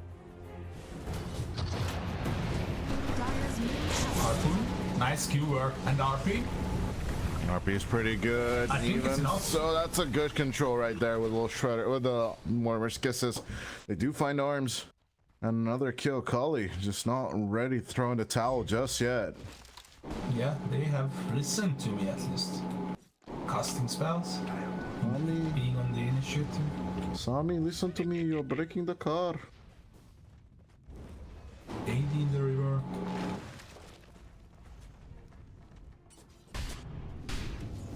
I think you should wait for the BKBs on all cores on X5. Maybe not on the Tiny because he's tanky enough. Double damage empowers me. Dead? I don't think they can bring down the Dead, but they can definitely bring down the Lion. Nice little control. Euphoria looking for another connection. The Harpoon pulls back. The Tiny are in the division. Sebas would be the big fight, but I don't know if you can go for it. Sebas goes in once again. Cookie available. They stun down the Ember, but can they hide the catch? Euphoria lassoed up. It's big trouble time for this gyrocopter. There's no way to heal him back up. With the mist call, they'll manage to save him, and with the Gleipnir, they'll lock down the enemies. So no chase onto the gyro. But BKB was used for that, so until Satanic, I don't know if the gyrocopter can turn into these aggressive fights. At least it looked promising, because he lashed out a few right clicks and the damage was pretty good, so he's not out of this game. They are not giving up on Qhali. And their high ground def is like, I would rate it a 7.9.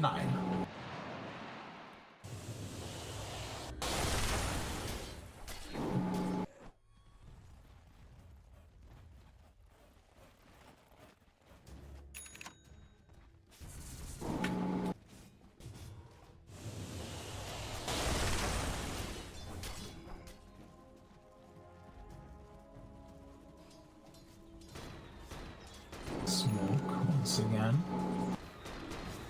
RP ready. They want to use it.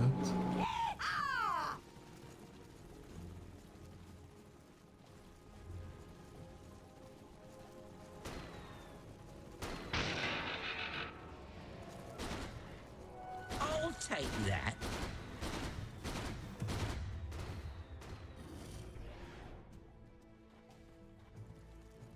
Radiant are scanning.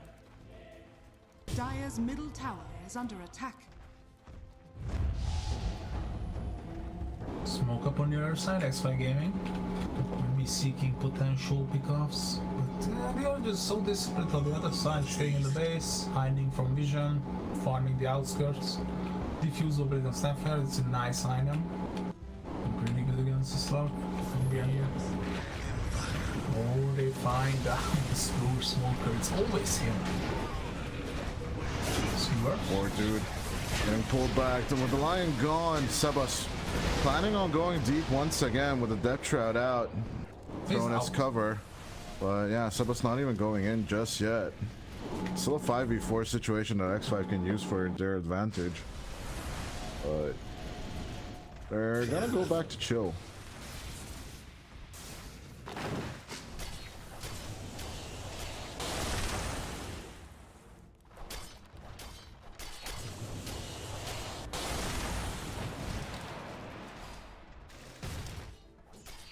Oh, okay, I was a bit confused, like, why does the Nemesis Curse debuff? It looks a bit similar to the Mace Slayer on arms.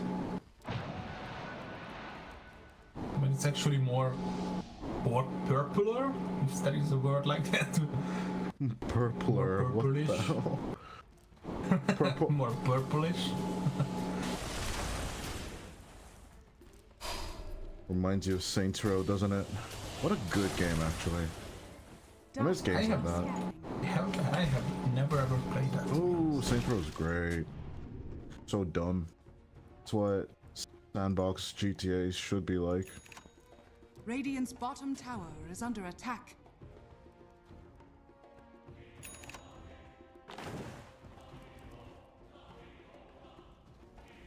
BKB ready on Sebas. Arms as well. It's up to Hermit whether he needs it or not. I think he really needs it.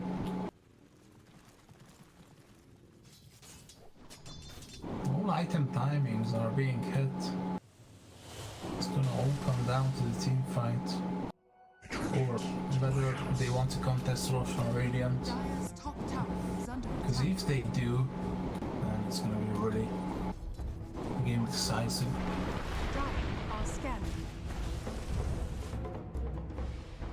Can they hear the roar of retribution just in time to get there?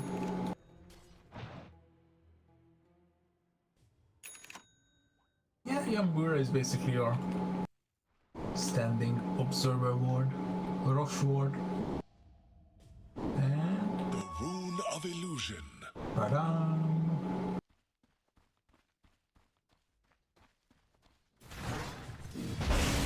Jupiter? Oh god! The nerves on this guy. Making mistakes is the best. I guess it is. They are baiting in Radiance.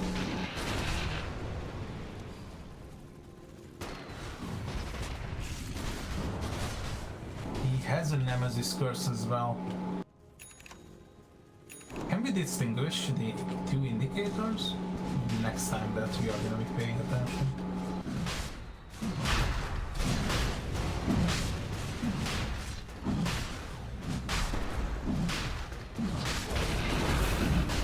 Which two indicators come again? Oh, wait, nice skewer play onto Jupiter. No steal. That time around. Buyback coming out from the Batrider. But making his way over here is going to be a long time. Arms. Coming over through the gates, his arms locking in onto Tiger. They just burst him down. His smoker dies as well. It is going to be an RP used as they're going to try to dodge in all the damage. Umbura and GRPX gone. No backline for the line of X5. His arms are extremely low, but will go down. That is 4 dead on the side of X5 as Sebas tries to escape. The cookie on Euphoria, along with the Aegis and the banner. He's going to be okay with this. Come on, Qhali. With the 3-man RP and the follow-up damage from Euphoria with the Daedalus. So good. It's in an even game once again. They were not respecting the lineup of Qhali with the combos. Wombo combo. Supplements. Dire's middle tower has fallen. It's gonna be a lot more scarier from now on. Level 20 on Yango. Leo Shadow multi-shot. We know how dangerous this spell is.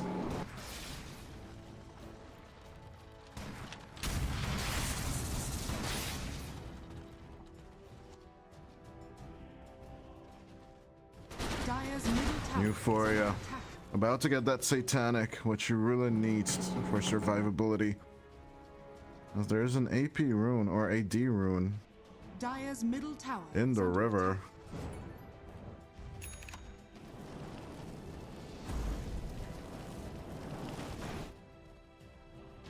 I wonder if skipping the eggs on Sark is a good decision. I see Magnus on bottom, so AD in the river. Jupiter is gonna scout it, and he might deny it, or Sebas is not in the neighborhood. Hermit's got to take it as Jupiter does find the Magnus through the BKB. They do manage to lock down the Magnus, but he will commit the RP on this Avalanche with the toss. But in comes Yengo as the backup. In come the Murmur's Kisses, but in the air is the Granny as the Snapper wanting to turn back around. Even with the triple multi-shot, it's not going to be enough as that and Yengo die. X5. They want to just close down this game. I've seen it.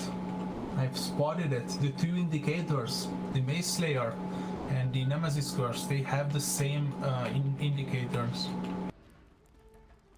So I can keep thrashing onto wolves so we can never get the wolf eventing right. Come on guys, just make it, I don't know, just a different color. So Nemesis Curse and which effect? The Mace Slayer. Really, it's the exact same color. Okay. It's the same exact color, just above the hero. Try and keep an eye out, because the way I play the game is that I always look at life bars and effects flying around, but I've never seen the Nemesis effect go out.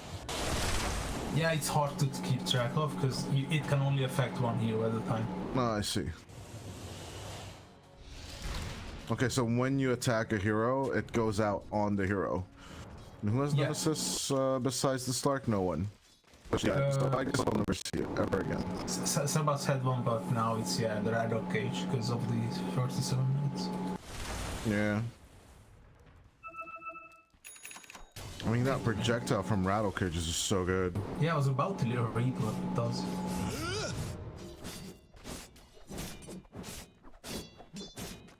Oh, it's just so good for Amber. It's a really good defensive item.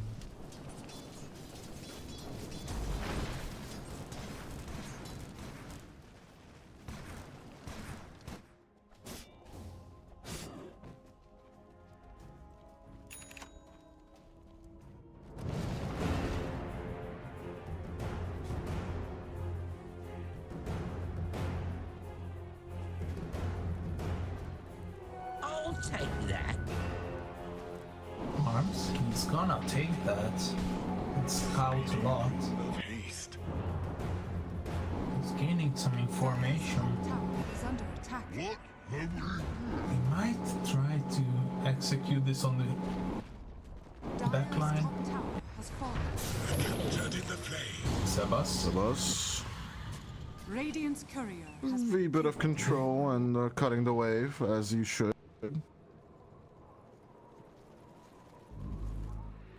Dire's top tower is under attack. H6 fire. Going They are down. pinging the tower. They want to. I don't know what Qhali is doing. They are posturing extremely aggressive. Dire's I mean, they do have the Satanic RP ready on Dad, but pushing like this, it's not my forte, especially due to the fact that their mid lane is open. But the most important thing, where is the Svanner? On bottom, okay, already on bottom.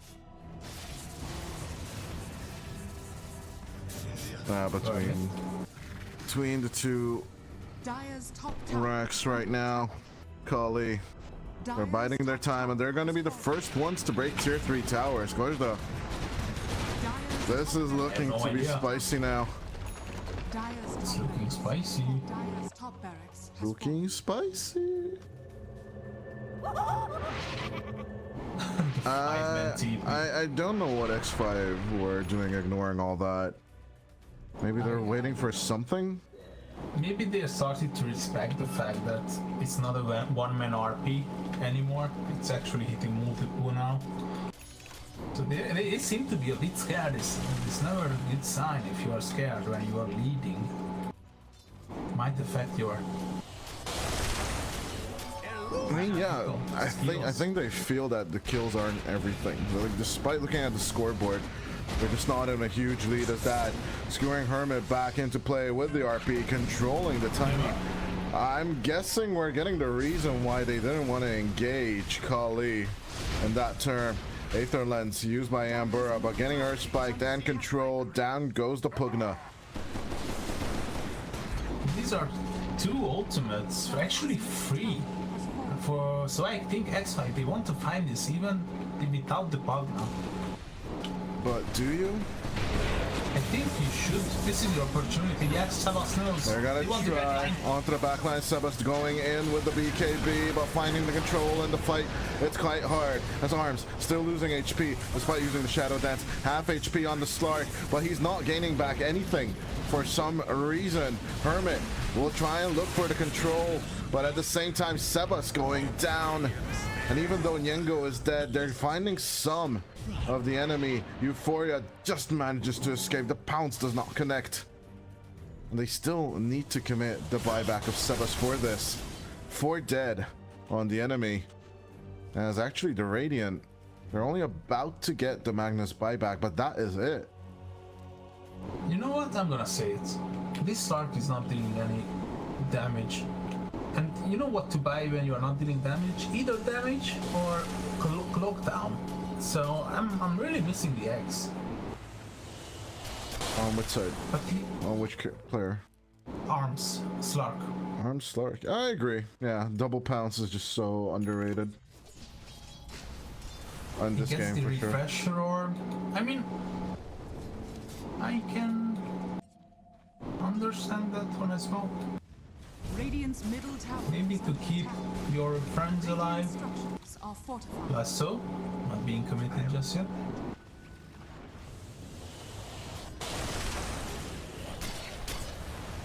Yeah, X5, it seems like after giving up a few kills, making some mistakes, they started to respect Qhali a lot more.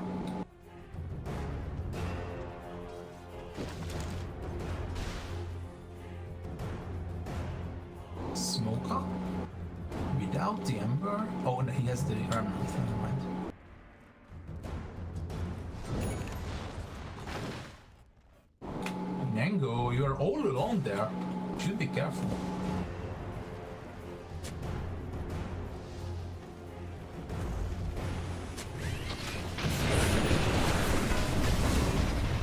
And with a catch, nice kill onto Jupiter. But is that all the Radiant have? Sebas in the offensive as Arms dropping out on with the Shadow Dance, trying to connect onto Euphoria. The RP does not come out on Dad. Buyback committed by the Magnus, trying to get through this fight. Earth Spike, Smoker, just trying to be active in this game as much as possible. The RP looking to control the Stark. They need to fight and they need to hold on for it. As Smoker buys back, comes in for another round. Euphoria is still gone though, as the Depth Shroud covers X5 Gaming. They are looking to recover their losses here, and actually getting the gyrocopter is more than they could ever ask for. And the Roche respawn is just gonna line up perfectly. This is why they are the professionals and not us.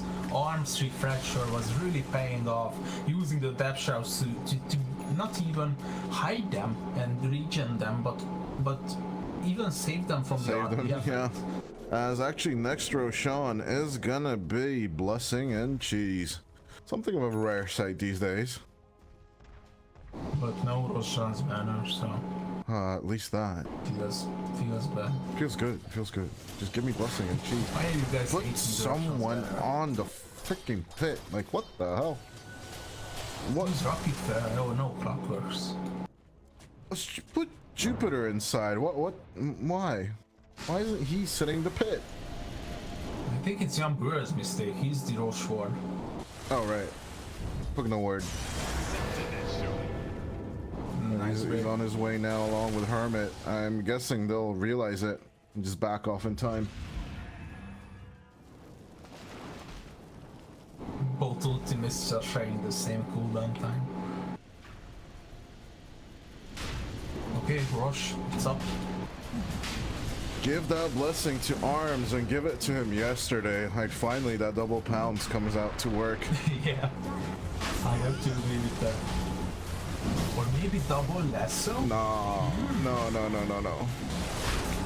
They are scanning, but they are gonna be late to the party. Way too late to the party. Okay, Sebas takes it. He's gonna take the eggs as well.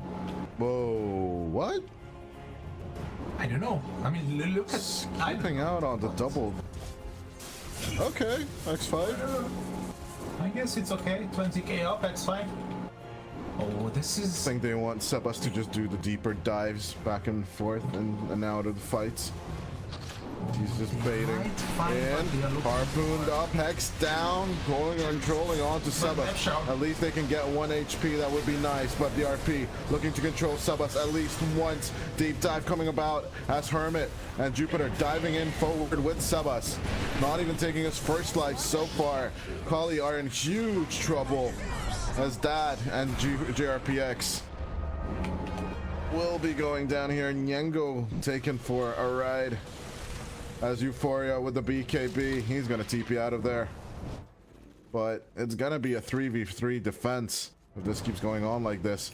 As what the hell is, where's Dad going? With the AV on a feather, it's a flying Magnus, ladies and gentlemen. What the hell? I love this item, it's just so dumb. At least give them wings or something like that. Yeah, but no, animating wings on every hero? That'd be like the programmer's nightmare. So X5, they are still respecting the fact that this is a 3 versus 3. Dire's bottom tower.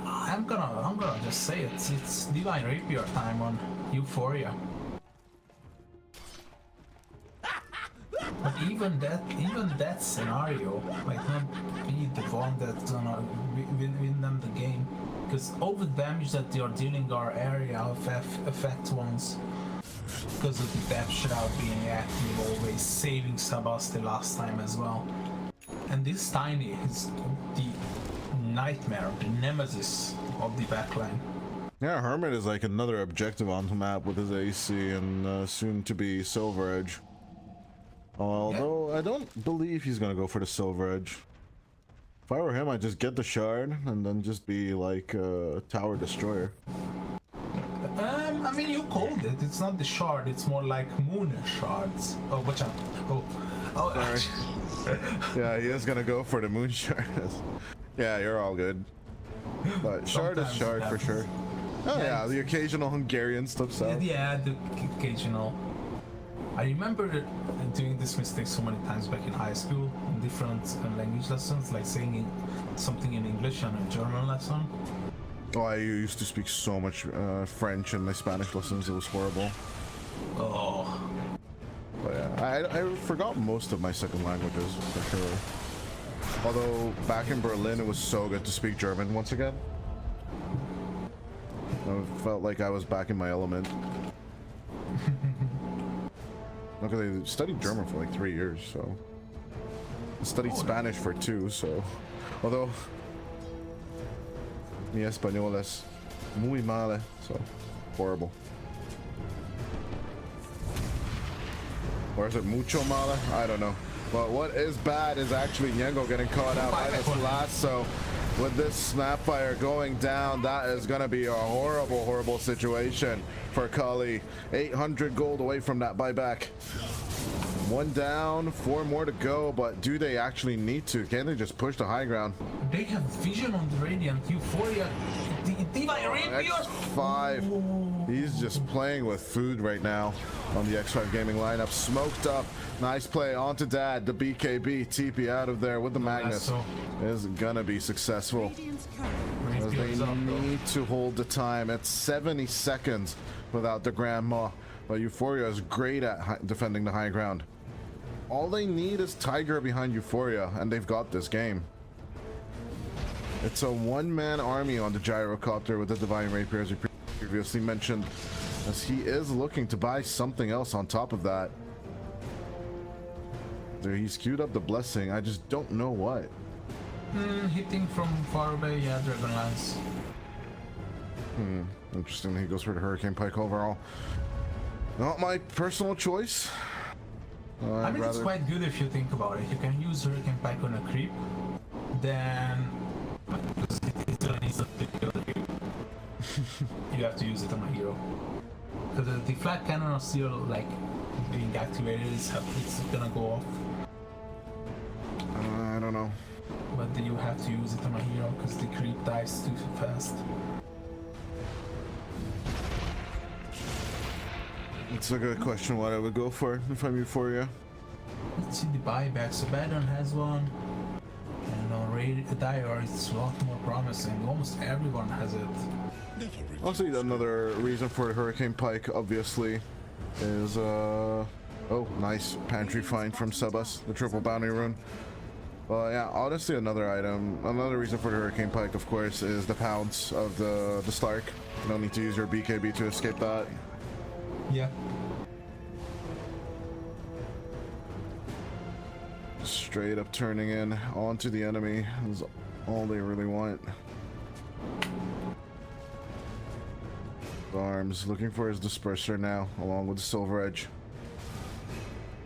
Deep, deep smoke coming out from Qhali, but again, nothing to show for it. So, you would think with the top lane open that Qhali have the control advantage in this game, but with the deep dives of Sebas, it's just hard to find control on the X5 lineup. So I do understand why Qhali are extremely cautious in approaching, and why X5 don't want to initiate the game. What a read coming out from Jupiter. He was basically encircling the entirety of the Radiant team. He knows where they are hiding. Qhali just unwilling to get eliminated here. They are just shoving X5 back onto their high ground. As we might be looking at Roshan number 5, Mr. Kojda. It's already number 5? I thought it's just number 4. No, number 5. Number 5? Yeah, we had Banner and Refresher Shard, and the previous one was Cheese and Blessing. We are about to get Cheese and Blessing again if this keeps going on. And neither side really have good control in these fights. It's like other chaos. If they get Sabas, they get Sabas. If they don't get Sabas, they lose Dad. And they have a threat. The enemy has a threat on Euphoria. So I absolutely read back and forth on the ideas of what each team really want. But the catches, they're tough as nails. Maybe if you try to all in all your spells on Arms, because he's the annoying one, saving people with the death jump. But he's about to get the Disperser. I don't know if you can all in on the Slark.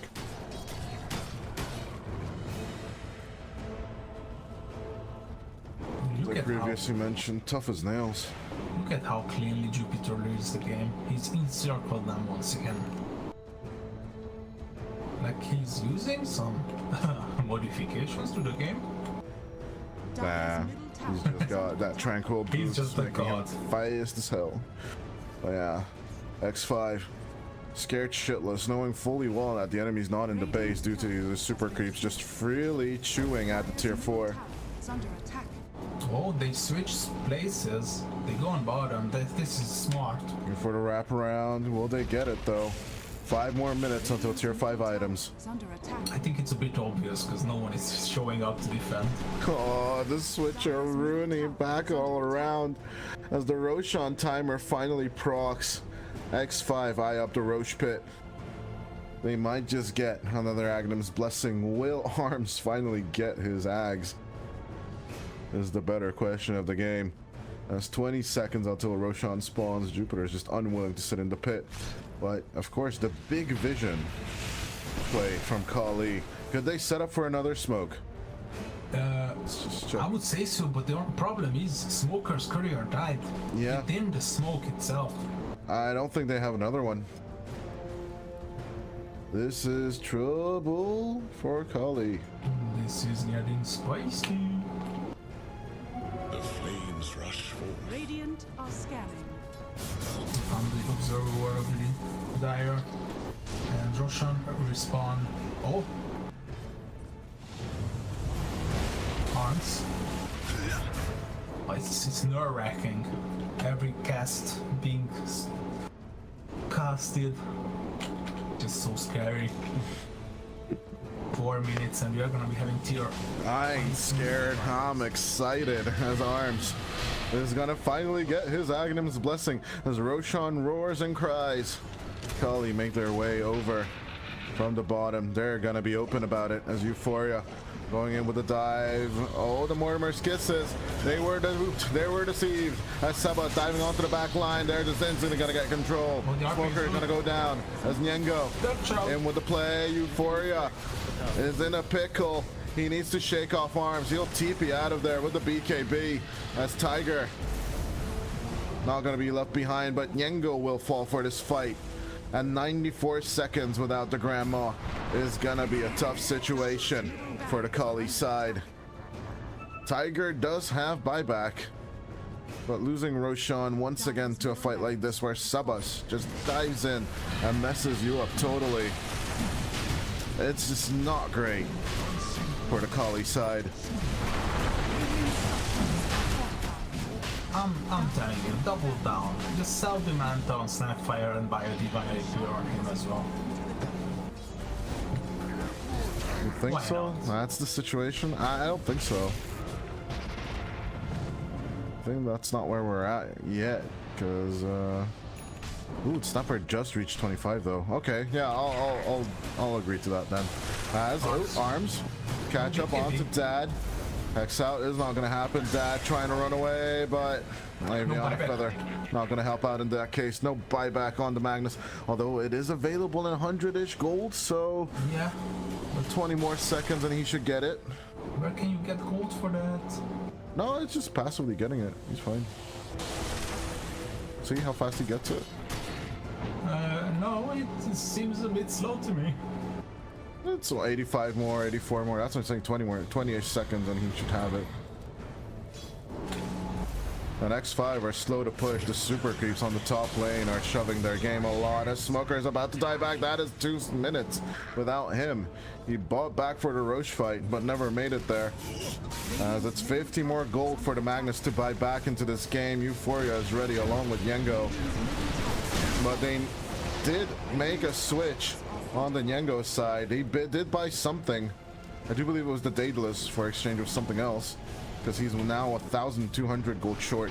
26 gold for the Magnus to be returning. Tiger has buyback, so that's not a big problem. But Tiger needs to help out Nyengo. Will throw out the Aphotic Shield on top of him. And it's 9 more gold for Magnus to return. Euphoria needs help, and he needs it today. Buyback on the Gyrocopter along with the Magnus. It is available. They need it, and they need it to now. Hermit gonna be thrown inside the fountain, and they will take care of the Tiny. Can they get more?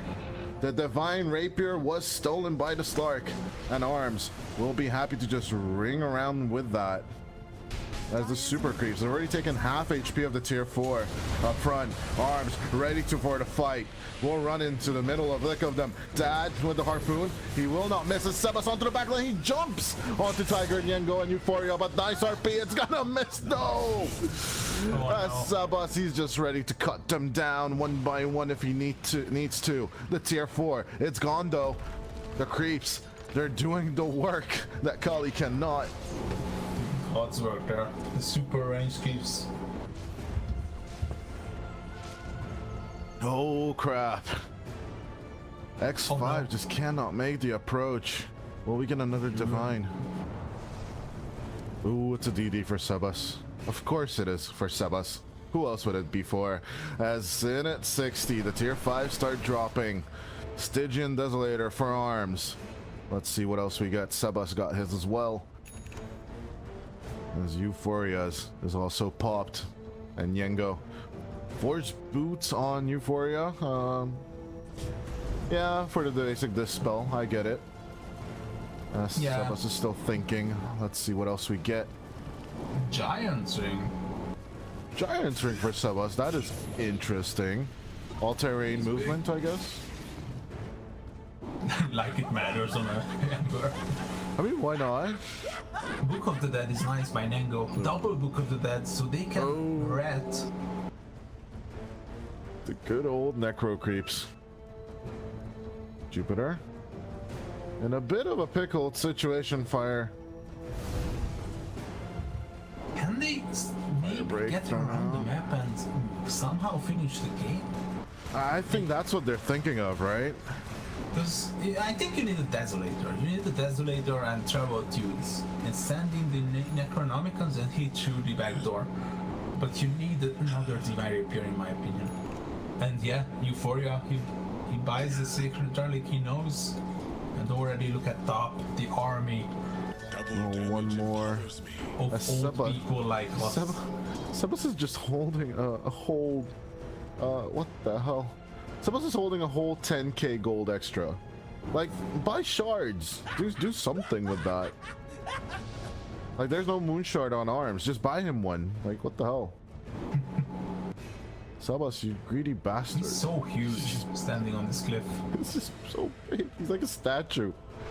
And when he activates the BK, he's gonna be even more bigger. Oh god, don't even remind me. Triple Book of the Dead on Qhali, by the way. I don't know if you mentioned the triple. Yeah, Smoker got one as well. It's gonna be the army of Necro Book creeps.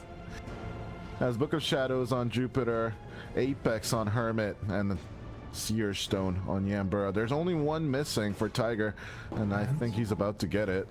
Book of the Dead. Please say Book of the Dead. Please say Book of the Dead. Please, please, please. Make it Book of the Dead. Come on, Tiger. Come on. You know you want to. You know, Tiger. You know you want it. It's destined to be. Nah, he chose Force Stab. Boo. You already have a Force to use. Oh, Illusion Rune picked up, Flame Break as well, but he's just gonna He's so fast with the Force Boots and and the Bearing as well. He's just like a Ferrari right now with the Dragon. Oh god, this game is so stressful, Koshda. 64 minutes in, and I don't see the end of it just yet. Like, you blink and you miss it. Just stick your eye on the screen. Rapier on Arms. It's gonna be another one soon on Euphoria. Oh, I hope to see it get to like Megas versus Megas, like 80 or 70 or 90 minutes into a game. That would be so much fun. Those are the games I live for. Necronomicons, there is one set of them on every lane. It's like the Lycan passive, but instead you get Necronomicons on your lanes. Oh my god, the armies, they just keep on going. Yeah, like, I mean, X5 Gaming got 57k up, and you're gonna get screwed over by Necronomicons. They are themselves questioning their existence, whether they are leading or not. I don't think they feel it just yet. Sebas just destroys the Necros instantly. As the second set is just right there. He's like, so did I just kill? Didn't I just kill these guys as dad? What the hell?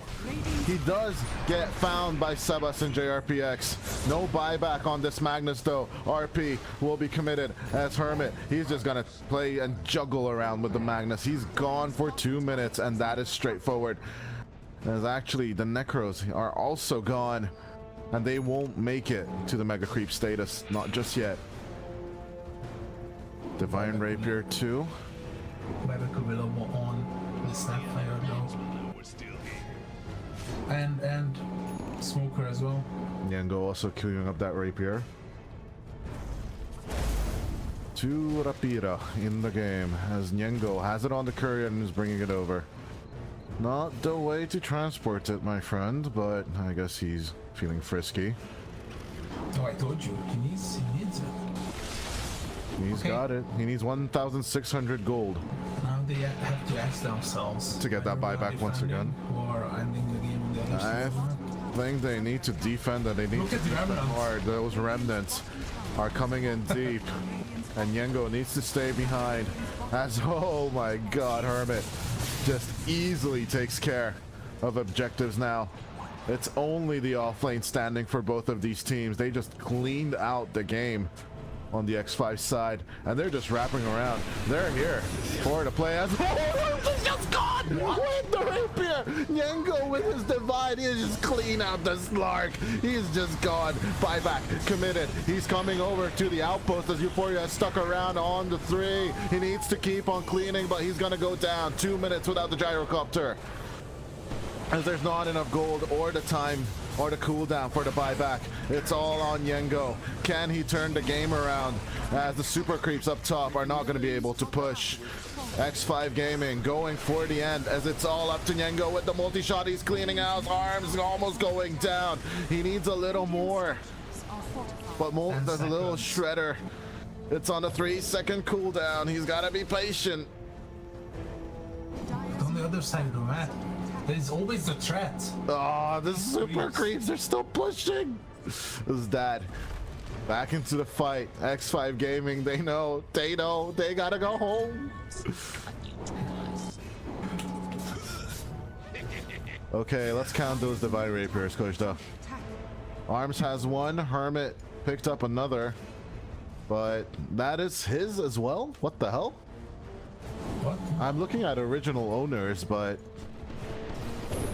it's not indicating who originally had it. Sebas almost dying to the little shredder. As finally Mega Creeps for the X5 side. Lasso play on to the Magnus. He's just gonna be gone. 100 seconds without him. It is gonna be the GG as X5 Gaming just invade your base and rip it apart. A gruesome 2-0, and for X5 it looked really shaky due to that one super creep line opened up.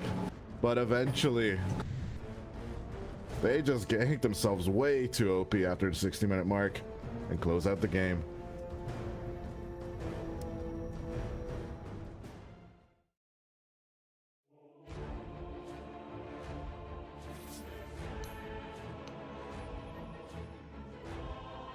This game was long, man, as I was predicted.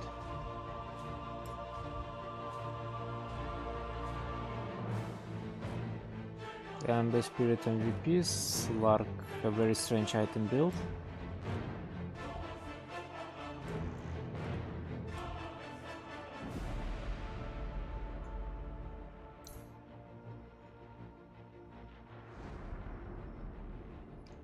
And what, guys, for today it will be the end. Thank you for watching, be healthy, and we'll see each other.